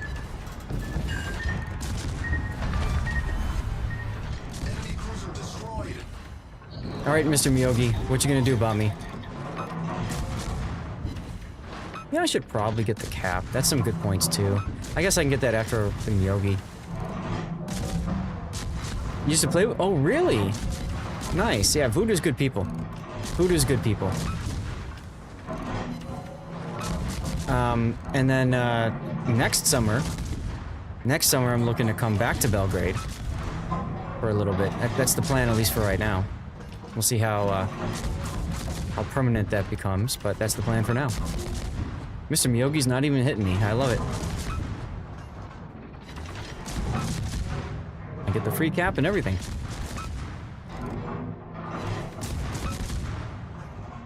So yeah, that's how I know about Rakia.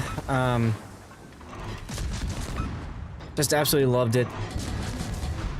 Something to remind me, right, of an awesome time. So there's that. No one visits Serbia just one time. Damn right.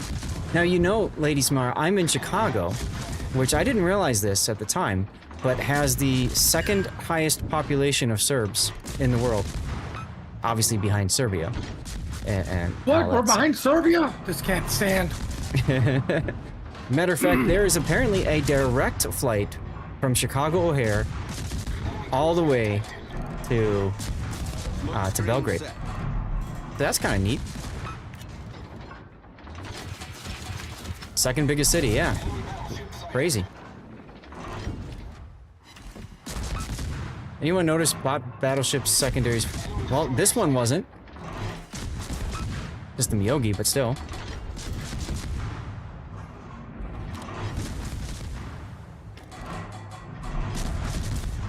Come on, torpedoes. Be faster, torpedoes. Yeah, there we go. Why is my watch reminding me of the Warships Classic tournament? That's tomorrow. Right. It should have told you to go take a walk. Right. But anyway, so when we were doing when we were doing the CC summit, I had options for flights, and one of the options was Air Serbia, and I'm like, I don't really, you know, I typically fly United and you know that alliance and all that, and I said, but direct flight seems kind of sexy, and it turns out that Wargaming made a mistake, and they thought I was an employee. They were going to send me out there on Saturday, and instead they said, nope, we're going to send them out on Tuesday, and Air Serbia doesn't have that flight on Tuesdays. It's only, I think, Saturdays. I'm sorry, you said Wargaming made a mistake? So that was sadness there. Yeah, I know, right? Seriously. They don't make mistakes, y'all. Was there a Discord thread about that mistake? No. Look at me. I'm helpful. I have 10,000 spotting damage. That's it. That's all I have the entire game. Well, maybe you need to get good. Ouch. Man, I suck at subs, and even I have 51k and 2 kills. Ooh. 51k is like there's the not shade for subs though. There's the shade. All right, so let's fired. Shots fired. Let's try to get close to this Wyoming and see if I get secondaried at all.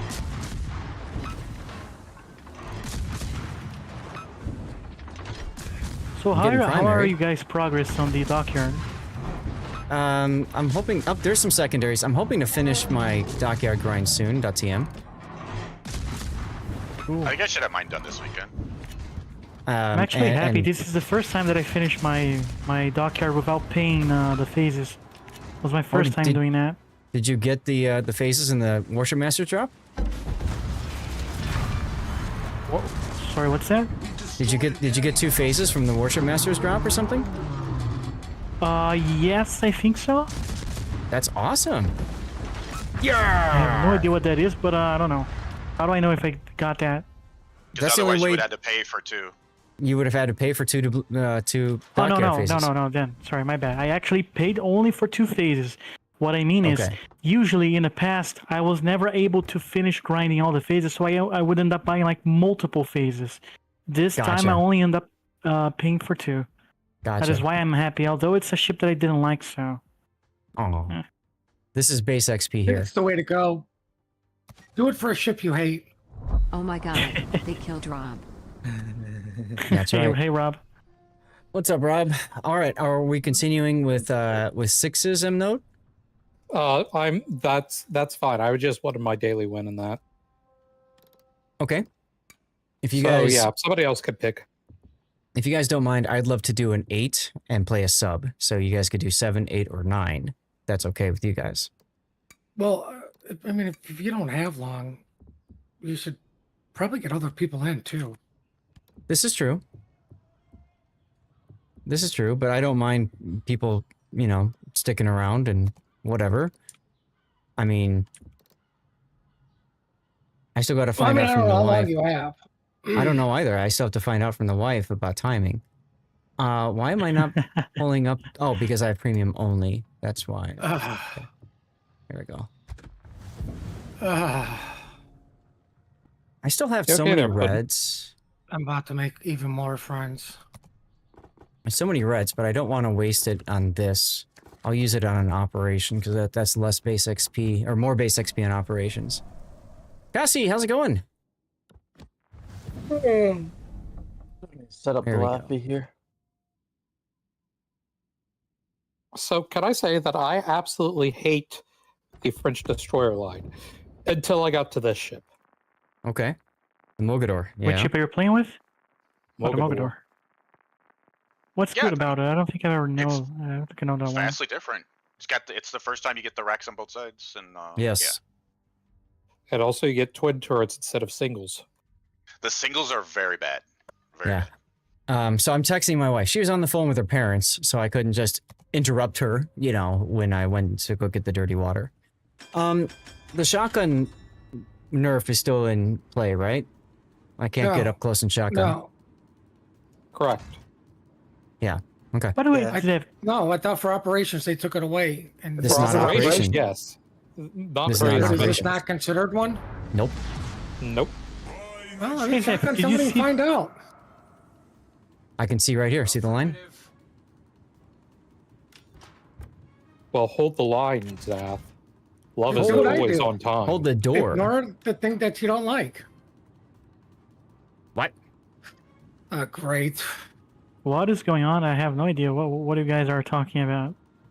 So Zath was quoting Game of Thrones. I was quoting a Toto song. I don't know what Puddin was doing. I was just quoting about shotgunning and that's what Don't worry about it. You don't want to know. You don't want to know. Don't learn about subs. No.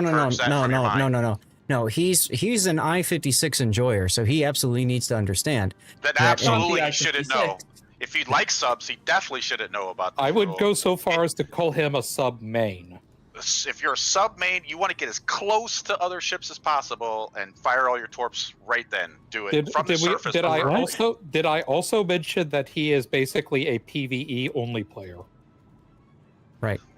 Oh look, I'm about to be randomly spotted by the Serov. That's amazing. Thanks, Serov. Is it really random or is it cheating? Oh god. So when subs first came out, one of the plays was the dolphining. You surface, you spot, you go right back underneath. You shoot your ping, you shoot your torpedoes, you pop up on the other side of the ship, and you shoot them again with your rear torpedoes. and you can do that and basically depth strike everything. And Wargaming's answer was, well, if that happens to you, just dodge. Mm-hmm. And then proceeded to have that happen to them on street. Yep. And then and then they were like, okay, maybe it's bad. Yep. So don't tell me that line is an arming distance now. That's the arming distance of your torpedoes to do maximum damage. If you are within bullshit. If you are within 3 kilometers in randoms, ranked, asymmetric, co-op even, you do what, like 10% damage essentially. You can still cause floods and all that stuff, but the damage is tanked. Yeah. So damn, that's bad. So that's why. That's great. That's why. Do you realize how bad it was before they made that change? So that's why in operations, subs, it's bad for players that don't know. But yeah, that's why in operations you were doing so well with your I-56, because literally there was no other option, right? You could get up and just absolutely destroy whatever you wanted to. But in asymmetric, as you can see, I have to play a lot more cautiously. Yeah, I can see that. And now the Moss is directly over me. That's wonderful.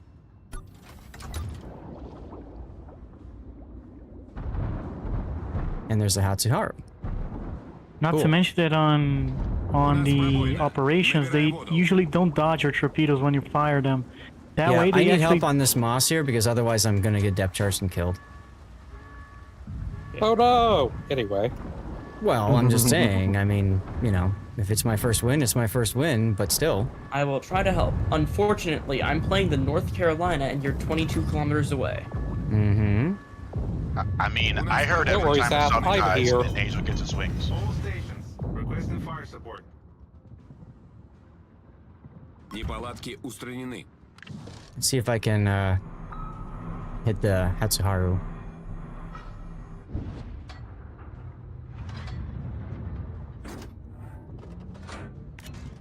So Zeph, do you know what kind of ship is gonna come on the next update on the dockyard? Yeah. When it sinks? It's the Lucian Black. Oh, that's right. They did say that. Lucian Black? How do you spell that? Lushun Black.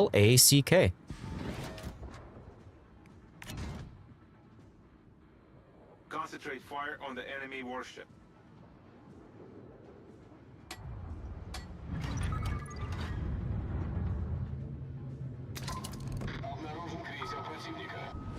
Lute? What again? Lushun. Lushun. Thanks. You are welcome. Lucian. Pan-Asian Tier 10 destroyer. Is it a gunboat or torpedo boat? Absolutely a gunboat. Yep. Torpedo boat. Kinda does have a bit of an identity crisis there.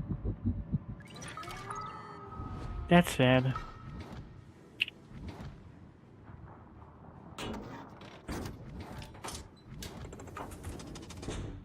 It wants to be a gunboat, but other gunboats just run at it, and it can't defend itself because it only has deep water torpedo. That's right. But it does have this very nice long tick heel. And... hey, torpedoes up the aft. I'm seeing it here.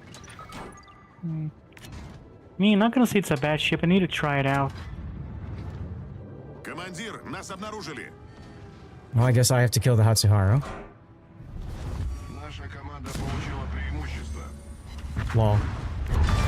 It took care of the web part and the Moss for you. What do you want? No, as you see, I did it.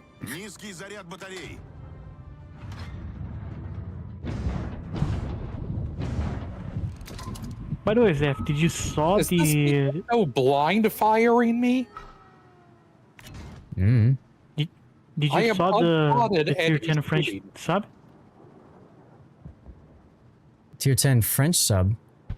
Yeah, the new one with like a huge cannon on top. Yeah, what about it? or something like that. What do you think What about it? No, I think it's kind of silly, but whatever. What is? I mean, the Finch. The sour coof. Did actually make a sub like that. Gunboat sub.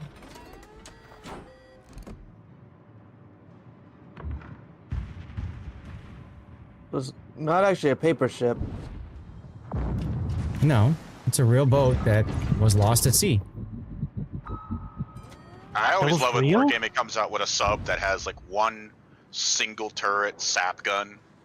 It's like, what are you gonna do with that? Where did they lose it at sea? Why didn't they go to the lost and found? And why didn't they lose it at I think A? it was friendly fire. They don't actually know what it was because we've never found the ship. Have they talked to James Cameron? Wow, Zap, that guy doesn't really want to get torpedoed. Jesus Christ. Mm-hmm. Oh, that's a Miyoko, right.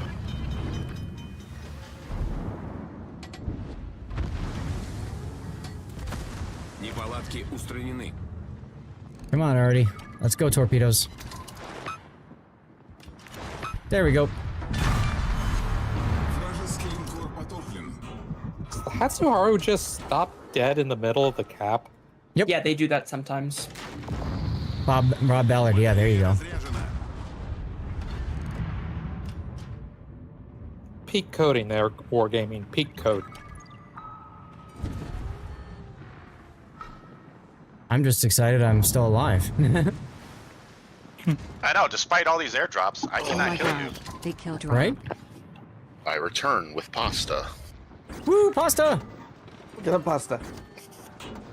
Send spaghetti with some garlic parmesan seasoning, milk, and 5 cheese, like grated parmesan. Please Well, I just didn't come give in that last. to me already. Dear God. He lost me at milk. Why? Hey, I'm not going to try it. Milk is the single greatest substance ever known to exist. All right, thank you, Falcon. Yeah, for him. All right, so Falcon's out. Puddin', do you want back in? I'm making new friends right now. Oh, that's so nice. Let's see. Darlith is in battle, so I guess that means we have to bring Rob. Did Puddin say he's watching Friends? He's making friends. All right, I've somebody already been pick called a... a scumbag 3 times. Nice. Somebody pick a ship, please. Somebody pick a Puddin's ship. a big fan of Ross. Oh. Okay, so we have a... Apparently we the ocean's broken. Guess we're doing Oh, man, gaming! Oh, we could have managed it. Aw. Thank you Wanted for to the see if raid, you Old would Man let Gaming. us. How you doing?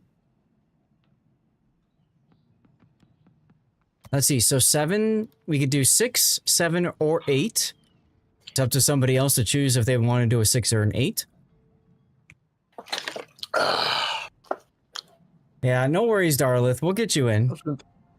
Perhaps. I was gonna do Don't my. forget about me. 8. Ooh, Luca I'm not. Torigo. I like the cut of your jib. I actually need to come Well, I was in. gonna do the laugh because I still need to learn that shit, but I can do tier 7.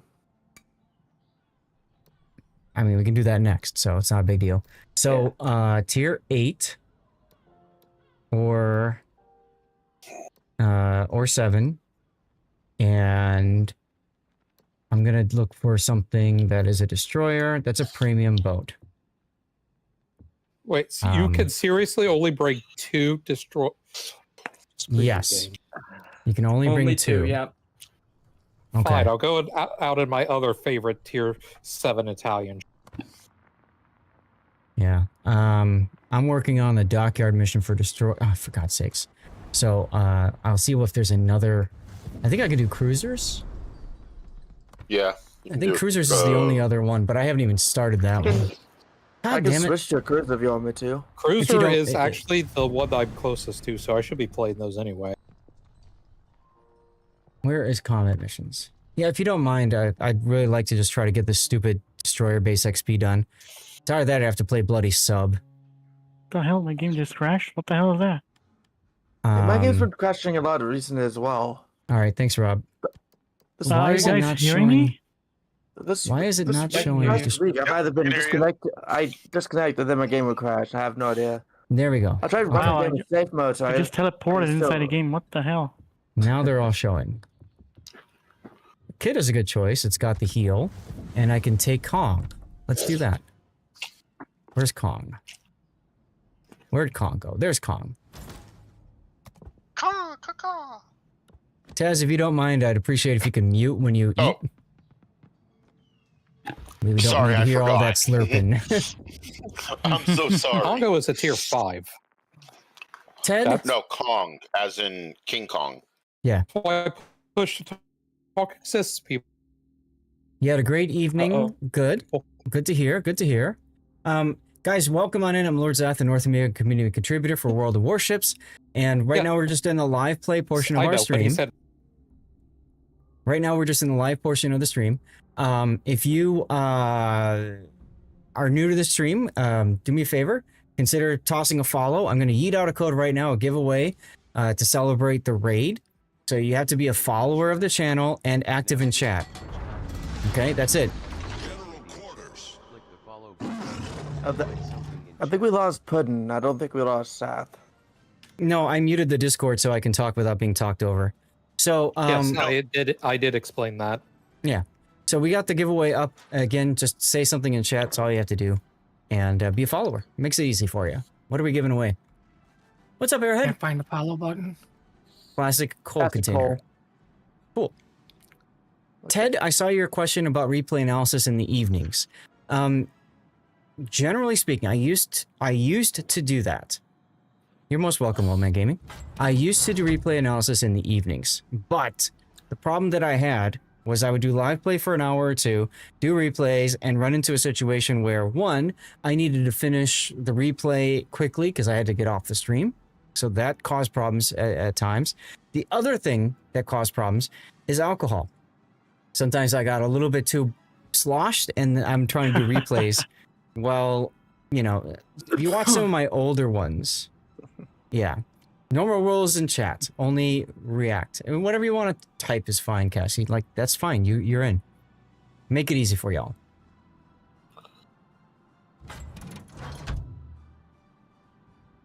And cheers, by the way.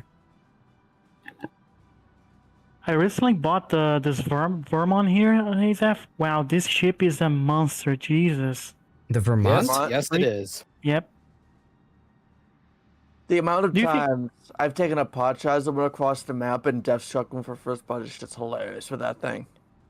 Do you think it's worth like getting the unique upgrade or no? Several actually. Vermont's unique upgrade, yes. Vermont's unique upgrade enhances its reload. You do miss out on concealment, but you get like a 10% to reload buff or something like that. Very sexy. Oh my god!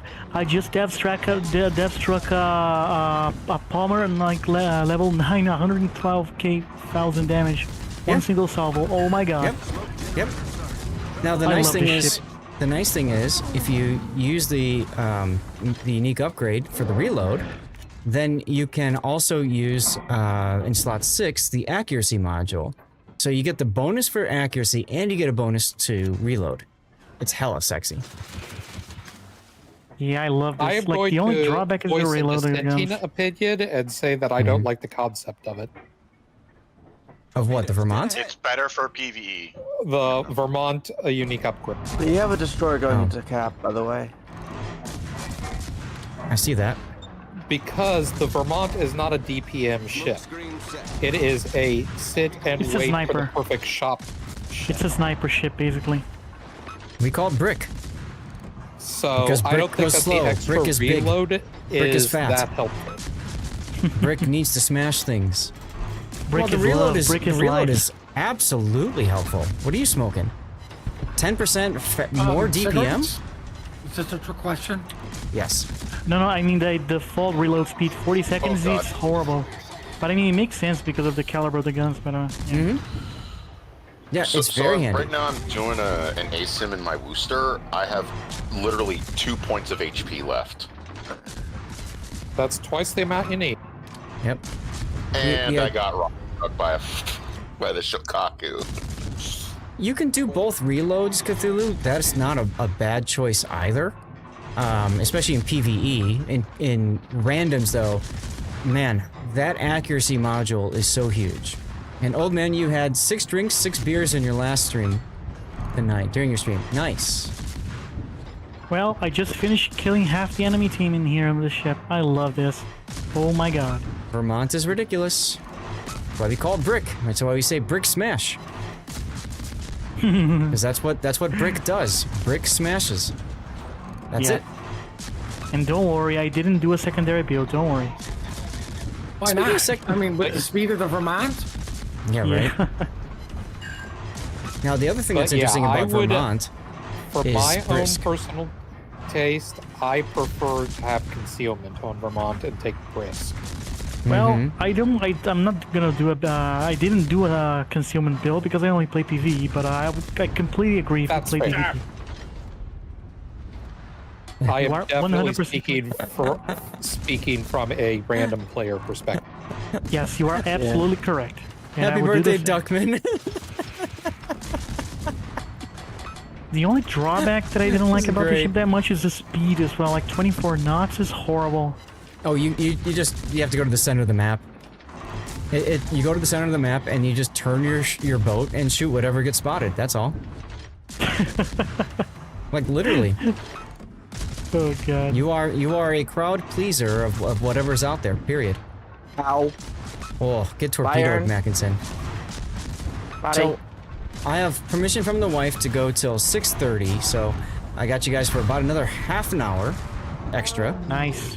Which is good because I do need to, at some point, I need to spend about 30 minutes just testing my GPU in other games that I stream, just to make sure it works okay.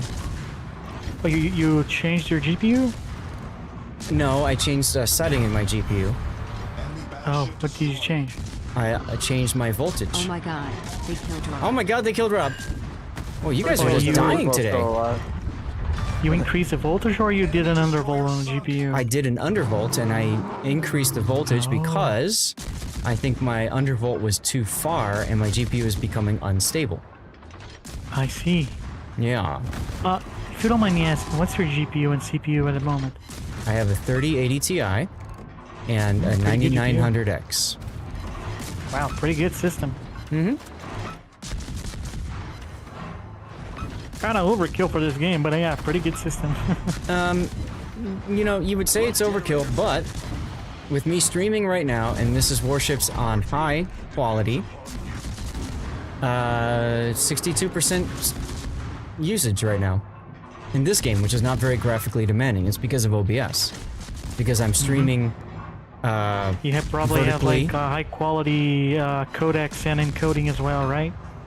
Well, I'm using NVIDIA encoder, true. But the big thing is, the big thing is because I'm streaming at 2K and I'm also streaming vertically and horizontally. I've got two different, whatchamacallit. Yeah. All right, time Aspect to get ratios? myself. No. Are you frame blocked at 60? Yes, Okay. because if I stream at 60, why not lock it at 60? What's the point of going higher? You won't see it. No, but I'm just saying, like, you can see it, right? But, like, I can see in your game it shows 60, Yeah. so I was just wondering. Problem solved, sir. Yep, no, it's locked at 60, and then if I alt-tab to something else, in most games I have it set to reduce it to 20. I see. I see. And you all suck because you all died. What happened to you guys? I got stuck on a rock because I was trying to. The whole team turned around and went back to the base. The whole team turned around and went to the base. I was stuck there holding the dance floor by myself. Mm-hmm. Mm-hmm. Click the follow button and write something in chat. Yeah, but that's a pretty good system. Pretty impressed. Nice. Yeah. I'm looking to upgrade the Well- GPU at some point because it needs to be upgraded. It can't handle, you know, Borderlands and Mandalords as well. So, Dude, even with my GPU, I'm struggling at Borderlands. I actually got my friend account just to give it a check if my system could actually run. Mhm. Dude, even with my GPU, I was having problems. And what's your What GPU? the world happened? I just Mine looked is back even and- better than mine. GPU is even Zach, better you're than the the only one 5090, dude. alive. I'm using an RTX 80 6000. It's a server GPU. Interesting. Never heard of that before. Dude, it has 48 gigs of RAM. I'm still having What? issues with that game. Yeah, That's insane. That's a compiler, though. Not necessarily. This variant I mean, of that's what GPU it's for. Not necessarily, because NVIDIA has multiple SKUs of this GPU. Well, don't you know the Borderlands 4 is a premium game for premium players? Not only that, but the problem is the game's engine. Like Unreal Engine 5, it's beautiful, but it's horrible in terms of optimizations. That's correct. I never have any issues with the 4070 Ti that I have. I tested a lot of Unreal 5 and built in Unreal 5. Mm-hmm.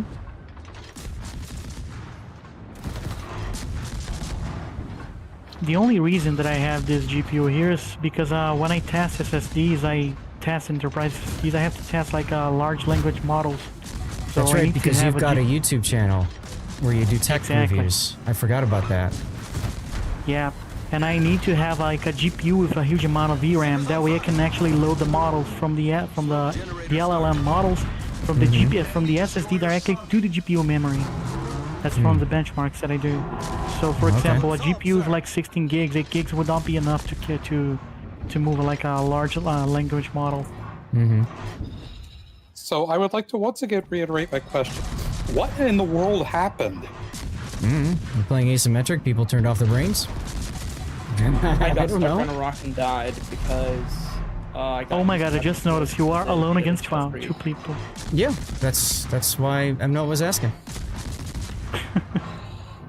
Smoke screen set. You are literally doing hold the line. Yep. Oh, And so you do know that song. I'm doing French come on, dude. radar right now. Who doesn't know that song? Trying to figure out where this La What Argentina song? is.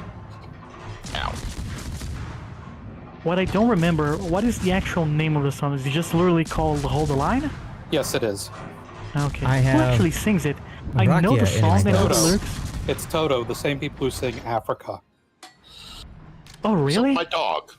Interesting. I didn't know that. Yeah, my dog is actually named Toto, but not Oh, because really? of the band. But Is it because- from Wizard of Oz? Yes, because when she came to us, she looked like Toto from the Wizard of Oz. Oh, I thought it was because it was a Spanish, like, Cocker Spaniel or something like that. Dude, that's the theme song from Wizard of Oz. I never got it out of my head. That song is amazing. That theme song. All right. So we should win on time anyway. No point in going after the tiger. You're welcome, everyone, for the carry. Thanks for carrying us, Seth. Whoa, we just Funny killed thing 7 players. here. Holy shit. Yeah. It's because I hit torpedoes, I got 44,000 damage, which is more than I Wait, normally outside get of in a game Zath anyway. and me, there was only a single kill. Yep. Damn. Damn. Yep. Get OP. If it wasn't for the heal, I'd be dead. And Ferruccio OP against Destroyers, because I think all 3 of my kills were against DDs. Yeah, so Old Man Gaming, this is Rakia. Cheers. You probably know what that is, right? Well, I have the Sims. Oh man, I really wanted one of those like ice cubes for the cup. Oh man, I really want one of those. They're good stuff. They're good stuff. There he is. Man, War Games should really start selling these, man. They would actually make a lot of money if they actually sell these. Agree with you, they would. What's up, Hellskate Digger? How you doing? So yeah, my voltage is 0.912 right now. It was 0.880. And I was running into stability issues on Monday night. And then actually today I had some issues too, which took the stream down. I had to restart the PC and all that. So Ryan Dockyard and Asymmetrics. Question. Nice. On your MSI Afterburner, for example, how much did you increase the power percentage of the GPU? Like, did you increase like 110%, 104? No. How much is it right now? I haven't increased it at all. I left the power as it is. So my power draw right now is 235. On a 3080 Ti, that's really good, by the way. Yes, it is. Well, maybe I can farm some base XP.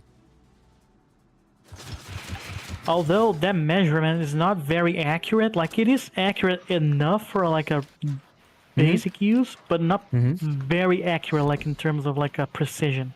But it's okay. It's okay. Like, I mean, for that GPU, you'd probably be expecting like around like 240 watts on this kind of game, which is basically like almost the same. Like 5 watts is not gonna really matter.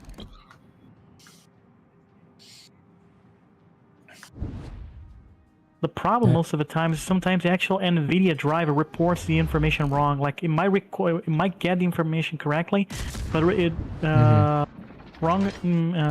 it actually report the values incorrectly. I don't know why. I don't know if it's on purpose or no. Okay. Oh, this is the worst spot to spawn in on Xenon. Well, where did I go, Tiger? Neighbors Center. I'd want to spawn in the middle with Xenon. Absolutely.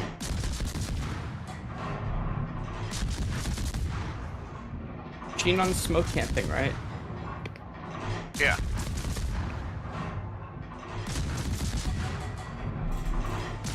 Alright, and light cruiser Thin Hull doesn't really take citadels from broadside. Well, yeah, you move when your smoke is down, and then you shoot when your smoke is up. So you should be taking very minimal damage. All best case scenarios. Hey, do you guys know any good bird sitters? My fiance just gave me a real good one. A real good Burn what? Center. Wow. Okay. All right, Tiger, where'd you go? If you shoot around the ship, does it reset the timer on the flag, or you have to hit the ship? You have to hit. You have to hit. Okay. Yes, Old Man Gaming. I did actually know that the lead singer of Toto is John Williams' son. I did not. Oh, I think those torpedoes are looking good. At least one. And he's slowing down the jerk. Oh, come on. Yeah, so I'm just farming decap ribbons right now because I can't afford to let them... I wish you guys could see what was going on my screen right now, because this thing... I think my internet is just not very stable because it is jittery. I really? feel like the overtakes us in 3 minutes. Yeah, I'm worried about that too. What are we worried about? Losing on time. No, we're not losing time. They don't have enough time to make up the points. So as long as you don't, 40 points in 2.5 minutes. Yeah, there's no chance that they have. Yeah, they don't have enough time to make that up. But for example, isn't based on damage, like or HP left remaining? They only get 2 points every 6 seconds. So 2 minutes, that's going to be 12 ticks times 6. That's 100, or that's 72. And another 30 seconds isn't going to be enough. Okay. Thank God for score timer. No, that's just math, because score timer says we lose in 22 minutes. No. Not 2 minutes. But It's not solid. It's not a solid red. You see how yours is solid? That means you win. They can't come back. What are you talking about solid red where? You see how the green square is a solid green square? It's solid. I never That noticed means that. you win. Huh. I didn't know that. That takes in. That's wicked That's interesting. I didn't know that. Freaking noobs. Hey, Zeph, is he turning the turrets towards you? Zeph calls himself an expert at this game, and he didn't even know that. No, you'll be I'm surprised not how many listening to people put in don't know about that. anything. Spamming HE and Monty. What? No, I couldn't I'm find not my listening to 2 you key. about anything. I couldn't find my 2 key. It took me 10 minutes. It did take you 10 minutes. Right. Not that we were trying something different with limited DCPs on a battleship.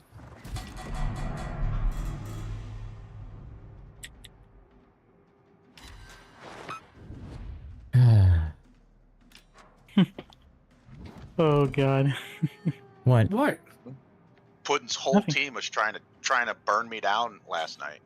That flip the call was made.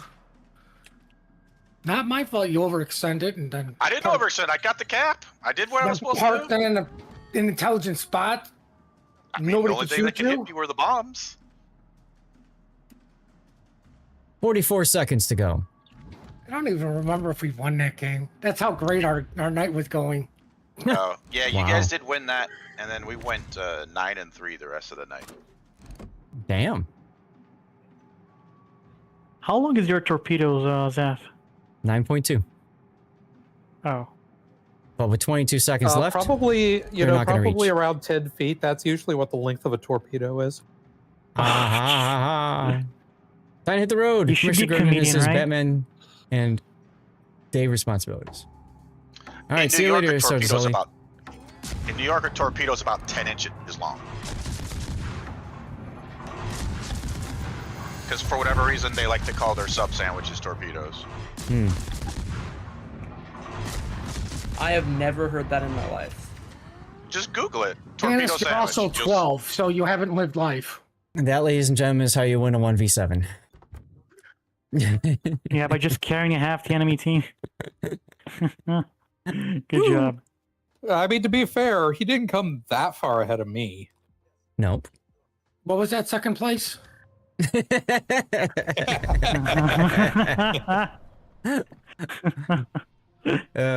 Oh god.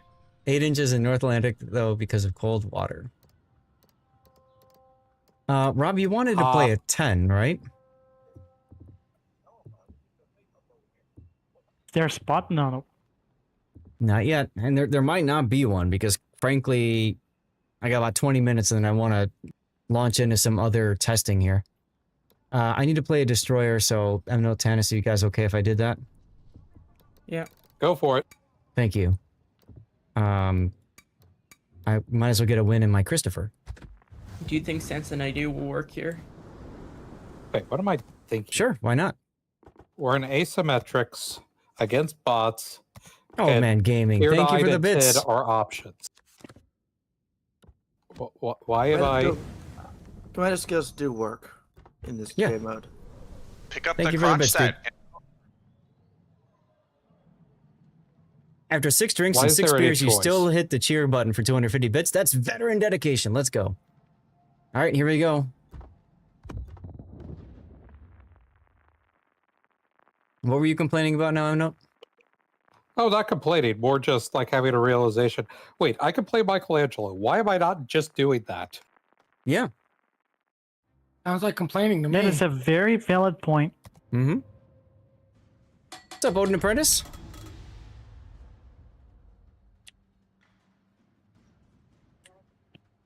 Be careful. One of the bots on the enemy team is a real prat.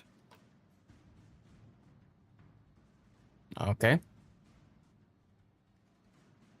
He's talking about the bot's name. Yes, I know. I don't I get love it.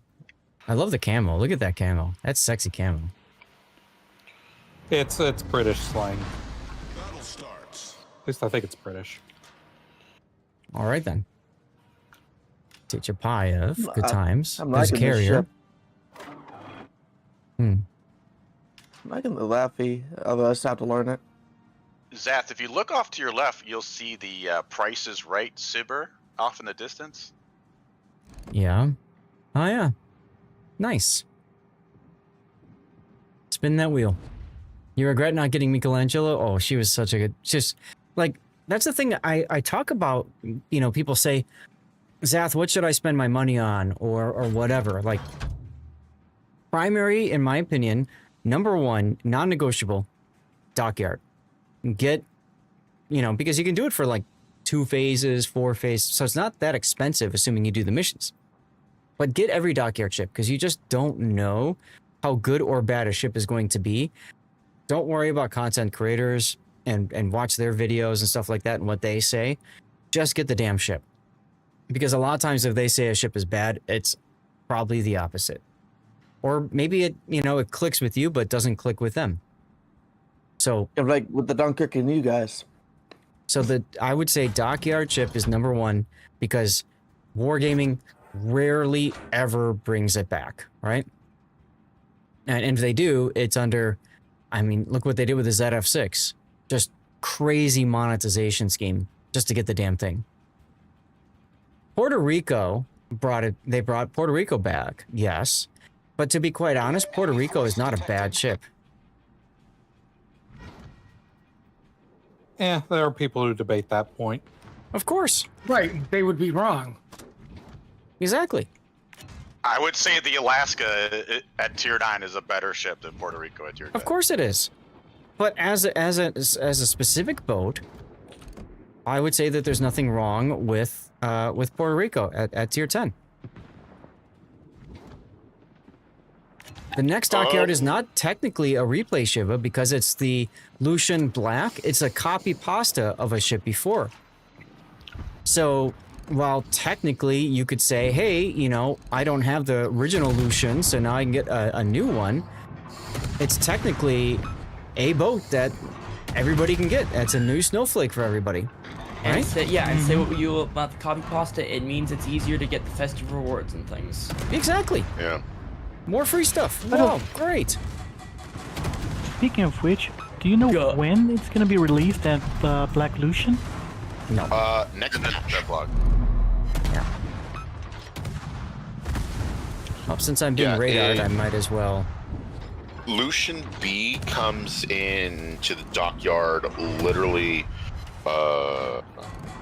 when is it? October 1st. Smoke generator started. But the real question...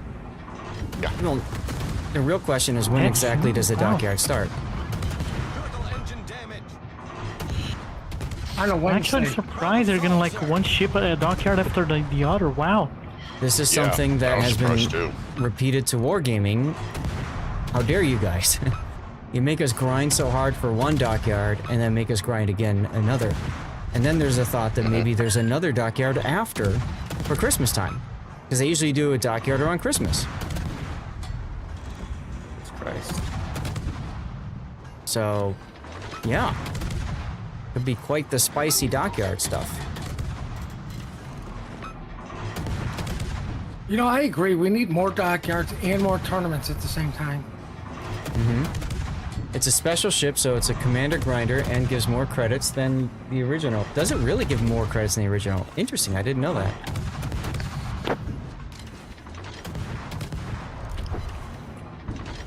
Yeah, Shiva, no, maybe? Shiva. But I don't really follow that. The dockyard for this pack ends in 9 days. So that's next week. What level on the dockyard are you guys on right now? I'm on the last level. I'm on the second to last. I've completed mine. No, but I mean which like phase is exactly actually? Oh, I am currently at 16. I'm at phase 20. Oh, you're fine then. I already have the There's boat. enough time. It's never fun asking I things for wrote it in. Zaf. Sorry, what? It's never fun asking things for Zaf because he always says I have it. Yes? You must be new here.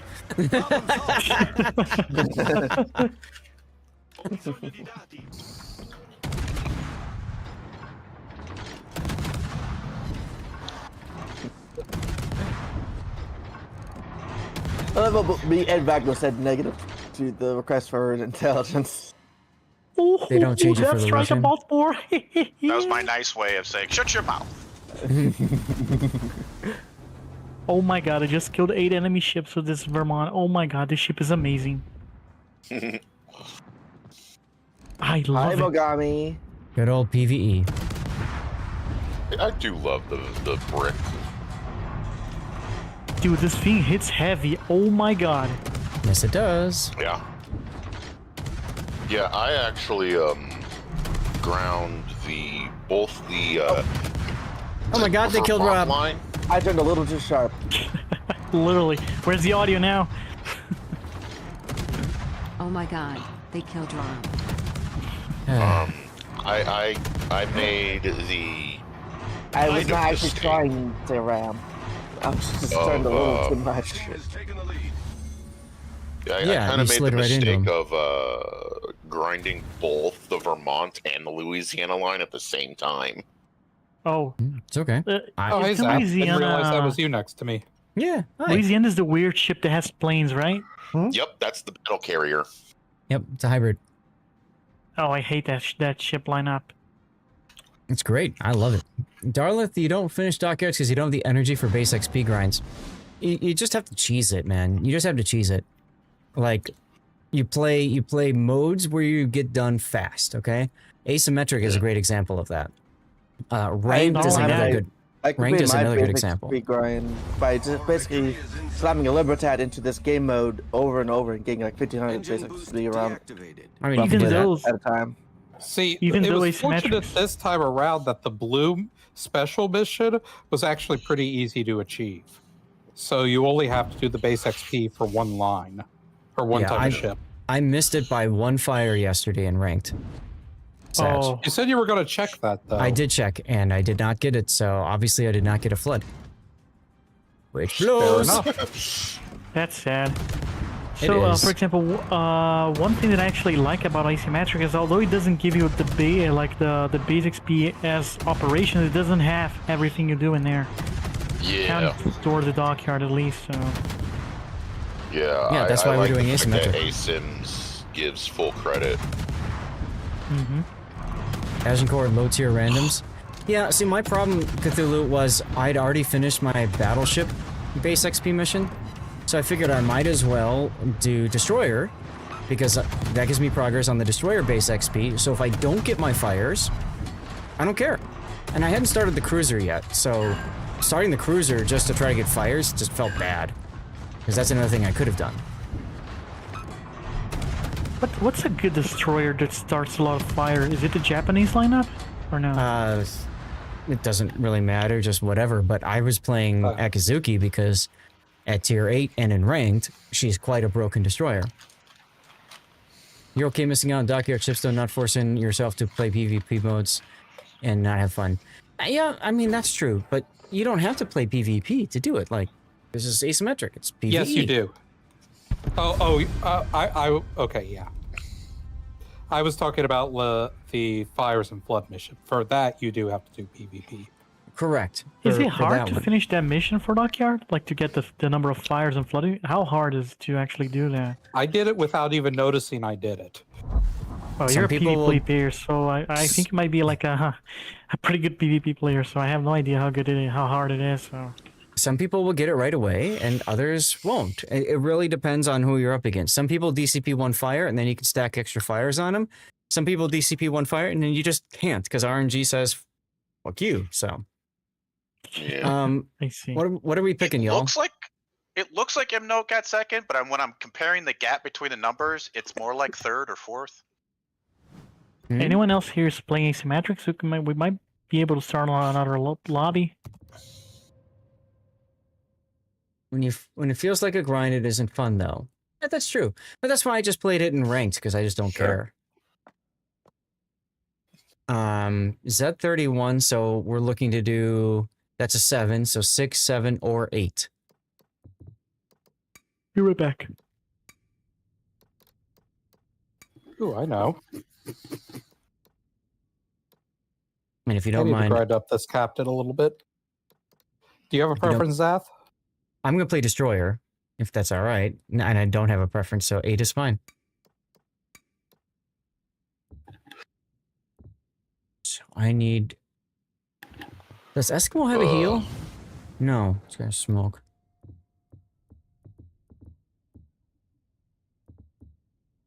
Think Bliska doesn't. No, okay. Huron does. Huron. Where's my Huron?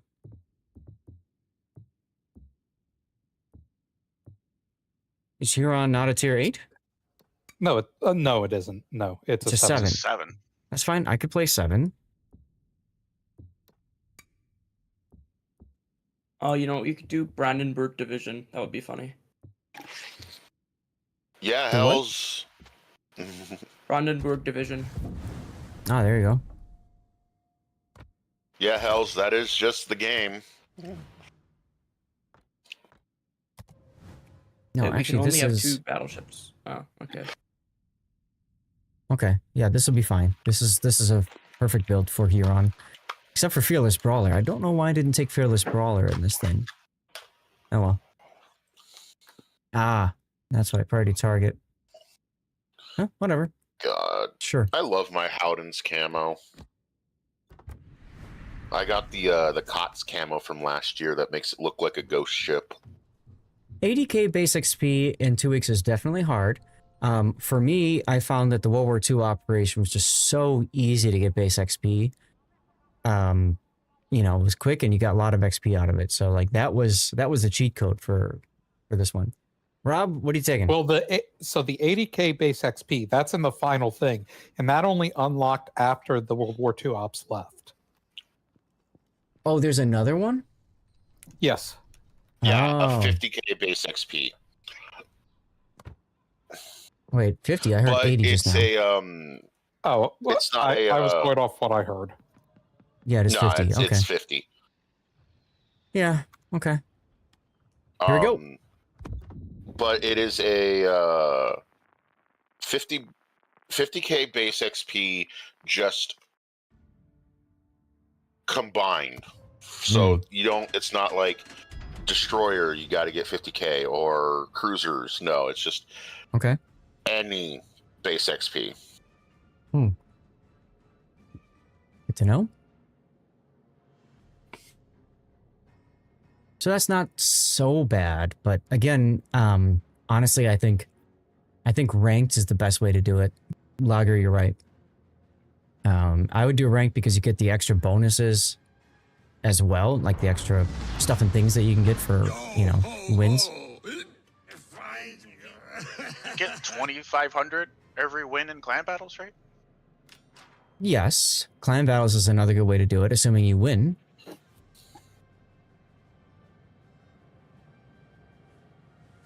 The only problem is we're decently far along in clan battle season now, right?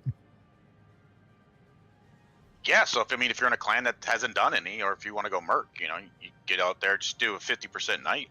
Right. You know? Yeah, that's the only option you really have, is to kind of club your way up, right? Let me fix this. That looks better.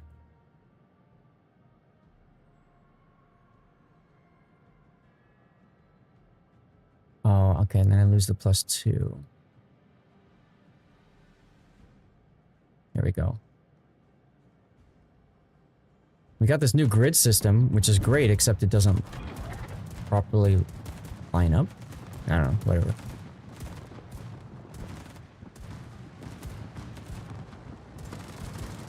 Yeah, if you got other games to play, then you play other games. Sure. Or just buy a couple of the boosters at the start so that you don't have to, like, grind the end. You could also do that, Darlith. Look at the, you know, take a look at it and say, okay, I'm not going to grind the last missions, for example. Right? And then you buy the, I don't know, both boosters, whatever, right? It's the Gokaze, the Gokareze. And Omaha's. Gokaze, go fast. Wargaming is generous with earning stuff in-game, but it does feel like a second job at times. You can. I can say that, like, I've gotten here to this point just streaming and playing, like, during tournament after parties and stuff. I haven't considered myself putting in a lot of effort, you know? I do 5 games a night otherwise and are not streaming. And I feel like I've made a lot of progress just from that, you know?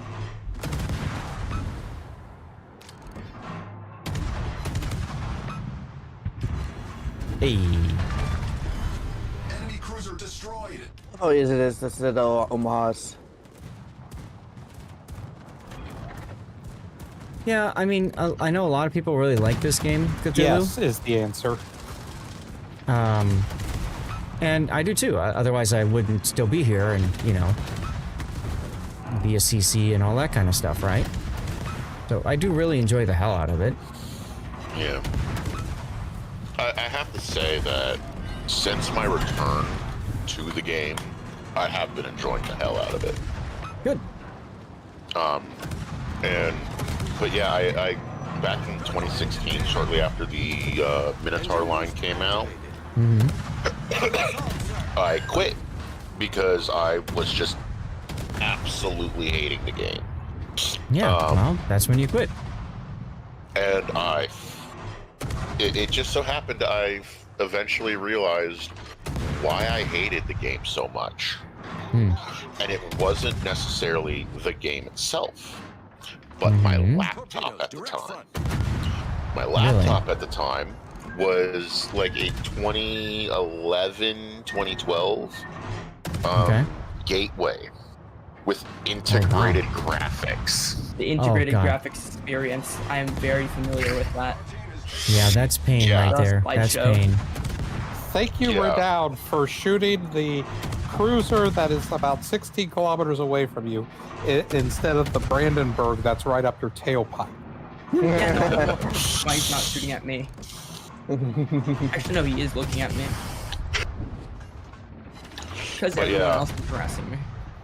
And now that I actually have a laptop that actually has a graphics chip in it, I mean, yeah, I think it's a 1060 Ti.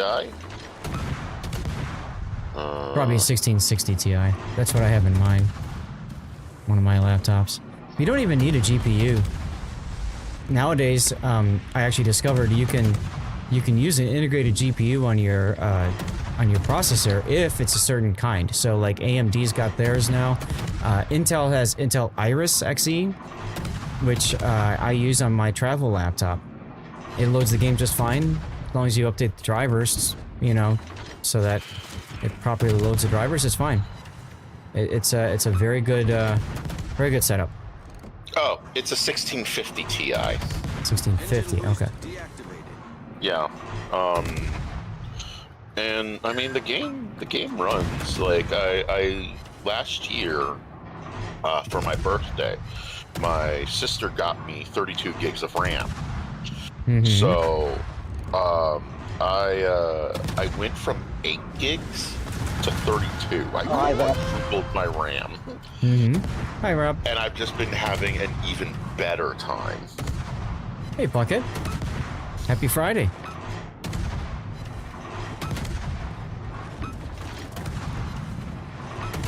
Having the extra RAM is very handy. I agree. Oh, yeah.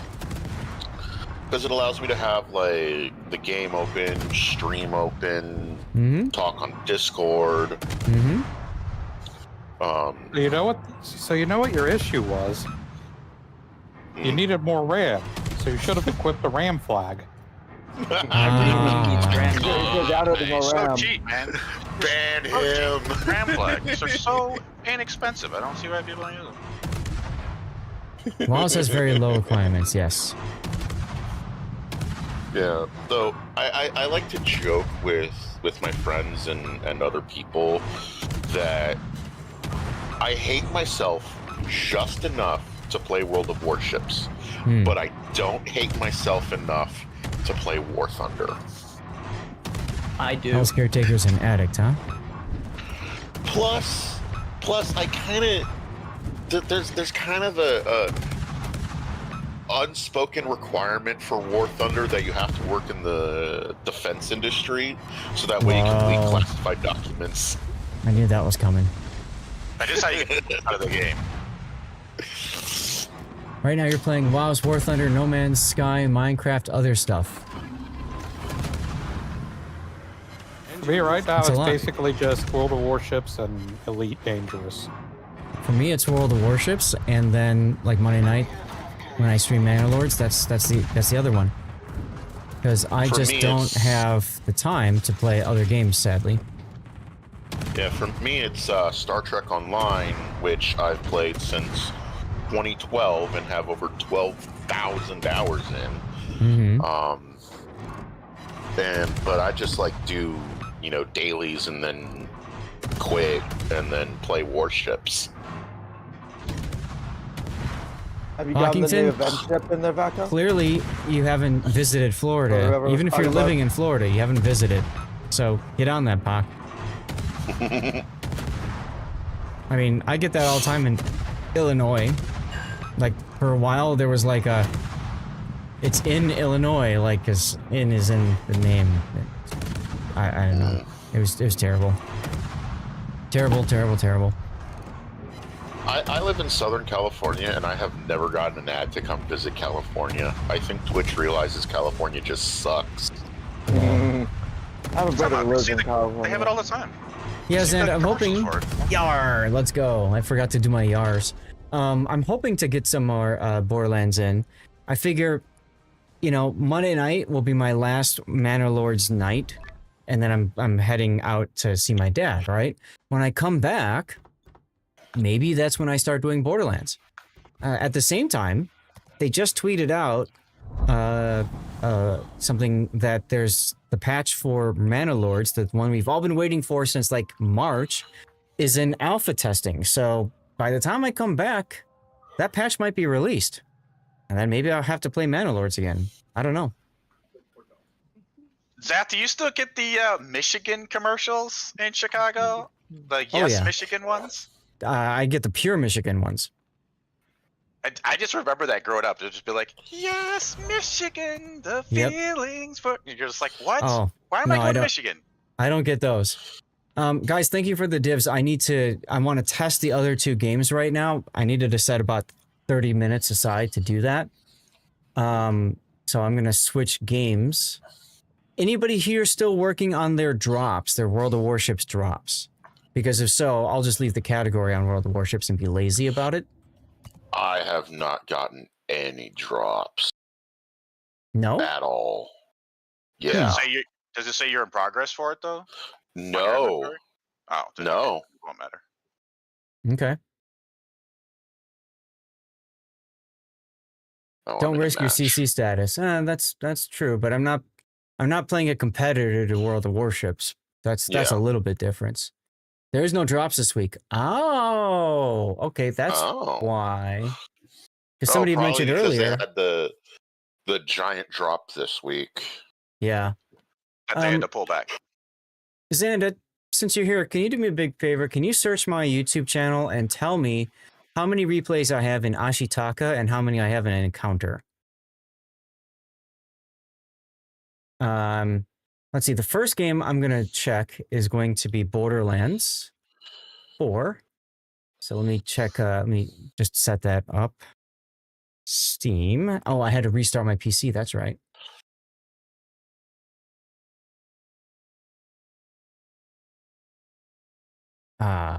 Borderlands, here we go. Start.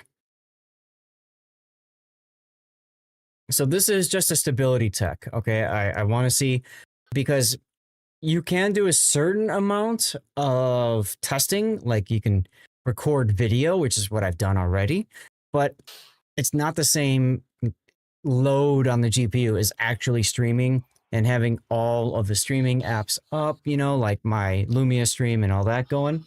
Mind you, I never fixed my lights behind me. Oh well. Okay, yeah. I'm looking at the Twitch drops for the anniversary article. It has Mission 1, Mission 2, and Mission 3 is See Radiant Wave Challenge in the anniversary stream section above. So there is actually no CC drop today, this week. Yeah, or just regular warships drop. Yeah, okay. Yeah. Interesting.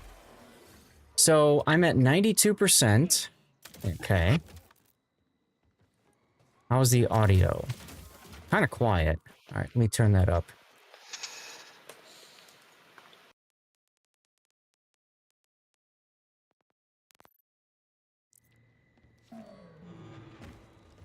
So I just want to get into a quick fight and see what's going on with my GPU, make sure it can handle it. And then we'll do the same thing in Manor Lords. Check it out. Well, hello, speaking of fights. You can die now. Oh, wait. Let me grenade you guys. This is fun. Isn't that cool? Yeah.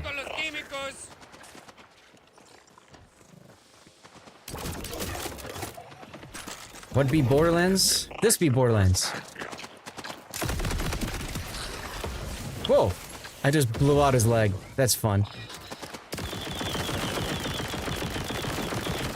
I'm playing as Rafa right now.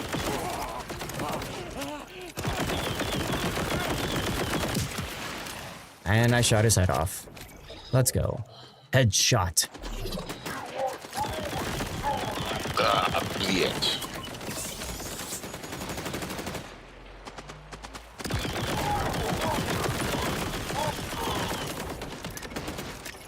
So I'm seeing 87% chat. What are you seeing for percentages here? 88%. Get my fancy schmancy thing going. Oop. Whoa. I'm in fight for your life now? Okay, well, there we go. 88%, yeah. Yeah. 91. 89. Ideally, I want this.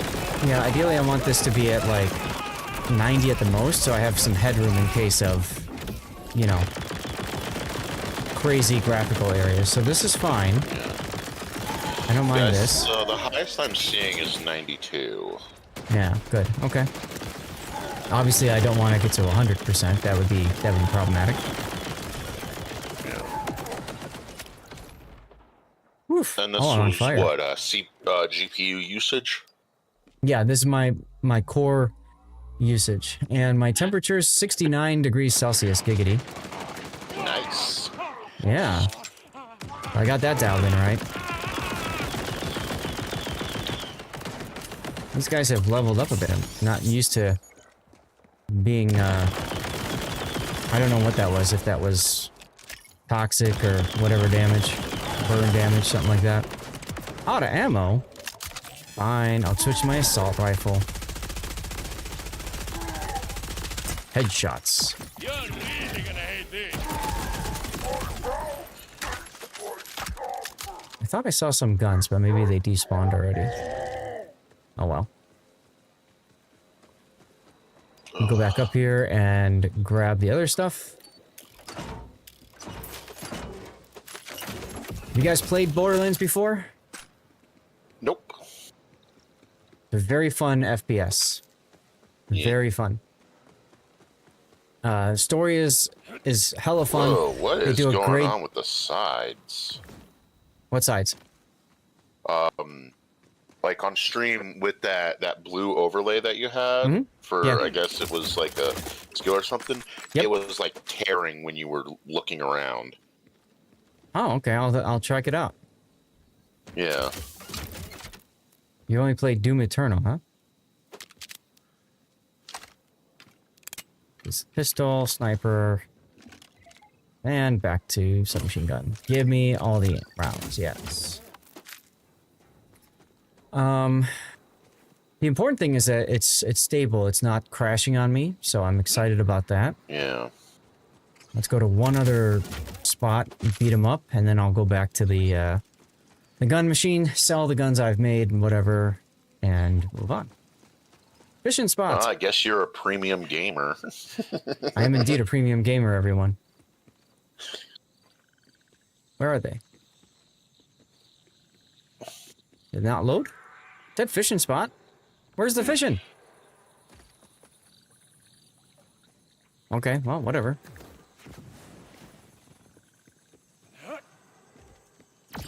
Alright, so when I look around, I don't really notice any tearing on my end. Maybe that's the OBS struggling to capture it, because it's happening so quick. Yeah, because if you look at the VOD, you'll be able to see it. Yeah, Okay. I see what it means. It does funny things around the edges. Yeah, like it's. Oh, I see it. I see it now. Coming away. Yeah, I see it now too. I don't know if that's... I wonder if that's on purpose? You know, like the way it's coded or something? I don't know. I have no idea. Yeah. Yeah, whatever. Yeah, this game seems like it's supposed to be kind of janky. Yeah, there are times where that's kind of like expected. Let's play with shotguns. Underbarrel shotgun, because that's always fun. So when I was testing this, my GPU settings, right? I just keep on like going over to this area, just blasting people, and then moving on from there.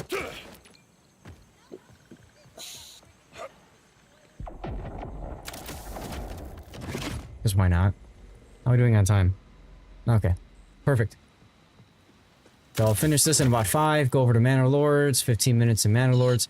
I'll show you guys the big boss fight, the big fight that we're going to have on Monday night. And that's a great way to test it because of all the units and stuff. Good shotgun, biatch. Let's go. I hear somebody. Oh, 93, 94. 95. Perfect, thank you guys. Let's Hey, no worries, Zach. Let's jump on in here and kill you. Bye-bye.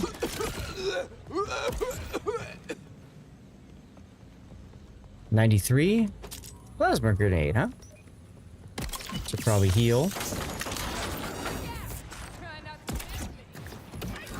Oh, again. One other thing. 96, you said? Yeah. Okay. 96. Next week I'm playing Fortnite? Oh god, no. Take it! Oh, headshot!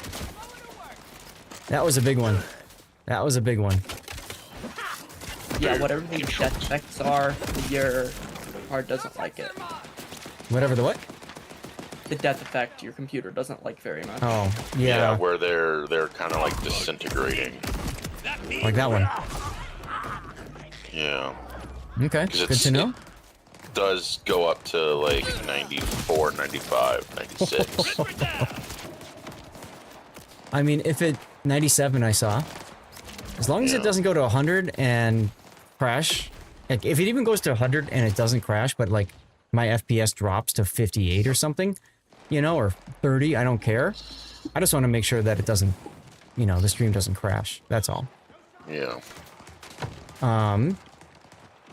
All right, well, let's do this. Let's go to the map. And let's head back to where we were.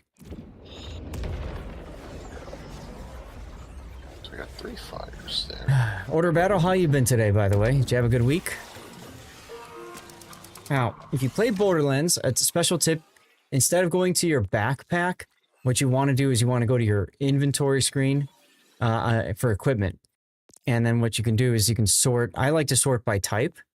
That way I can look over everything that I picked up and make sure I know what's what. So here's my assault rifle, and I can compare the different stats and stuff like that. In general, I just go for whatever is most expensive, and I keep that because that's who I am. But when I pick stuff up, I just mark it as garbage. Some things I can't do yet because my player level is too low, so I just mark it with the piggy bank icon so I don't forget to, you know, I don't accidentally sell it. Yeah. But that allows me to go here and then sell junk. Taz, can I task you with one other special request? Actually, anybody, if you guys wouldn't mind. I need you to get ready to clip something. I want to showcase my settings here. So here's my settings that I'm currently using for Borderlands 4. This is the using the hardware unboxed optimization. I highly recommend you check that out on YouTube if you haven't already done so. I'm on a 3080 Ti. Keep in mind, I'm also streaming. And so pretty high demands on my GPU. But you can see there, all of the settings have been dialed in. And it's a much better experience than the lowest settings. So hopefully this will help you guys out. Thanks for checking out. Let me know if this helped you. And if I could get somebody to please go back and clip that little blurb, I'd really appreciate that. Because a lot of people are struggling with trying to... Where's my mouse? People are struggling to you know, to put this out, right? To understand how to do their settings. So the game looks really nice now that I've dialed this in, because I had it on lowest before. The trumpet. All right, so let's get out of Borderlands and let's switch now to Manor Lords. Yeah, I'm currently editing the clip right now. Perfect, thank you. I have a clip. It might be a bit too long. That's fine. Just you can use it, and I appreciate it because I can go in and I can change it and adjust it too. So if it's too long, that's perfectly fine. I'd rather be too long than miss something key. So that's fine. Thank you. Once it's on clip, do you just have it? Yes, if it's been clipped, I already have it. You don't need to share it in chat or anything. So perfect. Thanks. And I'm saving the clip I'm making right now. Perfect. Thank you. Just simply titled Zath Stats. Oh God. There we go. So this is Mana Lords, guys. We've been playing Mana Lords for, as you can see, 9 weeks. 9 weeks. That's 9 times 3 hours. That's 270 hours in this game. Did I do it right? No, not 200. It's 27. God, I can't math. 27 hours that we've done. Saved. Thank you. And Monday night, because I'm going to go visit my dad, we are finishing it come hell or high water. So I'm going to give you guys a sneak peek at how we're going to go about finishing this. We are going to kick the Baron's ass out of our land for at least 10 minutes or so. All right, so let's take a look at Manor Lords and how it handles graphics. 95%. Obi-Wan, thank you very much for the follow. Welcome on in. Hello there. I saw 95%. There's another 95. That is 97. Definitely a name of all time. I saw 97, but I'm still handling it fine. Now what we're going to do is we are going to assemble the army. Zath. Yeah? Where do I shoot the Manteuffel? The Citadel. I don't have any clue. Uh-oh. May the force be in you, or whatever the fuck they said, right? I don't care about upgrading my dudes, it's fine. I'm just gonna grab everybody. And we're gonna rally here. So, the thing about the Manteuffel, she's got turtleback. Uh-huh. Oh no. So aim for the turrets. Oh my god, I just saw Sovietsky Soyuz die. What the hell is... Dev Strike die. Look at this! Look at this! This poor lady's trying to get in and everybody's rushing out to battle. She's like, can I please get in? Good. Okay. Need to change hats. That's true. That's true. That's true. Okay, getting the Citadel on the... What was it called? Narai Citadel was satisfying, because that's a Death Strike. So and we're then gonna I run... just immediately died. We're gonna run everybody over to win. here, and then we're gonna start our massive battle. Alright, we're gonna fight the Baron, the evil Baron. For those of you guys who don't know this game, this is a city building, a medieval city building game, which is... Wait, Manor Lords is first person? Amazing. No, it's not. It's isometric or third person. But it's a hell of a lot of fun. It's a great game for like just relaxing, micromanaging areas. You basically build villages, and I'm playing the scenario where we need to wipe out the evil Baron, right? So I'm gathering my military. I could do this a lot faster, but in game we have played for 7 years, guys. Which is crazy to think about. 7 years. Let's fast forward.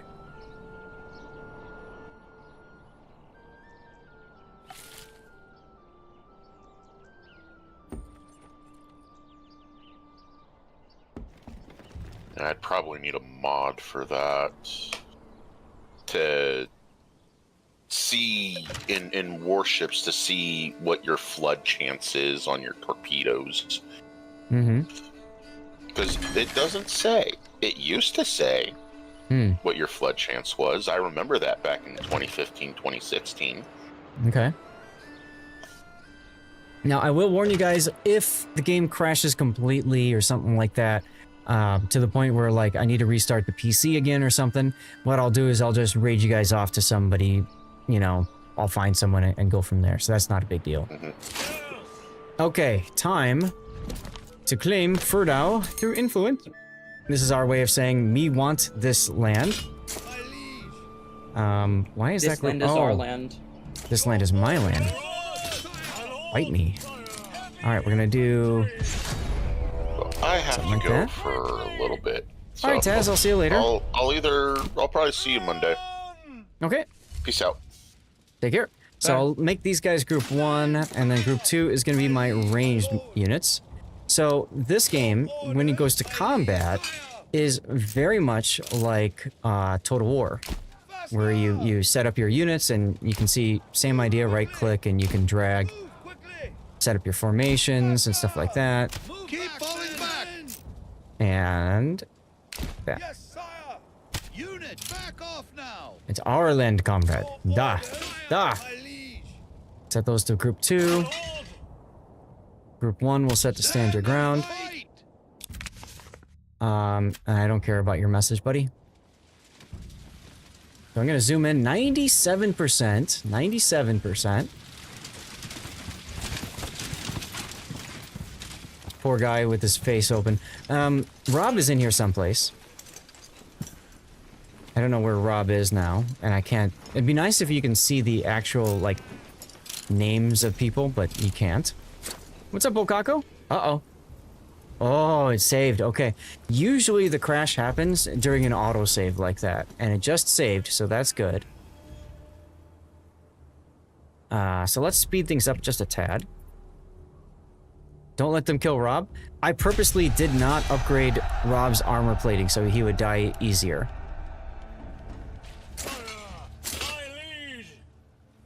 Kind of a fun meme moment, if you will.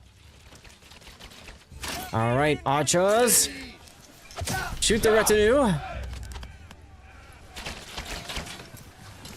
These guys are the most armored, so trying to take these guys out early helps tremendously. We're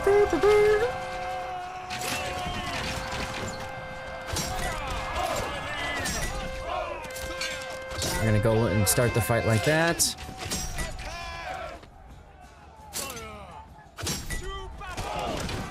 And I need to keep an eye on the brigands so they don't roll up my archers. Speaking of archers, you guys are really close to the battle right now. Yeah, we broke them. Let's go. Tell you what, let's have the archers fight that way.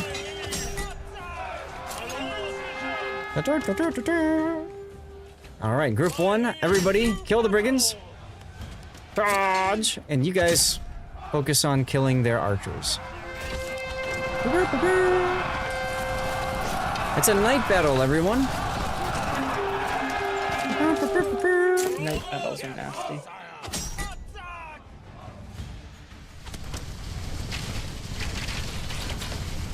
I just look at all these dead bodies, and there's you can drop the HUD so you make it nice and cinematic.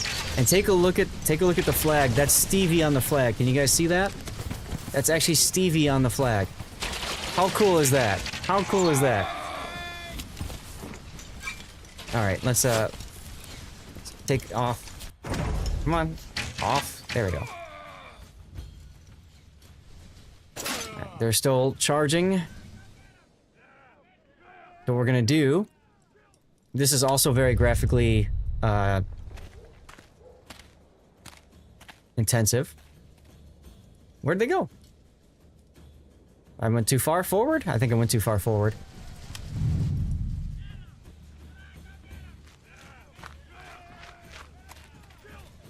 I hear them.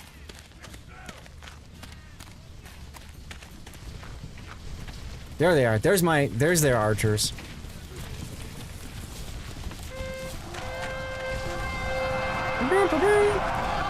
Here they go to the slaughter. Let's go. Yeah. Victory! Let's go. Good job, everyone. Good job, good job, good job. High fives, all. High fives, high fives. Man, this game is so fun. So that's what you're going to see Monday night. You're going to see me blasting away at this section. We're going to do this one right away. And that'll give me time to bring my military units back, to heal, to replace losses, all that kind of stuff.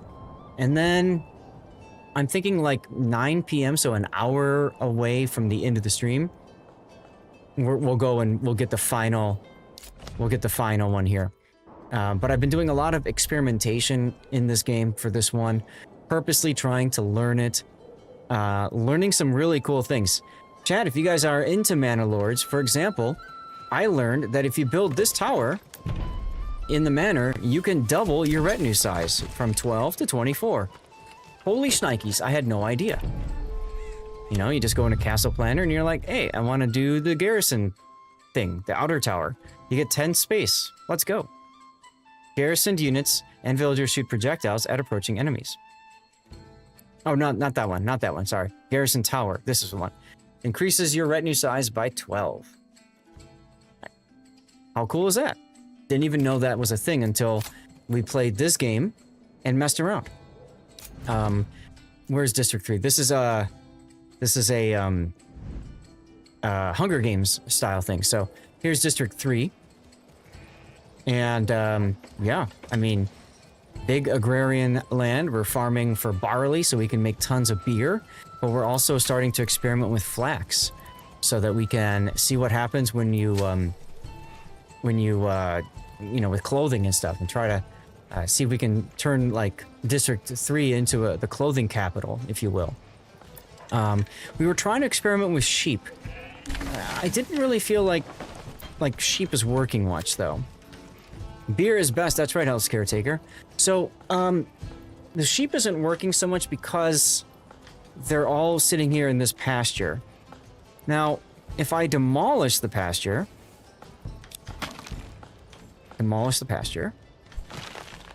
now we've got all of these sheep, all these lambs that are just sitting here with nothing to do. But in theory, they're supposed to go and fertilize the fields.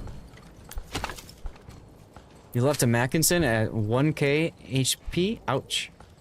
So let's see if they end up going to the fields. They are! Okay, so that was my problem before, was they weren't assigned to fields. Or, whatever. Pasture space 28. Uh-huh. So they're just chilling right here. But I'm curious if they will go elsewhere or not. So, still trying to learn some things in the game. So we'll be doing that Monday night. Hopefully you guys can make it to that. But the quality's looking fine. And I even increased my graphic settings a little bit from Monday night. So shaders are ultra, for example. I used to have them at low, I think. Yeah. Yes, Hell's Caretaker. It is a technology here. Fertilization. So you can fence up fields and turn those into pastures. So if you look, let me zoom in. You can see the fence here. So it pastured up this field. There's one here that I haven't built it on. So you can see there's, well, even the... Yeah, see there's no fence over here, right? On the sides of this field versus that one. But I'm curious... Oh, they've moved. Okay. So in theory, what that's supposed to do is increase the fertility of your land. I've just never messed with that before. You know what I mean? But, we did that, and we also did... I don't know why I keep showing District 2, because we're in District 3. It's a fun little bug with the game. There we go. So we did sheep breeding, so that the sheep that are grazing on pastures will multiply on their own, naturally. And then we do heavy plow, and then fertilization. And so that's how that works. Okay, that's cool. So now I know how to get that working. I learned something tonight, y'all. Is that exciting or what? All right. That'll do it for the stream, guys. I'm gonna go to the ending screen right now. Guys, tomorrow morning, I'm getting up early again with Puddin', hopefully, and we are bringing you guys the Warships Classic Tournament. We had a lot of fun doing it last weekend. This is the final weekend of 5 weekends in a row covering tournaments, getting up early, having after parties, and all that. So tomorrow and Sunday, you can expect a lot more grinding in World of Warships. Probably be doing a lot of asymmetrics and that sort of thing. So hopefully you guys can tune in for that. Until next time, guys, Thank you for tuning in. Thank you for being here. Thank you for all the gift subs earlier today. It was amazing. Let me go to the stream ending screen. I'd love for some raid targets from you guys. If you have any ideas of who you want me to raid you on off towards, please let me know. Any nominations there. I don't care what content they're doing. I don't care what game they're playing. To me, that doesn't matter. They're good people and you want to share the love, then let's freaking do it. Yeah? Their Bach is an option. We raid him a lot, but yeah.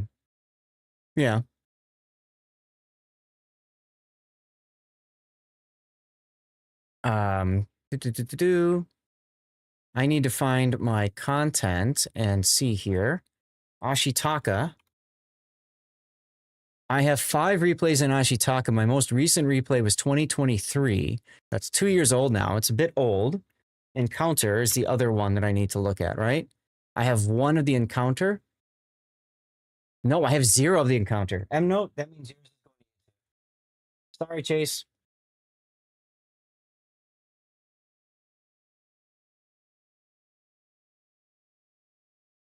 I could technically put chases up on YouTube as well. It's just, I don't know if I have the time and, effort associated for it. Guys, you're seeing some links in chat. I haven't had a chance to talk about them. I have a rerun channel that runs 24 hours a day, 7 days a week, including when I'm traveling. Some people like to use it to farm their World of Warships drops, farm channel points like Taz said he was doing. He had his laptop open on the rerun channel to to redeem a Cover My Replay over there. We also have words on stream and play with the lights. And for a lot of newer players, tune up, good night. A lot of newer players say they actually like tuning into that channel because they learn things about the game that they didn't know about.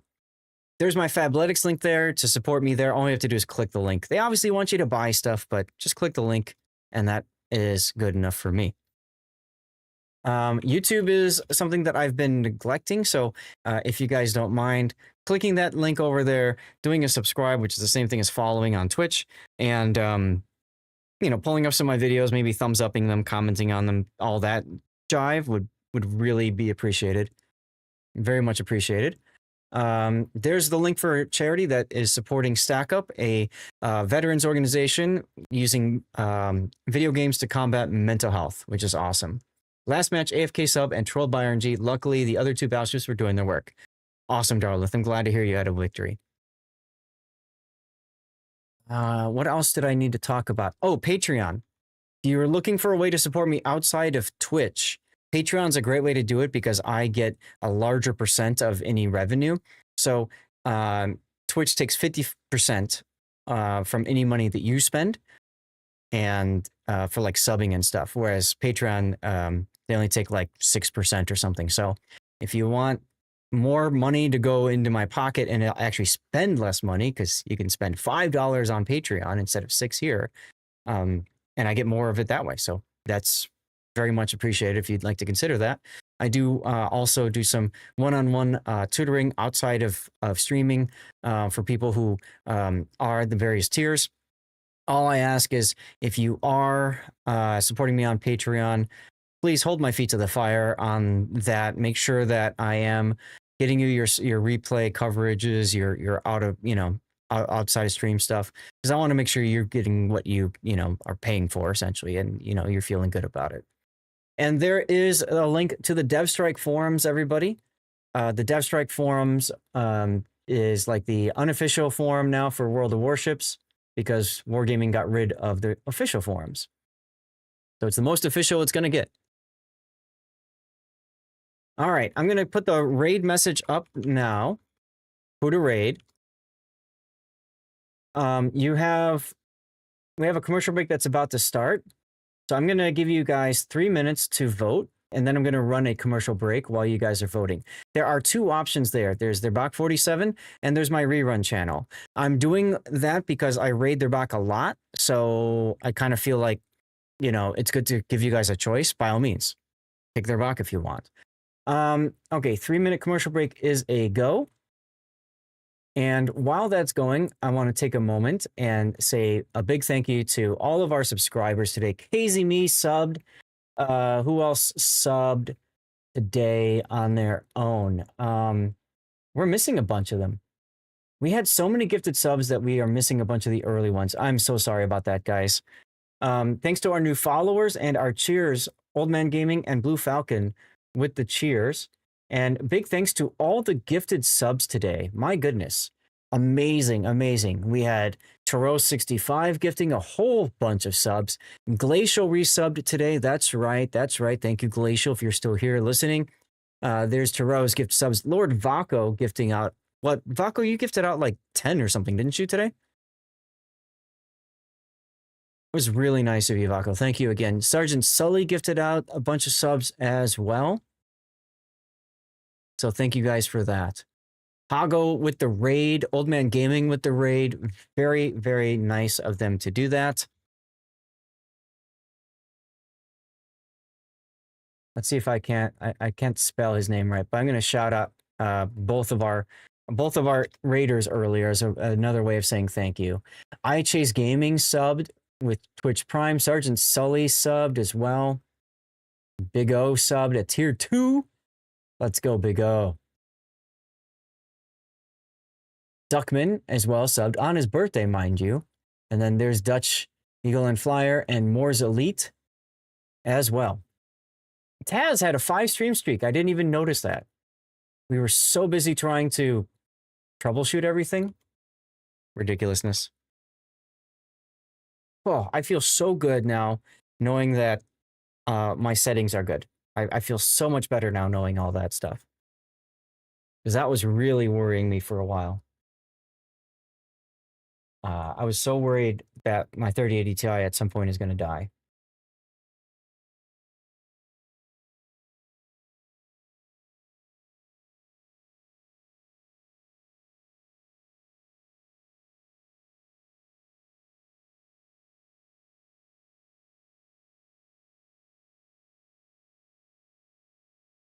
Awesome. Alrighty then.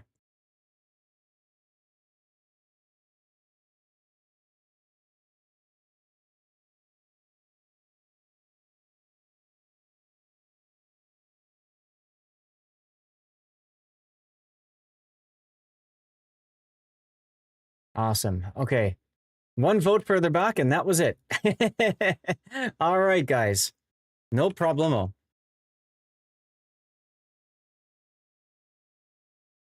Toss him a raid. Why not?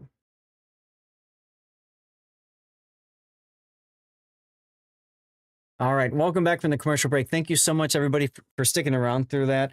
I know commercials are a pain in the butt, but they are a really good way to support a streamer. And I know you can sub for $5-6 or whatever, but I mean, I don't personally sub people either, so I get it. I get it. Completely 100% get it. Like I said, if you want to support me when I'm offline and you're not watching anybody else, please consider tossing a lurk on the Rerun channel. It does help me tremendously. Actually, without Rerun, I couldn't be affording a lot of the gear that I use right now. We were talking a lot about that stuff earlier. Pooh Jam, I met in person. I talked with him. He knows exactly how impactful the Rerun channel has been. Lord Jackal, you have a great night as well. I keep forgetting to give away that stupid that stupid key, don't I? Right?